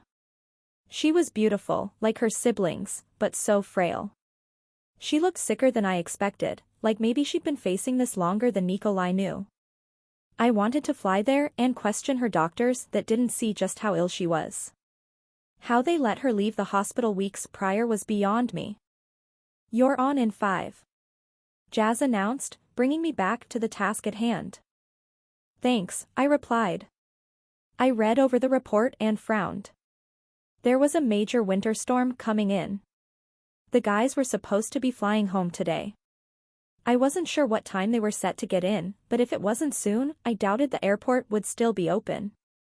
There were warnings I was going to have to share, and one of them was the chance of cancelled flights. As much as I wanted Nikolay and the team home where they belonged, I wanted them safe. Now wasn't the time to worry. I pushed away the thoughts and stood to get in position for my segment. I pulled my earpiece in and checked the monitors for the correct graphics. The cameraman turned to me and gave a thumbs up. I nodded and waited for the countdown. I ran through the report and warnings before going over the 7-day forecast. We were set for a white Christmas and I tried to sound excited, despite my nerves. What if the team didn't get back in time? That would break a lot of hearts. My training kicked in and I ended with a bright smile before sending it back to the anchors. The second the red light went out I sighed and went back to my desk. Jazz was ready with the radio cuts and I went through them only paying half attention. I wanted to get to my phone and check in with Chloe and Nikolay, not to mention the dozens of people I'd reached out to about Eula. If only I could call in sick today and go home to worry. Not that it would do anyone any good. Jazz stood. I'm going to grab a coffee.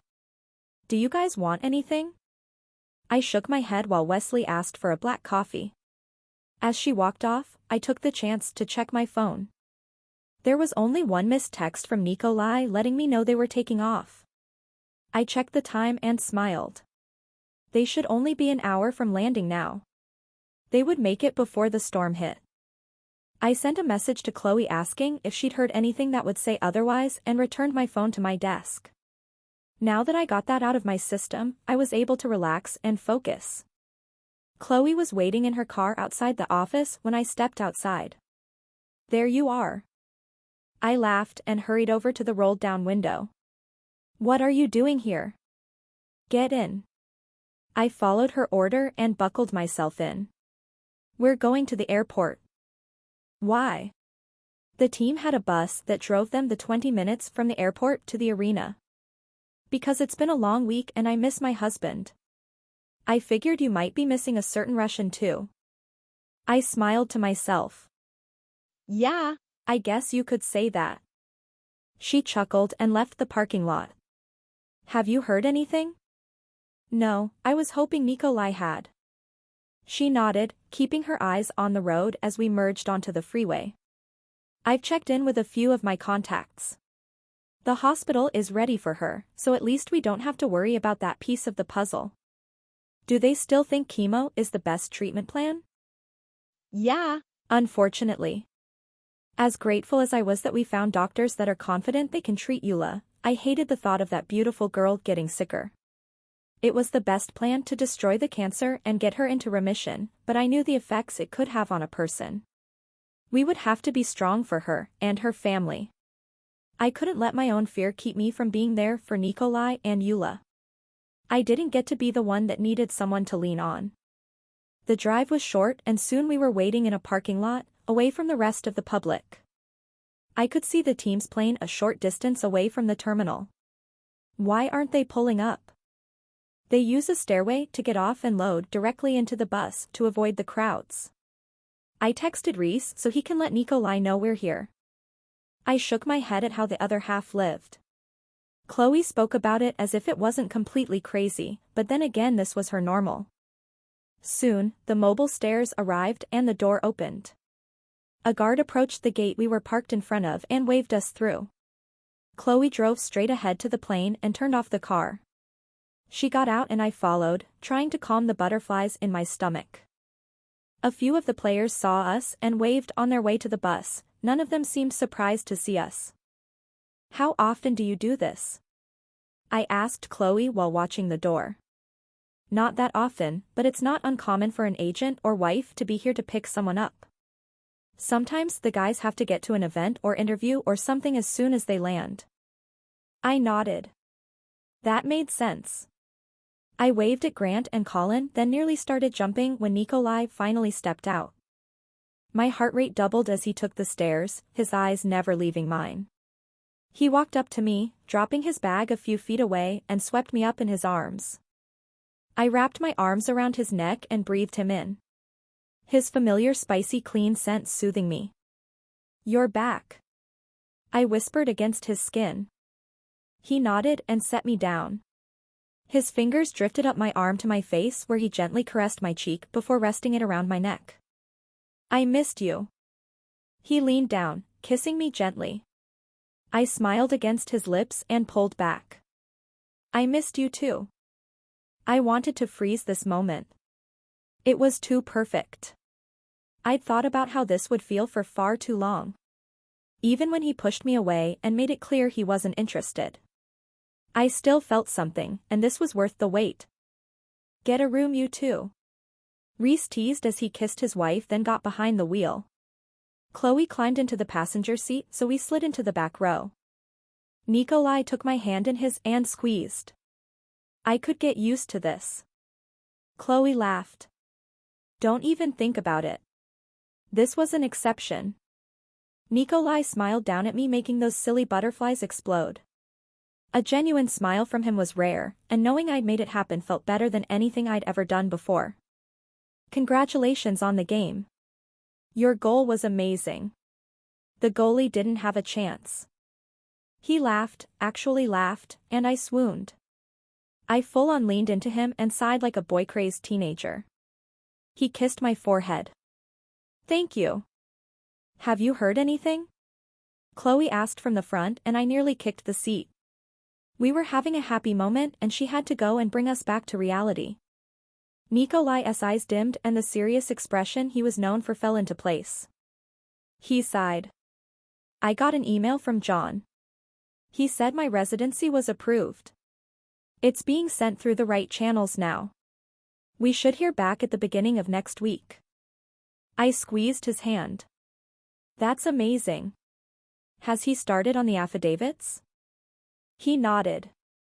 He told me he would have them ready for me to sign and send in, so the moment we got official status we can move on that. I smiled up at him and he relaxed a bit. I could see how much this weighed on him, but at least things were moving forward. Hopefully next week everything would come together, by some miracle, and we would have Eula here just after Christmas. Thank you for all your help. I couldn't have done this without you guys.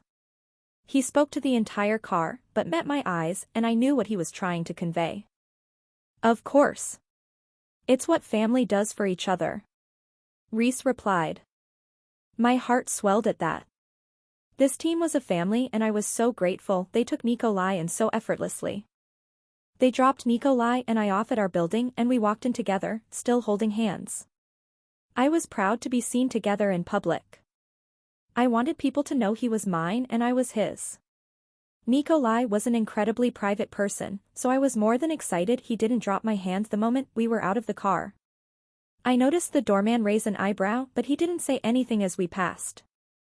I smiled all the way up to our floor until we got to the hall between our doors. We looked at each other and I knew we were thinking the same thing. Now what? You probably want to shower or change. I'll let you. Will you come in? He asked before I could finish my sentence. I smiled and nodded. He opened his door and held it open for me before following me in. Even though it wasn't my first time over here, I was suddenly nervous. This was the first time we were together? A couple? I wasn't sure what our title was yet. All I knew was that I'd never been happier to have someone back home. I'd never missed anyone like I missed him. Not even the guy I dated for a few years in LA. He traveled all the time for work and I hardly noticed. 3 days without Nikolay and I was a distracted mess. He returned from his room where he put away his bags and his eyes found mine. He crossed the room and I felt like prey being tracked by a predator. The corner of his lips curled and I took a step back, hitting the wall. With no escape, he stopped in front of me. Inches away. And smiled. This was new. Chapter 18, Nikolay. Kissing Elena came naturally. There was a magnetic pull between us, and now that I was no longer fighting it, it was stronger than ever. I pulled back and smiled as she blinked, looking surprised but pleased. Her cheeks reddened and I felt a small swell of pride for making it happen. Her hands linked behind my waist and she smiled up at me. I don't think I'll be able to come by very often and no more interviews. A part of me was relieved. We'd had some tense ones and I was glad boring Dean would be back. Are you okay with that? Her smile dimmed for a moment before she nodded. I was a little bummed when I realized I wouldn't be able to sneak off to practices and claim I'm doing research, but I'm back doing what I'm passionate about. Good. I took her hands and separated them before turning and leading her to the kitchen. Can I make you dinner? She giggled. What? I wasn't normally an insecure person, but I cared more about her and what she thought of me than anyone ever before. I never thought Nikolay Kozlov would be cooking for me. I smirked. I know how to cook. It's not that. It's just, you're this force. Like a dark, mysterious mythical creature. Like a vampire? I raised an eyebrow, earning me a laugh. No, just this unobtainable person. I never thought I'd get close to you, even as a friend. Now here you are offering to cook for me. It's just a bit to adjust to. I shook my head and pulled out some of the food my assistant had brought in while I was gone. We had all the ingredients for penne alla vodka. It wasn't a particularly challenging recipe, but it was something I knew I could make and it would taste good every time. What are you making? She looked around the counter with a furrowed brow. It's a surprise. She raised a brow. How am I supposed to help if I don't know what it is? Who said anything about you helping? I said as I pulled a saucepan out of the cabinets. I can't just sit here and watch. Let me help. I kept my back to her as I turned on the stove, smiling to myself. She was stubborn, but I liked that she was independent. She was unlike any woman I'd known before. Women back home expected me to take care of them, to pay for them, to make their decisions. Elena was the opposite. She was strong and driven and wanted to be an equal. It took me a while to adjust to that when I first met her. I expected her to chase me like girls and women had in the past. I thought she was just after my name or money. It didn't take long for her to prove me wrong, in the best way possible. You can chop up the lettuce for a salad. I nodded in the direction of the head of romaine I'd left near the sink. She slid off the bar stool and smiled at me. Thank you. I laughed. Thank you for helping. She stood up a little straighter and nodded. It's all I want to do. I let her words wash over me. She was right. That's all she'd been doing since I met her. She jumped into the group and rather than expecting perks or handouts, she stepped in and picked up the slack wherever she could. She was a real team player. I chuckled to myself. I doubted she wanted to hear me call her that. Not exactly the most romantic thing you can say to a woman you've just started dating. Soon, we had dinner finished and I plated the pasta and walked them out to the table where she was waiting. She looked hers over after I sat in front of her and beamed. This looks amazing, Nikolay. Try it before you give out compliments. She smiled and lifted her fork, taking a large bite. Her eyes widened and as soon as she swallowed, she started gushing. Seriously, this is the best pasta I've ever had. The sauce is amazing. I shook my head, keeping my smile to a minimum. You need to get out more. This is nothing. She reached over and took my hand, making me pause and look up at her. Really, this is great. Thank you for cooking for me. Her words were so earnest, the only thing I could do was nod. Maybe I wasn't the only one experiencing something new. Maybe Elena was as independent as she was out of necessity. I cleared my throat. Have you never had someone cook for you before? Her eyes dropped to her plate before she shook her head once. She met my eyes. Not since I lived with my parents. I let that sink in. I knew she'd dated before, been in relationships, but obviously they didn't deserve her. They didn't know how to treat someone as special as the woman in front of me. Their loss. She stared at me for a few beats before smiling. She didn't say anything else while we ate, but the look of pure contentment never faded. I was washing the dishes when all the lights went out. The floor-to-ceiling windows that made up an entire wall facing the city let in the glow of the moon, but that was the only light I had to see by. Elena? I called and hurried to the bathroom. She just walked in and I could hear her laughter. Perfect timing. She opened the door shaking her head. The storm is here. We moved to the windows and looked across the street. Everything was dark. Almost all of downtown was blacked out. Several blocks away I saw restaurant and hotel signs lit up, but they were blurred by the snow coming down in waves. I haven't ever seen snow like this. Her voice sounded mesmerized. I didn't think it snowed this much here. In fact, I'm pretty sure my agent promised it didn't. He said it was just a few inches a year in the valley where I lived. Liar. I thought I was getting away from crazy weather. The storm is supposed to be record-breaking, she said in a hushed tone. I glanced at her and laughed at her bright smile. I don't think most people are excited about that. She glanced up at me and winked. Most people aren't meteorologists. We stayed like that, watching the snow cover the streets and cars in silence for several minutes. There was something peaceful about it. Soon, there was a pristine white blanket covering the city. This is magical. I smiled. It doesn't take much when you're from LA. She chuckled. And Texas. What part? Houston. So, still no snow. She shook her head. Just hurricanes. That sounds terrifying. It is. I'll take a foot of snow over that any day. I stepped away from the window and went to the couch. I rotated it away from the TV to face the window and pushed it forward so we could sit and watch. Here you go. She glanced over her shoulder and grinned. Dinner and a show? You're an easy date. Her eyes sparkled as she sat down, pulling a pillow to her chest and hugging it.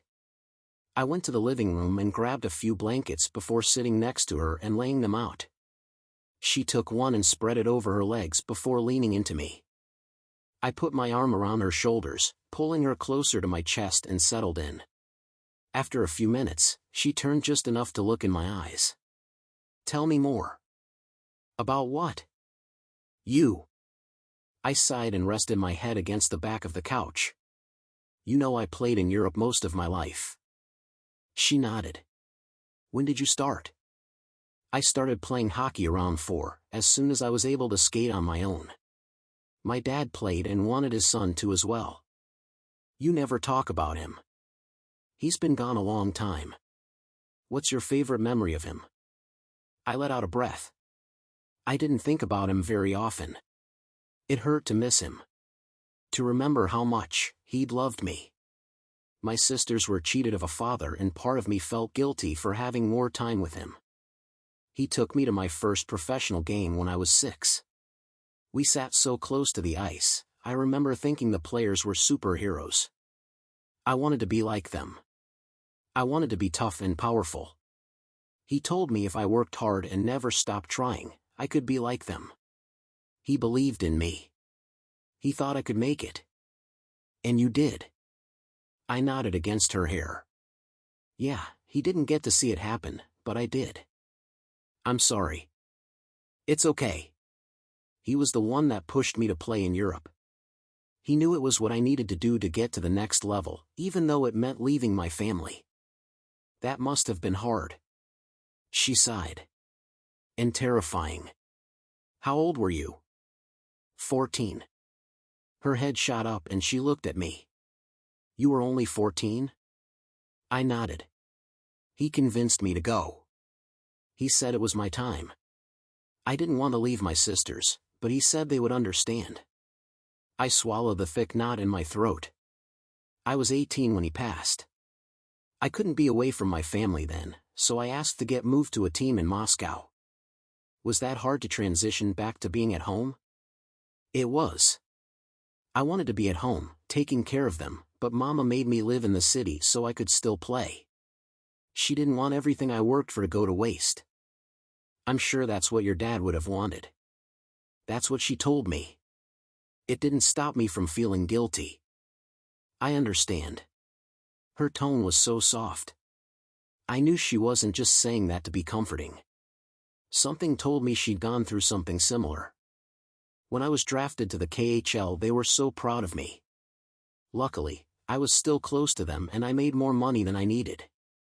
I was able to help pay for things for my sisters so Mama could quit one of her jobs. How many did she have? 3. She sagged against me. Your mama is amazing. Yeah, she is. How did they react to you getting moved here? I smiled. They threw me a party. It was my dream to play in the NHL. My dad played for the KHL too, but always wanted to make it here. I did it for him. She twisted and smiled up at me. I'm sure he's so proud of you. I hope so. I hope I'm not disappointing him by leaving them behind. Her eyes searched my face. You can't possibly think that. You're doing everything you can to help them. I sighed. Sometimes it doesn't feel like enough. She moved to sit up, her knees under her while she faced me. Nikolay, you're one of the best men I know. You do so much for others, never thinking about yourself. I know how much you love your family. They know it. I can tell each time they talk to you. You need to cut yourself some slack. I nodded, but dropped my eyes to my hands. It wasn't easy for me to talk about my feelings, especially about my shortcomings. Showing weakness wasn't something I tried to do. Thank you. Her fingers grazed my jaw, turning my chin toward me. You're a wonderful man, Nikolay. They're lucky to have you. She paused, looking away for a second before meeting my eyes again. I'm so lucky to have you in my life. I know you don't let many people in, so I really appreciate that I'm one of the few. I reached out and pushed my hand through her hair, wrapping it around the back of her neck. I leaned over and kissed her. She saw through all the barriers and walls I built around myself. She saw past the facade, and still wanted to be with me. Her breath caught as I lifted my other hand and slid my thumb along her jaw. My lips followed the trail. I kissed her neck, feeling her quickening pulse against my lips. Thank you. I whispered against her ear before she turned and captured my lips with hers. Her hands were in my hair and around my shoulders. The world drifted away. All worries and fears disappeared, and it was just me and her. Chapter 19, Elena. I woke up confused. I wasn't in my bed. Or my apartment. I looked around and froze when I saw Nikolay's arm across my stomach. I slowly sat up, trying to not wake him. He was still sitting up, his chin resting on his chest. I'd fallen asleep with my head in his lap and he'd never moved. Guilt washed over me. He was going to be so sore. I gently moved his arm so it rested on the couch and hurried quietly to the bathroom. I flipped on the light and let out a sigh of relief when it turned on. At least we had power again. I checked my reflection and cringed. My hair was matted on one side and yesterday's mascara flaked under my eyes. I washed my face and pulled my hair up into a messy bun. When I went back to the living room, I checked on Nikolay, but it didn't look like he'd moved at all. I tiptoed over to him and put my hand on his shoulder, gently guiding him to lean over. I tossed a pillow to the end just before his head hit the couch, then moved to his legs. They were rock solid. He was built like a boulder, but I managed to get him completely onto the couch. I watched for a moment to make sure he stayed asleep, then I grabbed my coat and purse and let myself out as quietly as I could. As soon as I was in the hall, I fell back against the wall. A mix of panic and confusion washed over me. I hadn't meant to stay the night. We'd been kissing. Then we cuddled and I only meant to rest my eyes. I didn't want to be there when he woke up. Whatever his reaction was, I didn't think I could handle it. Things had been so perfect last night. It felt like we'd finally broke past barriers and let each other in. But Nikolay moved slowly. Sleeping over, no matter how innocent it was, felt like something that could push him away. What if he was angry? What if he kicked me out? What if he regretted last night? I shook my head. No, I wouldn't be able to keep it together if he told me it was a mistake. But what if? What if he didn't? What if he enjoyed it as much as I did? My heart held on to that. I had to believe it, otherwise I'd lose my mind. I took the elevator down and went to the cafe a few stores down. The snow was higher than I expected. It was at least 8 or 9 inches, but luckily someone had already cleared the sidewalk. Minutes later I was back in our building with my hands full of warm drinks and pastries. The second the doors opened on our floor my heart raced. I had to face him. I had to know what he was thinking. While awkwardly balancing the cups and paper bag, I opened the door and set everything down on the kitchen island. I glanced across the room to where he was still sleeping. I slid off my coat and crossed the space to him. I sat next to him and stroked his shoulder. Nikolay. I used a gentle voice, not wanting to startle him. He groaned and slowly lifted his head. Elena? I smiled. Hey, it's still early. Do you want to move to your bed? He looked around before answering. No, he cleared his throat and rubbed a hand over his face a few times. What time is it? 5. He nodded once. I should get ready for practice.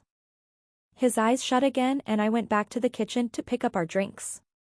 This might help. I held out his coffee and he took it from me with tired eyes. You already went out? I sat next to him, curling up in the corner. Yeah. I thought you might need help waking up after sleeping like that. He grunted and took a long drink. Thank you. He rolled his shoulders as he rocked his head back and forth, stretching his neck. I'm sorry. I shouldn't have fallen asleep last night. I should have gone home when I got tired. You're going to be sore now. He grabbed my hand and squeezed it. I would have sent you home if I wanted to. I liked having you here.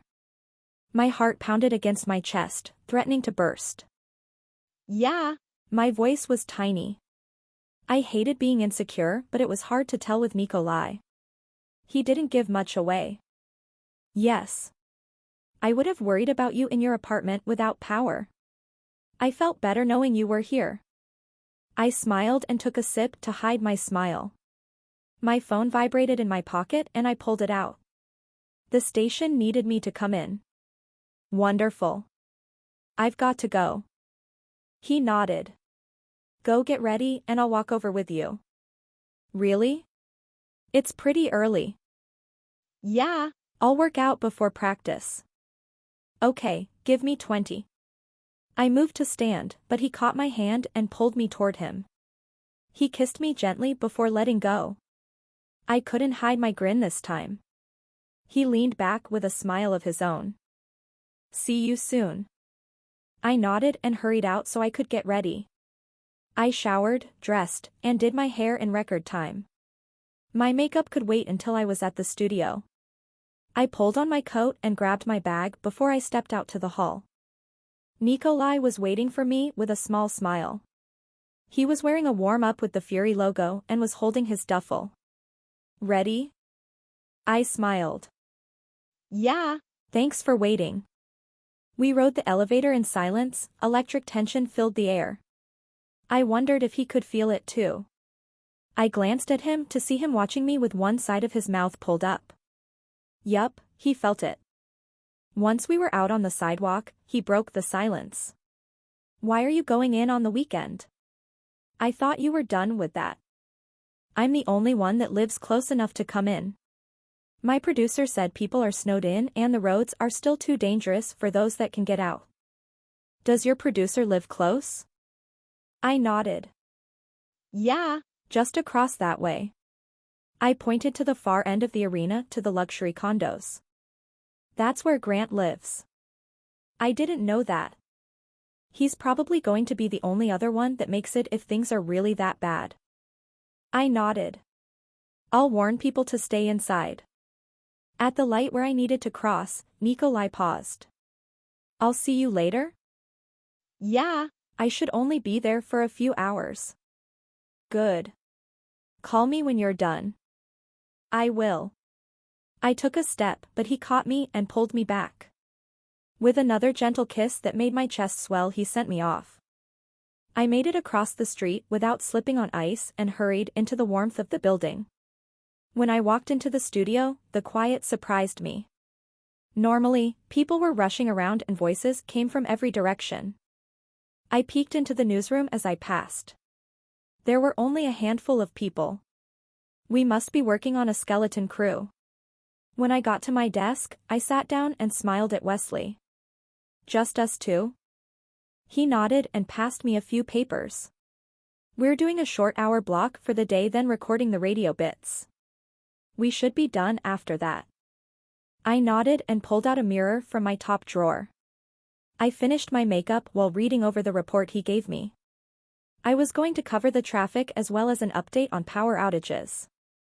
I sighed as I finished. Hopefully the people that need to hear this the most can. He nodded. The website has been updated so people can check on their phones, and we'll get the radio going soon. I stood and went to my mark with a few minutes to gather myself. Only one anchor was in, and a few of the cameramen. The storm was worse than I expected, and I could only imagine it was even worse in the mountains. The camera turned to me and the countdown started. When the red light blinked on, I went through what information we had about last night's storm, what to expect on the roads, warned people to stay in if possible, and delivered the upcoming forecast. This report would repeat throughout the day, so hopefully people listened and didn't take any risks. As soon as I was back to my desk, Wesley slid the mic to me and we recorded the sound bites for the radio. As soon as we were done, he stood and pulled his jacket on. I've got to get home and make sure my wife and neighbors don't try to shovel the drives. Okay.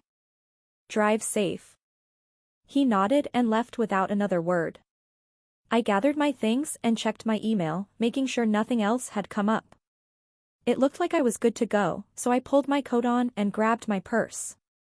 On the way out I called Nikolay and was surprised when he answered. Hi Elena. Hi, I just finished. Have you started practice? No, it's just me, Grant, Derek, and Hartman. Hartman? He lives like a mile away. Did he drive? No, he walked over. I shook my head. He's insane. That's what we've been telling him. He chuckled. I reveled in the sound. I hadn't heard him laugh in a few days. Not since we found about Eula.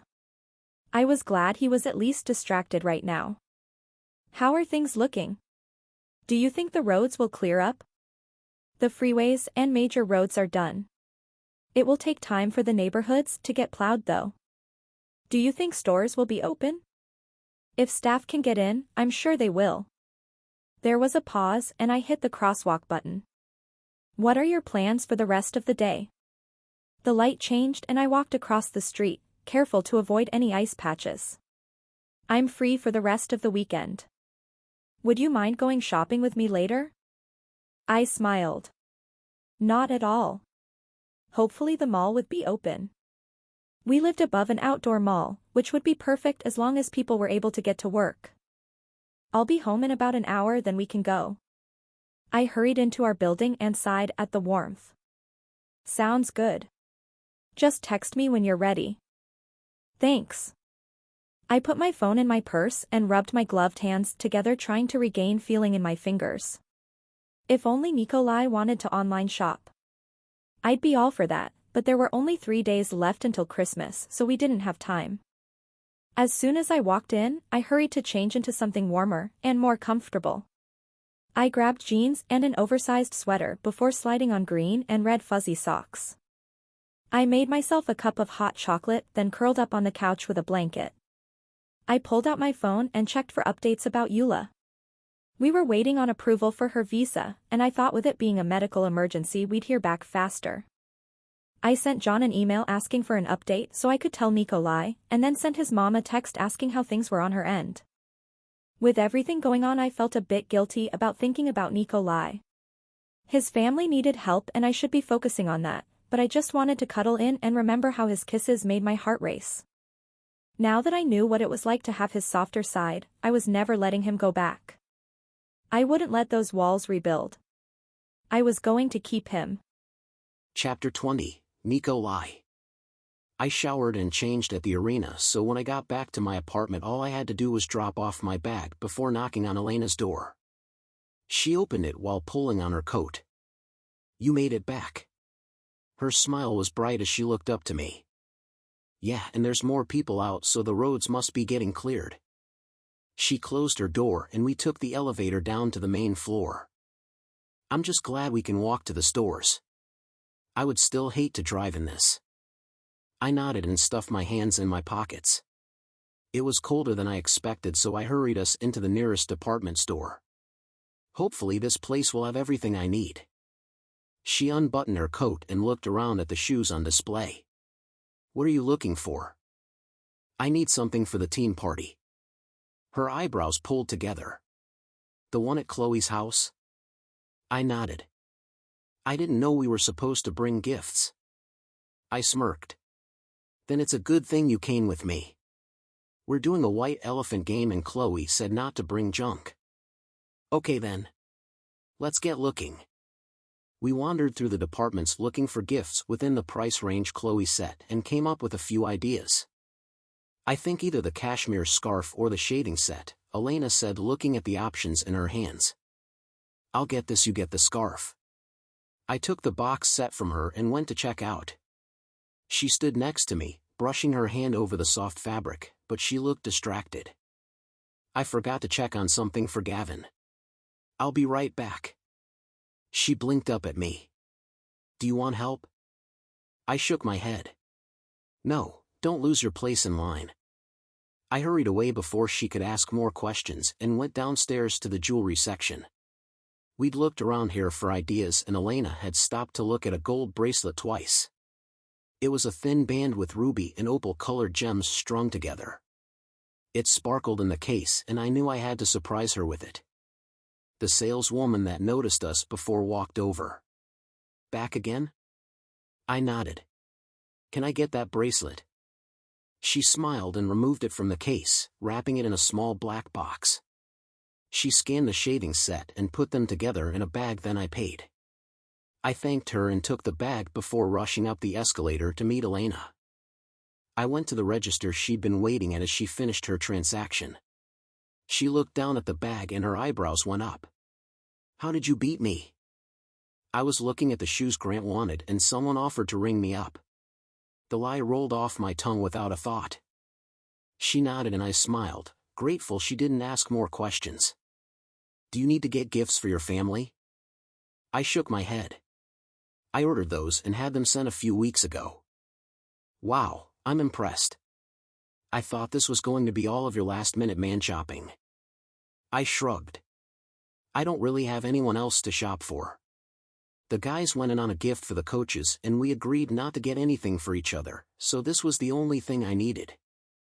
"You have me beat. I sent my parents gifts last week, but I wasn't done shopping until a few days ago." I lead her back outside and down to our building. "Do you want to go to the party together?" Her eyes widened and I almost said to forget it, but she bit her lip and smiled. "That would be great." We had an hour before we had to head over, so when we got upstairs, I walked her to her door. "I'll be back in about 45 minutes. "Sounds good." She hesitated, not opening her door, and looked up at me. I could feel the energy between us and took a step closer. Her lips turned up and she met me halfway. The moment our lips touched, my body relaxed and my hands found her waist, pulling her closer. She giggled for a second before deepening the kiss. Her hand went to the back of my neck, then she pushed her fingers through my hair and sighed against me. She pulled back, blushing. "I'll see you soon." I was frozen while she turned around and disappeared into her apartment. That woman surprised me more and more each day. She drove me crazy in the best possible way. I shook my head, smiling as I headed back to my place to change. Elena opened the door looking absolutely breathtaking in a tight red dress. It was long-sleeved with a high neck, and went past her knees, but it was still the sexiest thing I'd ever seen her in. Her hair was curled and hung over one shoulder. She looked up at me and I melted. "Ready?" Her voice was normal, as if she walked out of her house every day looking like that. "Elena, I cleared my throat. You look beautiful. She beamed and batted her lashes. Thank you, Nikolay. You look very handsome. Who knew you cleaned up so nice? I rubbed my neck, watching her as she looked up. I was wearing a black button-up with black slacks. Sure, I'd taken the time to shave, but I looked like a heathen next to her. She glanced at me, confused. Are we waiting for something? I shook my head. No, let's go. She nodded and grabbed her gift bag before shutting the door. I followed her to the elevator, and we stepped out to the underground parking and I led her to my SUV in the corner. I opened her door and she slid into the passenger seat. She looked around and whistled. This is pretty fancy for someone that rarely drives. I shook my head and smiled. It was a signing gift from my agent. Her eyes widened. Wow. I closed the door before she could say anything else. I was uncomfortable with the luxury vehicle as it was. I didn't ask for it, but my agent assured me every player would be driving something similar. He wasn't wrong, but like she pointed out, I rarely drove, so I had a $90,000 car that sat in the garage most of the time. It was a bit ridiculous, but he wouldn't let me give it back. I drove across town to Chloe and Reese's new house. It was in the same neighborhood as Ollie and Emma's. Chloe wanted a house rather than living in an apartment now that they were expecting, and I think she wanted more space away from Eric now that they both had their own families. I smirked, remembering Eric mentioned Maddie wanted to move into a house too. Knowing him, they'd be moving next door to Chloe just to drive his sister crazy. The Murray's home was just as grand as the Latangs, with a large driveway with enough room for half the team to park. There was a large porch that led up to the French country home. The white stone seemed to glow with the lights aimed up at it. Wow. I haven't seen it since they finished the updates. Elena said as she got out. I moved around the car and took her hand. It looks good, I agreed as I led her to the front door. She nodded. I mean, I wouldn't say no to a house like this. I laughed and opened the door, letting her enter before following behind. We hung up our coats, then stepped into the open living room area. Chloe was standing near the kitchen island and smiled when she saw us. Well, if it isn't the newest Fury couple. She winked like she was teasing, but I looked down to Elena and smiled. The room seemed to freeze. Wait, are you guys really together? Grant called out. Elena matched my smile and nodded before looking out to the room. We are. We never discussed our relationship status, but I was glad we were able to avoid it. Things with her had been easy so far, I shouldn't have been surprised this would be too. Since when? Addie asked with Eli balanced on her hip. 2 days? Elena glanced up at me and I shrugged. Yeah, a day or two. Everyone laughed or nodded before turning back to their conversations. At least that was out of the way. I put my arm around Elena's waist and led her to the kitchen. Are you hungry? I asked as I picked up a plate. She nodded, so I handed it to her before taking another for myself. We walked along the buffet of food laid out. We were almost to the end when Chloe, Maddie, and Emma blocked us. I groaned but knew there was no getting out of talking to them. Explain, Chloe said with a sparkle in her eye. Elena glanced back at me before replying. I finally wore him down. I rolled my eyes behind her. Yeah, it took a lot of effort. She laughed. Hey. I tried flirting with you when I was here for the storm. You didn't want anything to do with me. You wouldn't even meet my eyes. That felt like an exaggeration. I had other things going on. I wasn't looking for a relationship. She nodded. Which is why I had to wear him down. I had to prove we were better together. That I wasn't a distraction. The women turned to look at me. And is she? Emma asked. I glanced at Elena and everything she'd done for me in the last few days ran through my head. Not at all. Maddie narrowed her eyes. There has to be more to it. You went from abrasive to smiling and handsy. What gives? I didn't realize I was going to have to defend myself tonight, but then again, these women cared about Elena. They were just protecting her. I was fighting it for as long as I could. I've been attracted to her since I met her, but I thought I had to remain completely focused on the game. I thought letting her in would cost me, but she was persistent. I smiled. She proved to me that I could have balance. Ah, Emma said, smiling up at me. I know she cares about me, and even my family. She's never met them, but she's done everything she can to help them. Elena turned her head and met my eyes. She was smiling and I couldn't help but reach down and kiss her quickly. When I looked back at our interrogators, they were all smiling. Okay. That was precious, Chloe announced. You guys go eat. We'll start the game in a few. I was relieved we'd passed whatever test they had and moved toward the massive dining room table where there were 2 seats open. That was stressful, Elena whispered. I nodded. Do you think they're done? She looked over my shoulder. You can never be sure with them. Hey guys. Lucy smiled as she and Noah sat across from us. Hi Lucy. Elena seemed to relax around them. So, this is a thing? Noah pointed between me and Elena. I nodded. He smiled. Cool. Elena giggled and started eating while conversation around the table moved on. That was the difference between the guys and the pride. I was grateful I spent more time around them. Poor Elena. We ate and once Elena was finished, she reached under the table and took my hand in hers. I squeezed it while talking to Hartman. It felt good being with her. Normally at these events I tried to avoid her and pretend I didn't feel anything every time I saw her. It was nice not fighting it anymore. Everyone, let's move to the living room. Reese called out. Slowly, people made their way over to where the furniture was rearranged in a circle. Several extra chairs were set up and I found a spot for me and Elena next to Derek. He nodded once at me then waved to Elena.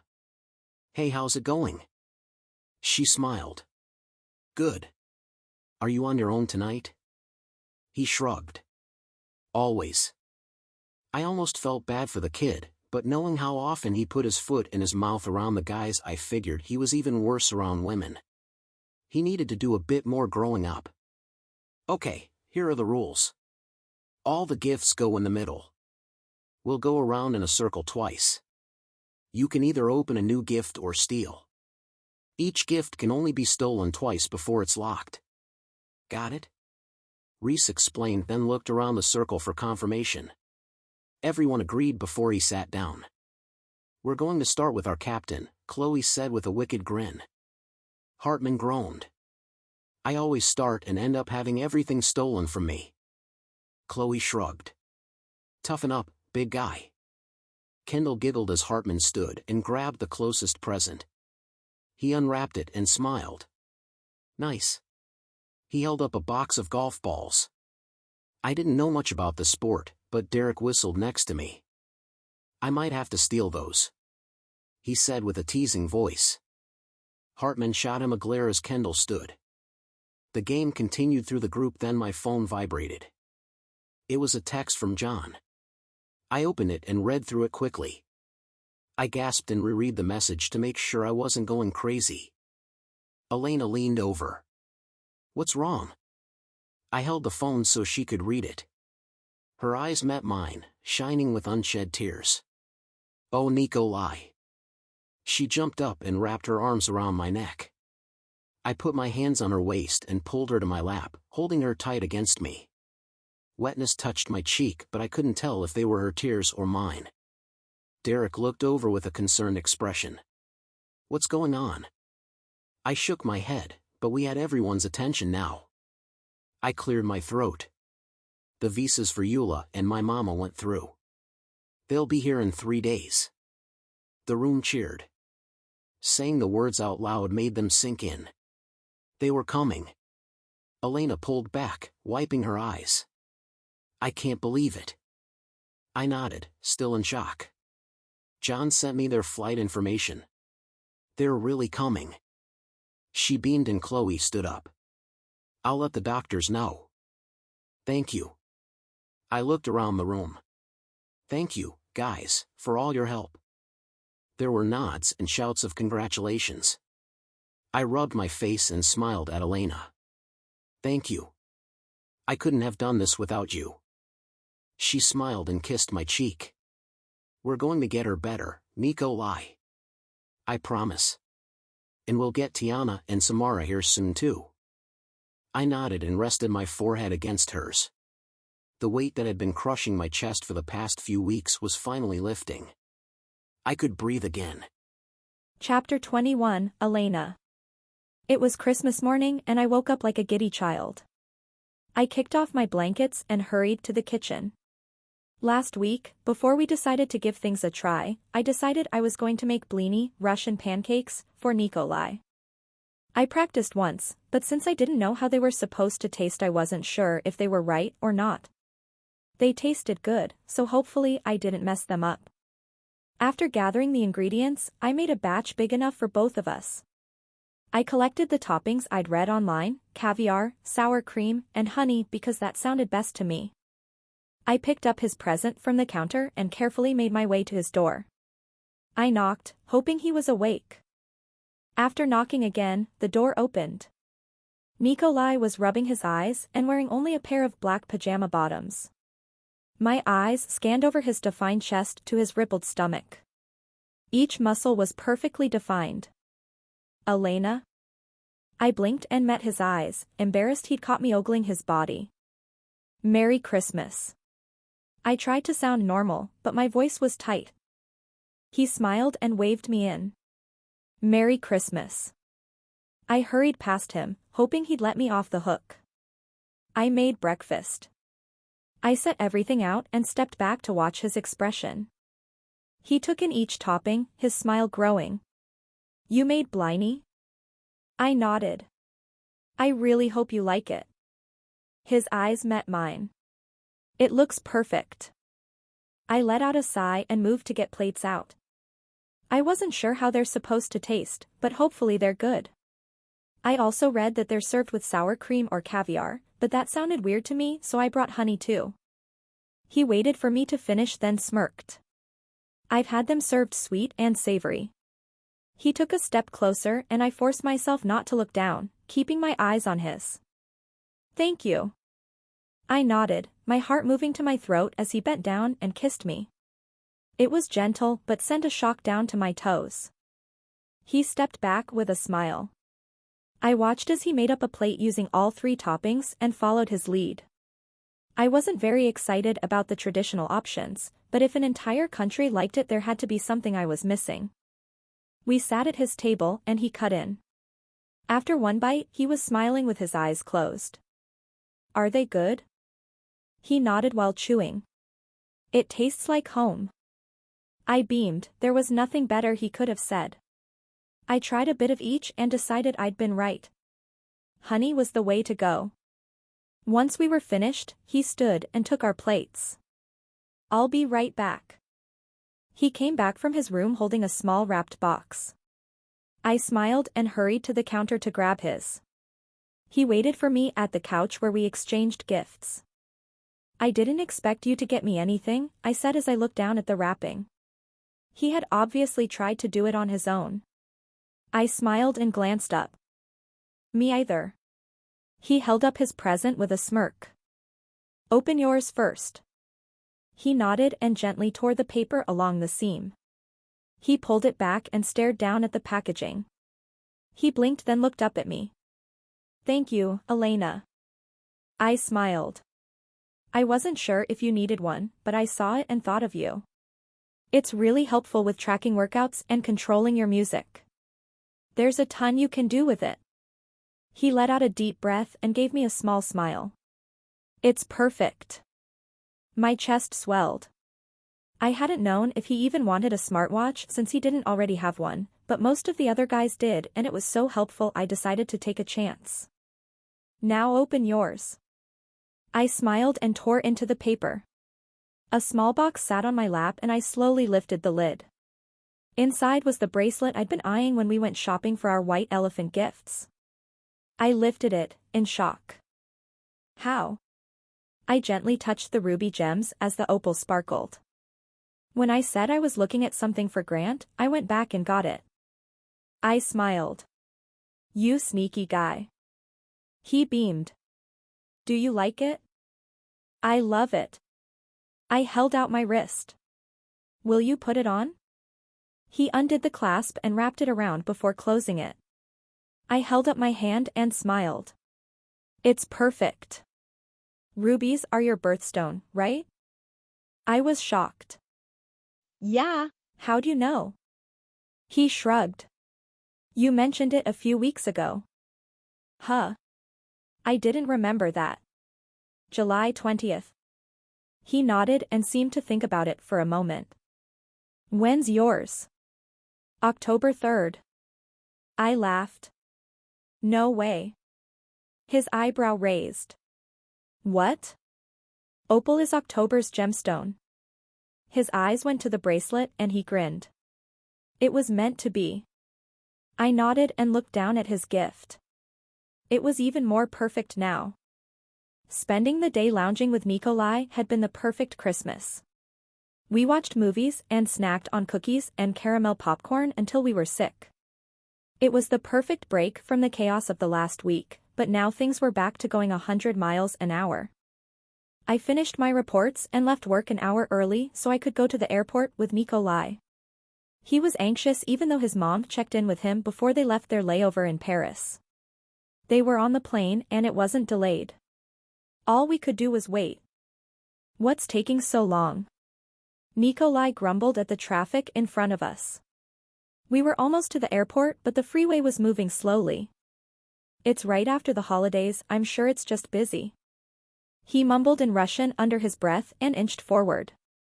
I grabbed his hand and squeezed. They still won't land for an hour. We have time. He was stressed out about getting there in enough time, even though it only took 20 minutes on a normal day. Good thing we'd left early, though. I didn't expect this much traffic. Each minute that passed he seemed to tense. Finally, we passed an accident that was causing the delay and were able to get to the airport quickly. He parked and I jogged behind him to keep up. I laughed at his pace. We still had 30 minutes before they landed, but I wasn't going to mention that. Nothing would calm him down until he saw his family and held them. I found a seat near the exit where arriving passengers came through and watched him pace along the baggage claim carousels. The sign on the second one changed and I saw their flight number appear. They were almost here. I thought about mentioning it to him, but that would just make him worse.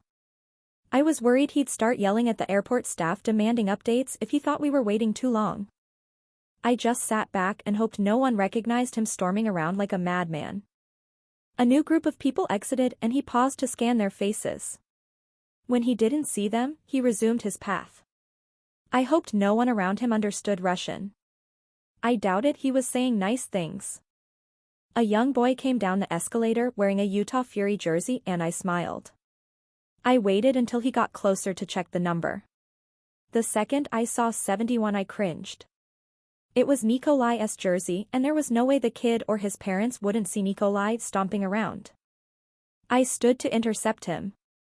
I didn't want them catching his wrath just because they showed up at a stressful time. Hey.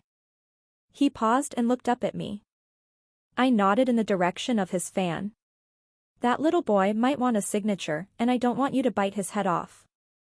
His eyes widened when he saw the jersey. He's wearing my number. I smiled. Yeah. You have a fan. He seemed to relax. I've only been here for a few months. Yeah. And you've already made an impression. He softened and smiled. That's pretty cool. The boy turned and looked around.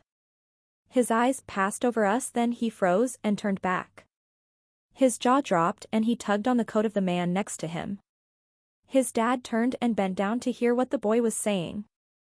I laughed as he pointed to us. His dad smiled and said something back to him. The boy nodded and they took a few steps toward us, but the boy stopped. The man noticed and turned around. The boy was shaking his head as his face reddened. I smiled and looked up to Nikolay. I think he's scared. Maybe you can go talk to him? He nodded and walked to where the man was standing. They shook hands, then he looked to the boy. He got down on his knee so they were eye level. He said something that made the boy smile. They chatted back and forth, then the boy's mom handed Nikolay a marker. He signed the back of the jersey and gave the kid a high five. The mom took a few pictures, then Nikolay made his way back to me. He was like a different person from a few minutes before. That was nice of you. He shrugged. It felt good for me too. Do I have competition for #1 fan? He chuckled and put his hand on my hip, pulling me into him. I don't think so. I was relieved to hear him laugh and see his smile come back. I didn't want his family to see the stress case he'd been. I wanted them to see him happy. I scanned the area as another large group came out. The elevator doors opened and a woman stepped out next to a young girl in a wheelchair. An airport employee pushed her toward us as my heart started to race. They're here. I pointed across the room and Nikolay took off. He ran through the crowd while I hurried behind him. His mom saw him and rushed forward. He caught her in his arms, wrapping her in a tight hug. I stopped next to them and smiled. She looked so much like him, with dark hair and a gentle smile. She saw me and stepped out of his arms. Oh, Elena. She hugged me and I squeezed her back. After talking to her on the phone and video calls over the past couple of weeks, it was good to finally have her here. Hi, Mama. After our first call, she insisted I call her that, and I wasn't going to argue. Eula. Nikolay bent down to hug his sister. He held her like she was fragile. She lifted her arms and hugged his waist. I've missed you, she said through tears. He kissed the top of her head and stepped back. I took my turn hugging her. I almost cried when I felt her bones through her jacket. She was tiny and so weak. Elena. I'm so happy to see you. I smiled and nodded. Me too. Let's get out of here. Nikolay took over pushing Eula's wheelchair. He sniffed a few times and I marveled at his strength. I was weepy and I'd just met them. I couldn't imagine what was going through his head. We got back to the car and loaded everything before heading to the hospital. I explained things to them as Nikolay drove. The team is waiting for us. They have a room already set up with a bed for you. His mom nodded. Thank you. Thank you for all you've done for us.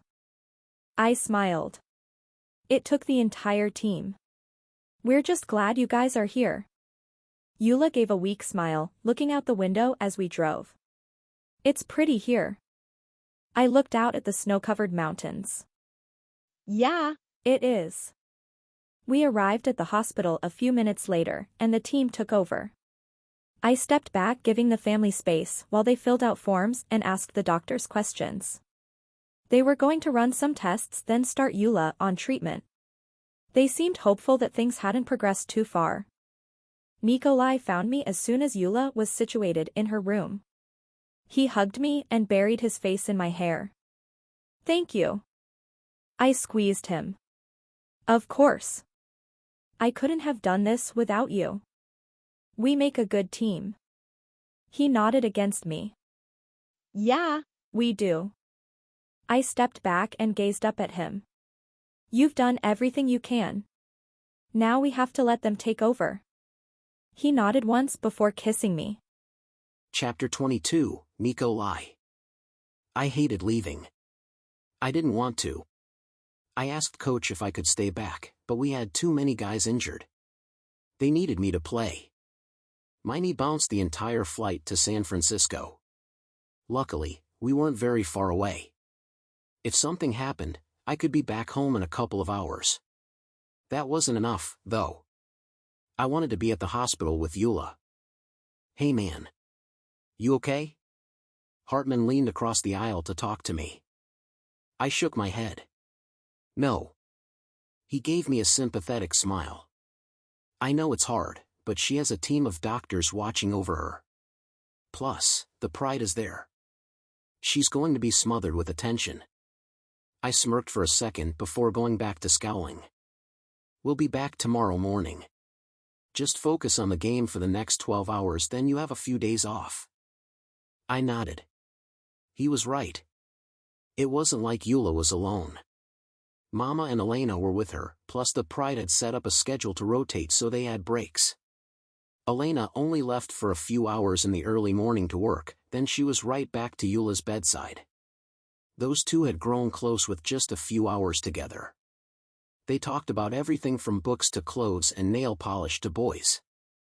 Eula loved practicing her English with her and Elena was having fun teaching her slang terms. Tiana and Samara were jealous of the time Eula had with her, but at least they were being taken care of at my aunt's house. They were just happy our sister was getting treatment. I wasn't going to give up until they were here too. Permanently. I had John working on things.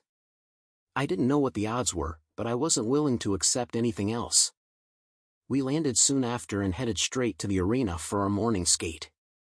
I listened to Hartman and pushed everything out of my mind while we went through drills and warm-ups. Our line wasn't changing even with the injuries, so I practiced with the guys until coach blew the whistle. That's it, team. Lunch is at the hotel, so eat and rest, then we'll come back here at 5. I followed the team outside to the waiting bus when my phone vibrated. I pulled it out and smiled when I saw Elena's name. Hi. Hey, how was it? She kept track of my schedule better than I did most of the time. It amazed me how much she was able to balance. Good. I think we're feeling pretty confident. That's great. How was work? She laughed lightly. The same. Which is good. I can't handle them switching things on me right now.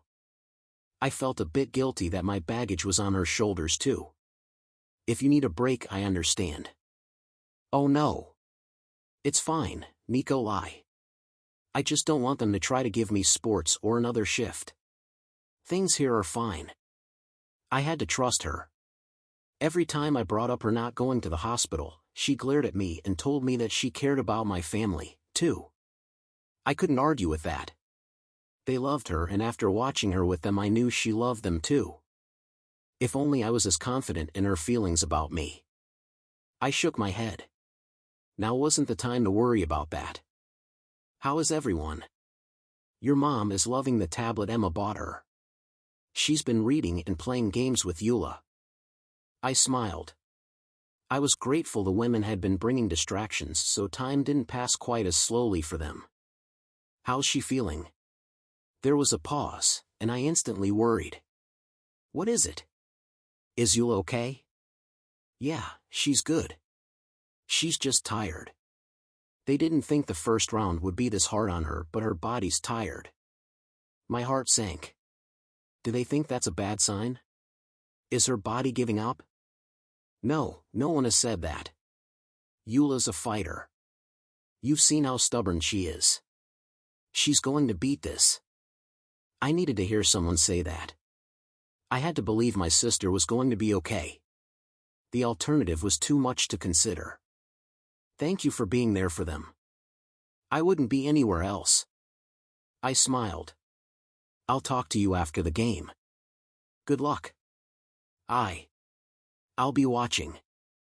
I caught her hesitation but let it go. Thanks. We ended the call as the bus pulled up to the hotel. I got up and followed the guys out. I didn't know what I would do without Elena. The thought shocked me. I'd never been one to depend on someone else before. And I wasn't really depending on her. I knew I would have been able to get through this on my own, but knowing I didn't have to was an amazing feeling. I could trust her completely. I knew she cared about me and my family. I knew she would do everything she could for us. I'd spent so long thinking I needed to be on my own. That letting someone in would be my downfall, but now, Elena showed me it wasn't a weakness. I had to be vulnerable to show her how I felt and to lower my walls, but I didn't regret it. Elena was more than I could have ever let myself dream of. She was strong and almost as stubborn as I was. She was independent and completely fine on her own, but she'd taken a risk and let me into her life as well. I couldn't imagine things going back to how they'd been before she moved in down the hall. I didn't want to. Now that I knew life with her, I never wanted to go back. I wanted her forever. I paused in the middle of the lobby. Brassard walked into me. "Dude, move." I stepped aside and rubbed my hands over my face. I really cared for her. I wanted to be with her. Sure, she'd told the teen we were together when we arrived at the Christmas party, but we never talked about it. I needed her to know what she meant to me. I had to know she felt the same. As if I wasn't already in a rush to get home, now I was counting down the seconds.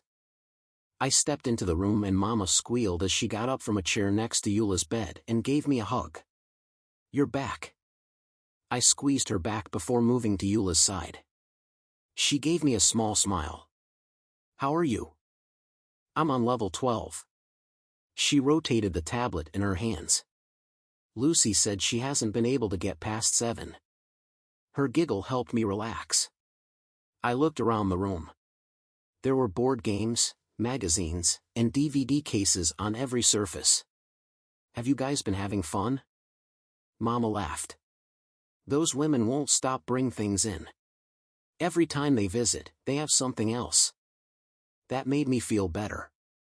They were being taken care of. "It makes the day go by faster," Eula said while still looking down at her game. "You're back," Elena whispered behind me. I spun and she rushed into my arms. I'd only been gone for a day, but I held her like it had been months. "I missed you," I said against her hair. She nodded into my chest. "Me too." "Get a room, you two," Chloe said with a smirk as she walked by me and tossed another magazine on the bed. I found another cooking one. Mama picked it up and gave her a quick nod. "Thank you." I looked down at Elena and knew I couldn't wait another second. "Do you mind if we step out for a minute?" Mama and Chloe waved us off and I took Elena's hand, leading her to the end of the hall to a wall of windows that overlooked the downtown area. "I'm sorry this isn't the best place, but I wanted to talk to you." Her eyes darkened and her shoulders tensed. "Is everything okay?" I realized what I said and shook my head. "Yeah, sorry that came out wrong." She relaxed an inch, but I could tell she was still worried. "I realized some things while I was gone." "Yeah?" Her voice was barely a whisper. "Yeah. I realized how much better my life is with you in it. I realized I was a fool for trying to push you away. You make me better. You showed me that we're stronger as a team and that I can lean on you. I don't always have to be the strong one when you're around. I always thought it was my responsibility to take care of everyone around me. I don't have to do that with you. You're strong and independent, but you also let me take care of you sometimes. And sometimes you take care of me." I sighed. "I don't know if I'm saying this right." She smiled up at me. "It's perfect. I'm so grateful I have you in my life too." I stared down at her. "I can't imagine life without you in it now." "I don't want to." Her eyebrows shot up. "I know this is still new, and we have a lot to learn about each other, but since we never really talked about it, I want you to know exactly how I feel." I took a breath. "I'm falling in love with you." Her eyes softened and she lifted her arms, wrapping them around my neck. "I'm falling in love with you, too." I leaned down and kissed her, letting go of the worry and burden I'd been carrying. She felt the same way. We were in this together. Chapter 23, Elena. Emma had gone above everyone's expectations. There was a magician in one corner, a hypnotist in Ollie's cleared-out office and a chef in the kitchen cooking teppanyaki-style food to order. "Is every party like this?" I asked Nikolay as we made our way through the crowded living room. He shook his head as his eyes darted around the room. "This is insane." I laughed and nodded. "There you two are." Emma hurried over. "The show is about to start." She ushered us to the couches facing the magician. I looked around and realized almost everyone was already in the living room. People were moving in from the kitchen and other areas, taking seats. We found an open spot just as he asked for a volunteer. Hartman picked up Kendall's arm and waved it. Stop. She giggled and tried to hide, but it was too late. Thank you, the beautiful blonde in the second row. The magician held out his hand in her direction until she gave up and stood. Now for this trick, I need you to take this box and hold it directly in front of you. Kendall looked apprehensive, but held out her arms and stood still as he placed the box in her hands. Watch closely as he waved his arms. I make it disappear. The box vanished and Kendall squealed. What? How did you do that? The magician smiled. Keep your hands up. She nodded, looking excited. Now repeat after me, abracadabra. She said the words and another box appeared, but this one was smaller and white. Her eyes widened. Where did that come from? She was laughing and having a hard time keeping her arms up. You made it appear. The magician said. For the last part, I want you to close your eyes and wish for the one thing you want the most. She eyed him suspiciously but finally followed his instruction. This is very hard. Imagine only the thing you want the most.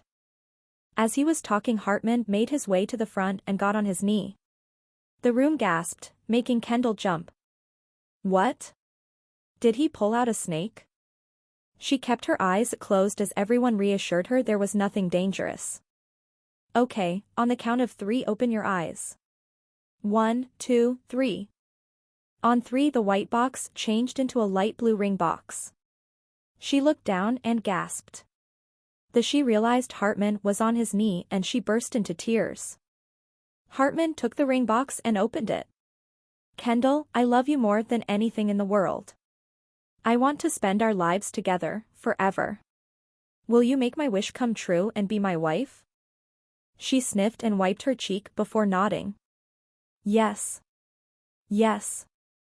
Everyone cheered as he took the ring out and slid it onto her finger. He stood up and they kissed while we clapped. I leaned against Nikolay and he looked down at me with a smile. That was amazing. He nodded. Now I have to beat that. My jaw dropped and he winked. I shook my head and went back to clapping for the happy couple. I wanted this one day, sooner than later, but it wasn't our time yet. Derek crossed his arms, grumbling next to me. What's wrong? I asked, unable to wipe the smile off my lips. He sighed. I'm one of the few single guys left. His eyes went to Nikolay. Even the angry Russian has a girlfriend. I laughed. Give it time. You'll find someone. I knew most of the guys gave Derek a hard time and thought he was a bit of a jerk, but he'd been nothing but nice to me. He probably felt like he had a lot to prove to such a mature team. It wasn't easy being one of the youngest, especially after subbing for Ollie while he was injured. He'd had a taste of the spotlight and now he was back to being the backup. His time would come. He just had to be patient. I wrapped my arm around Nikolay's.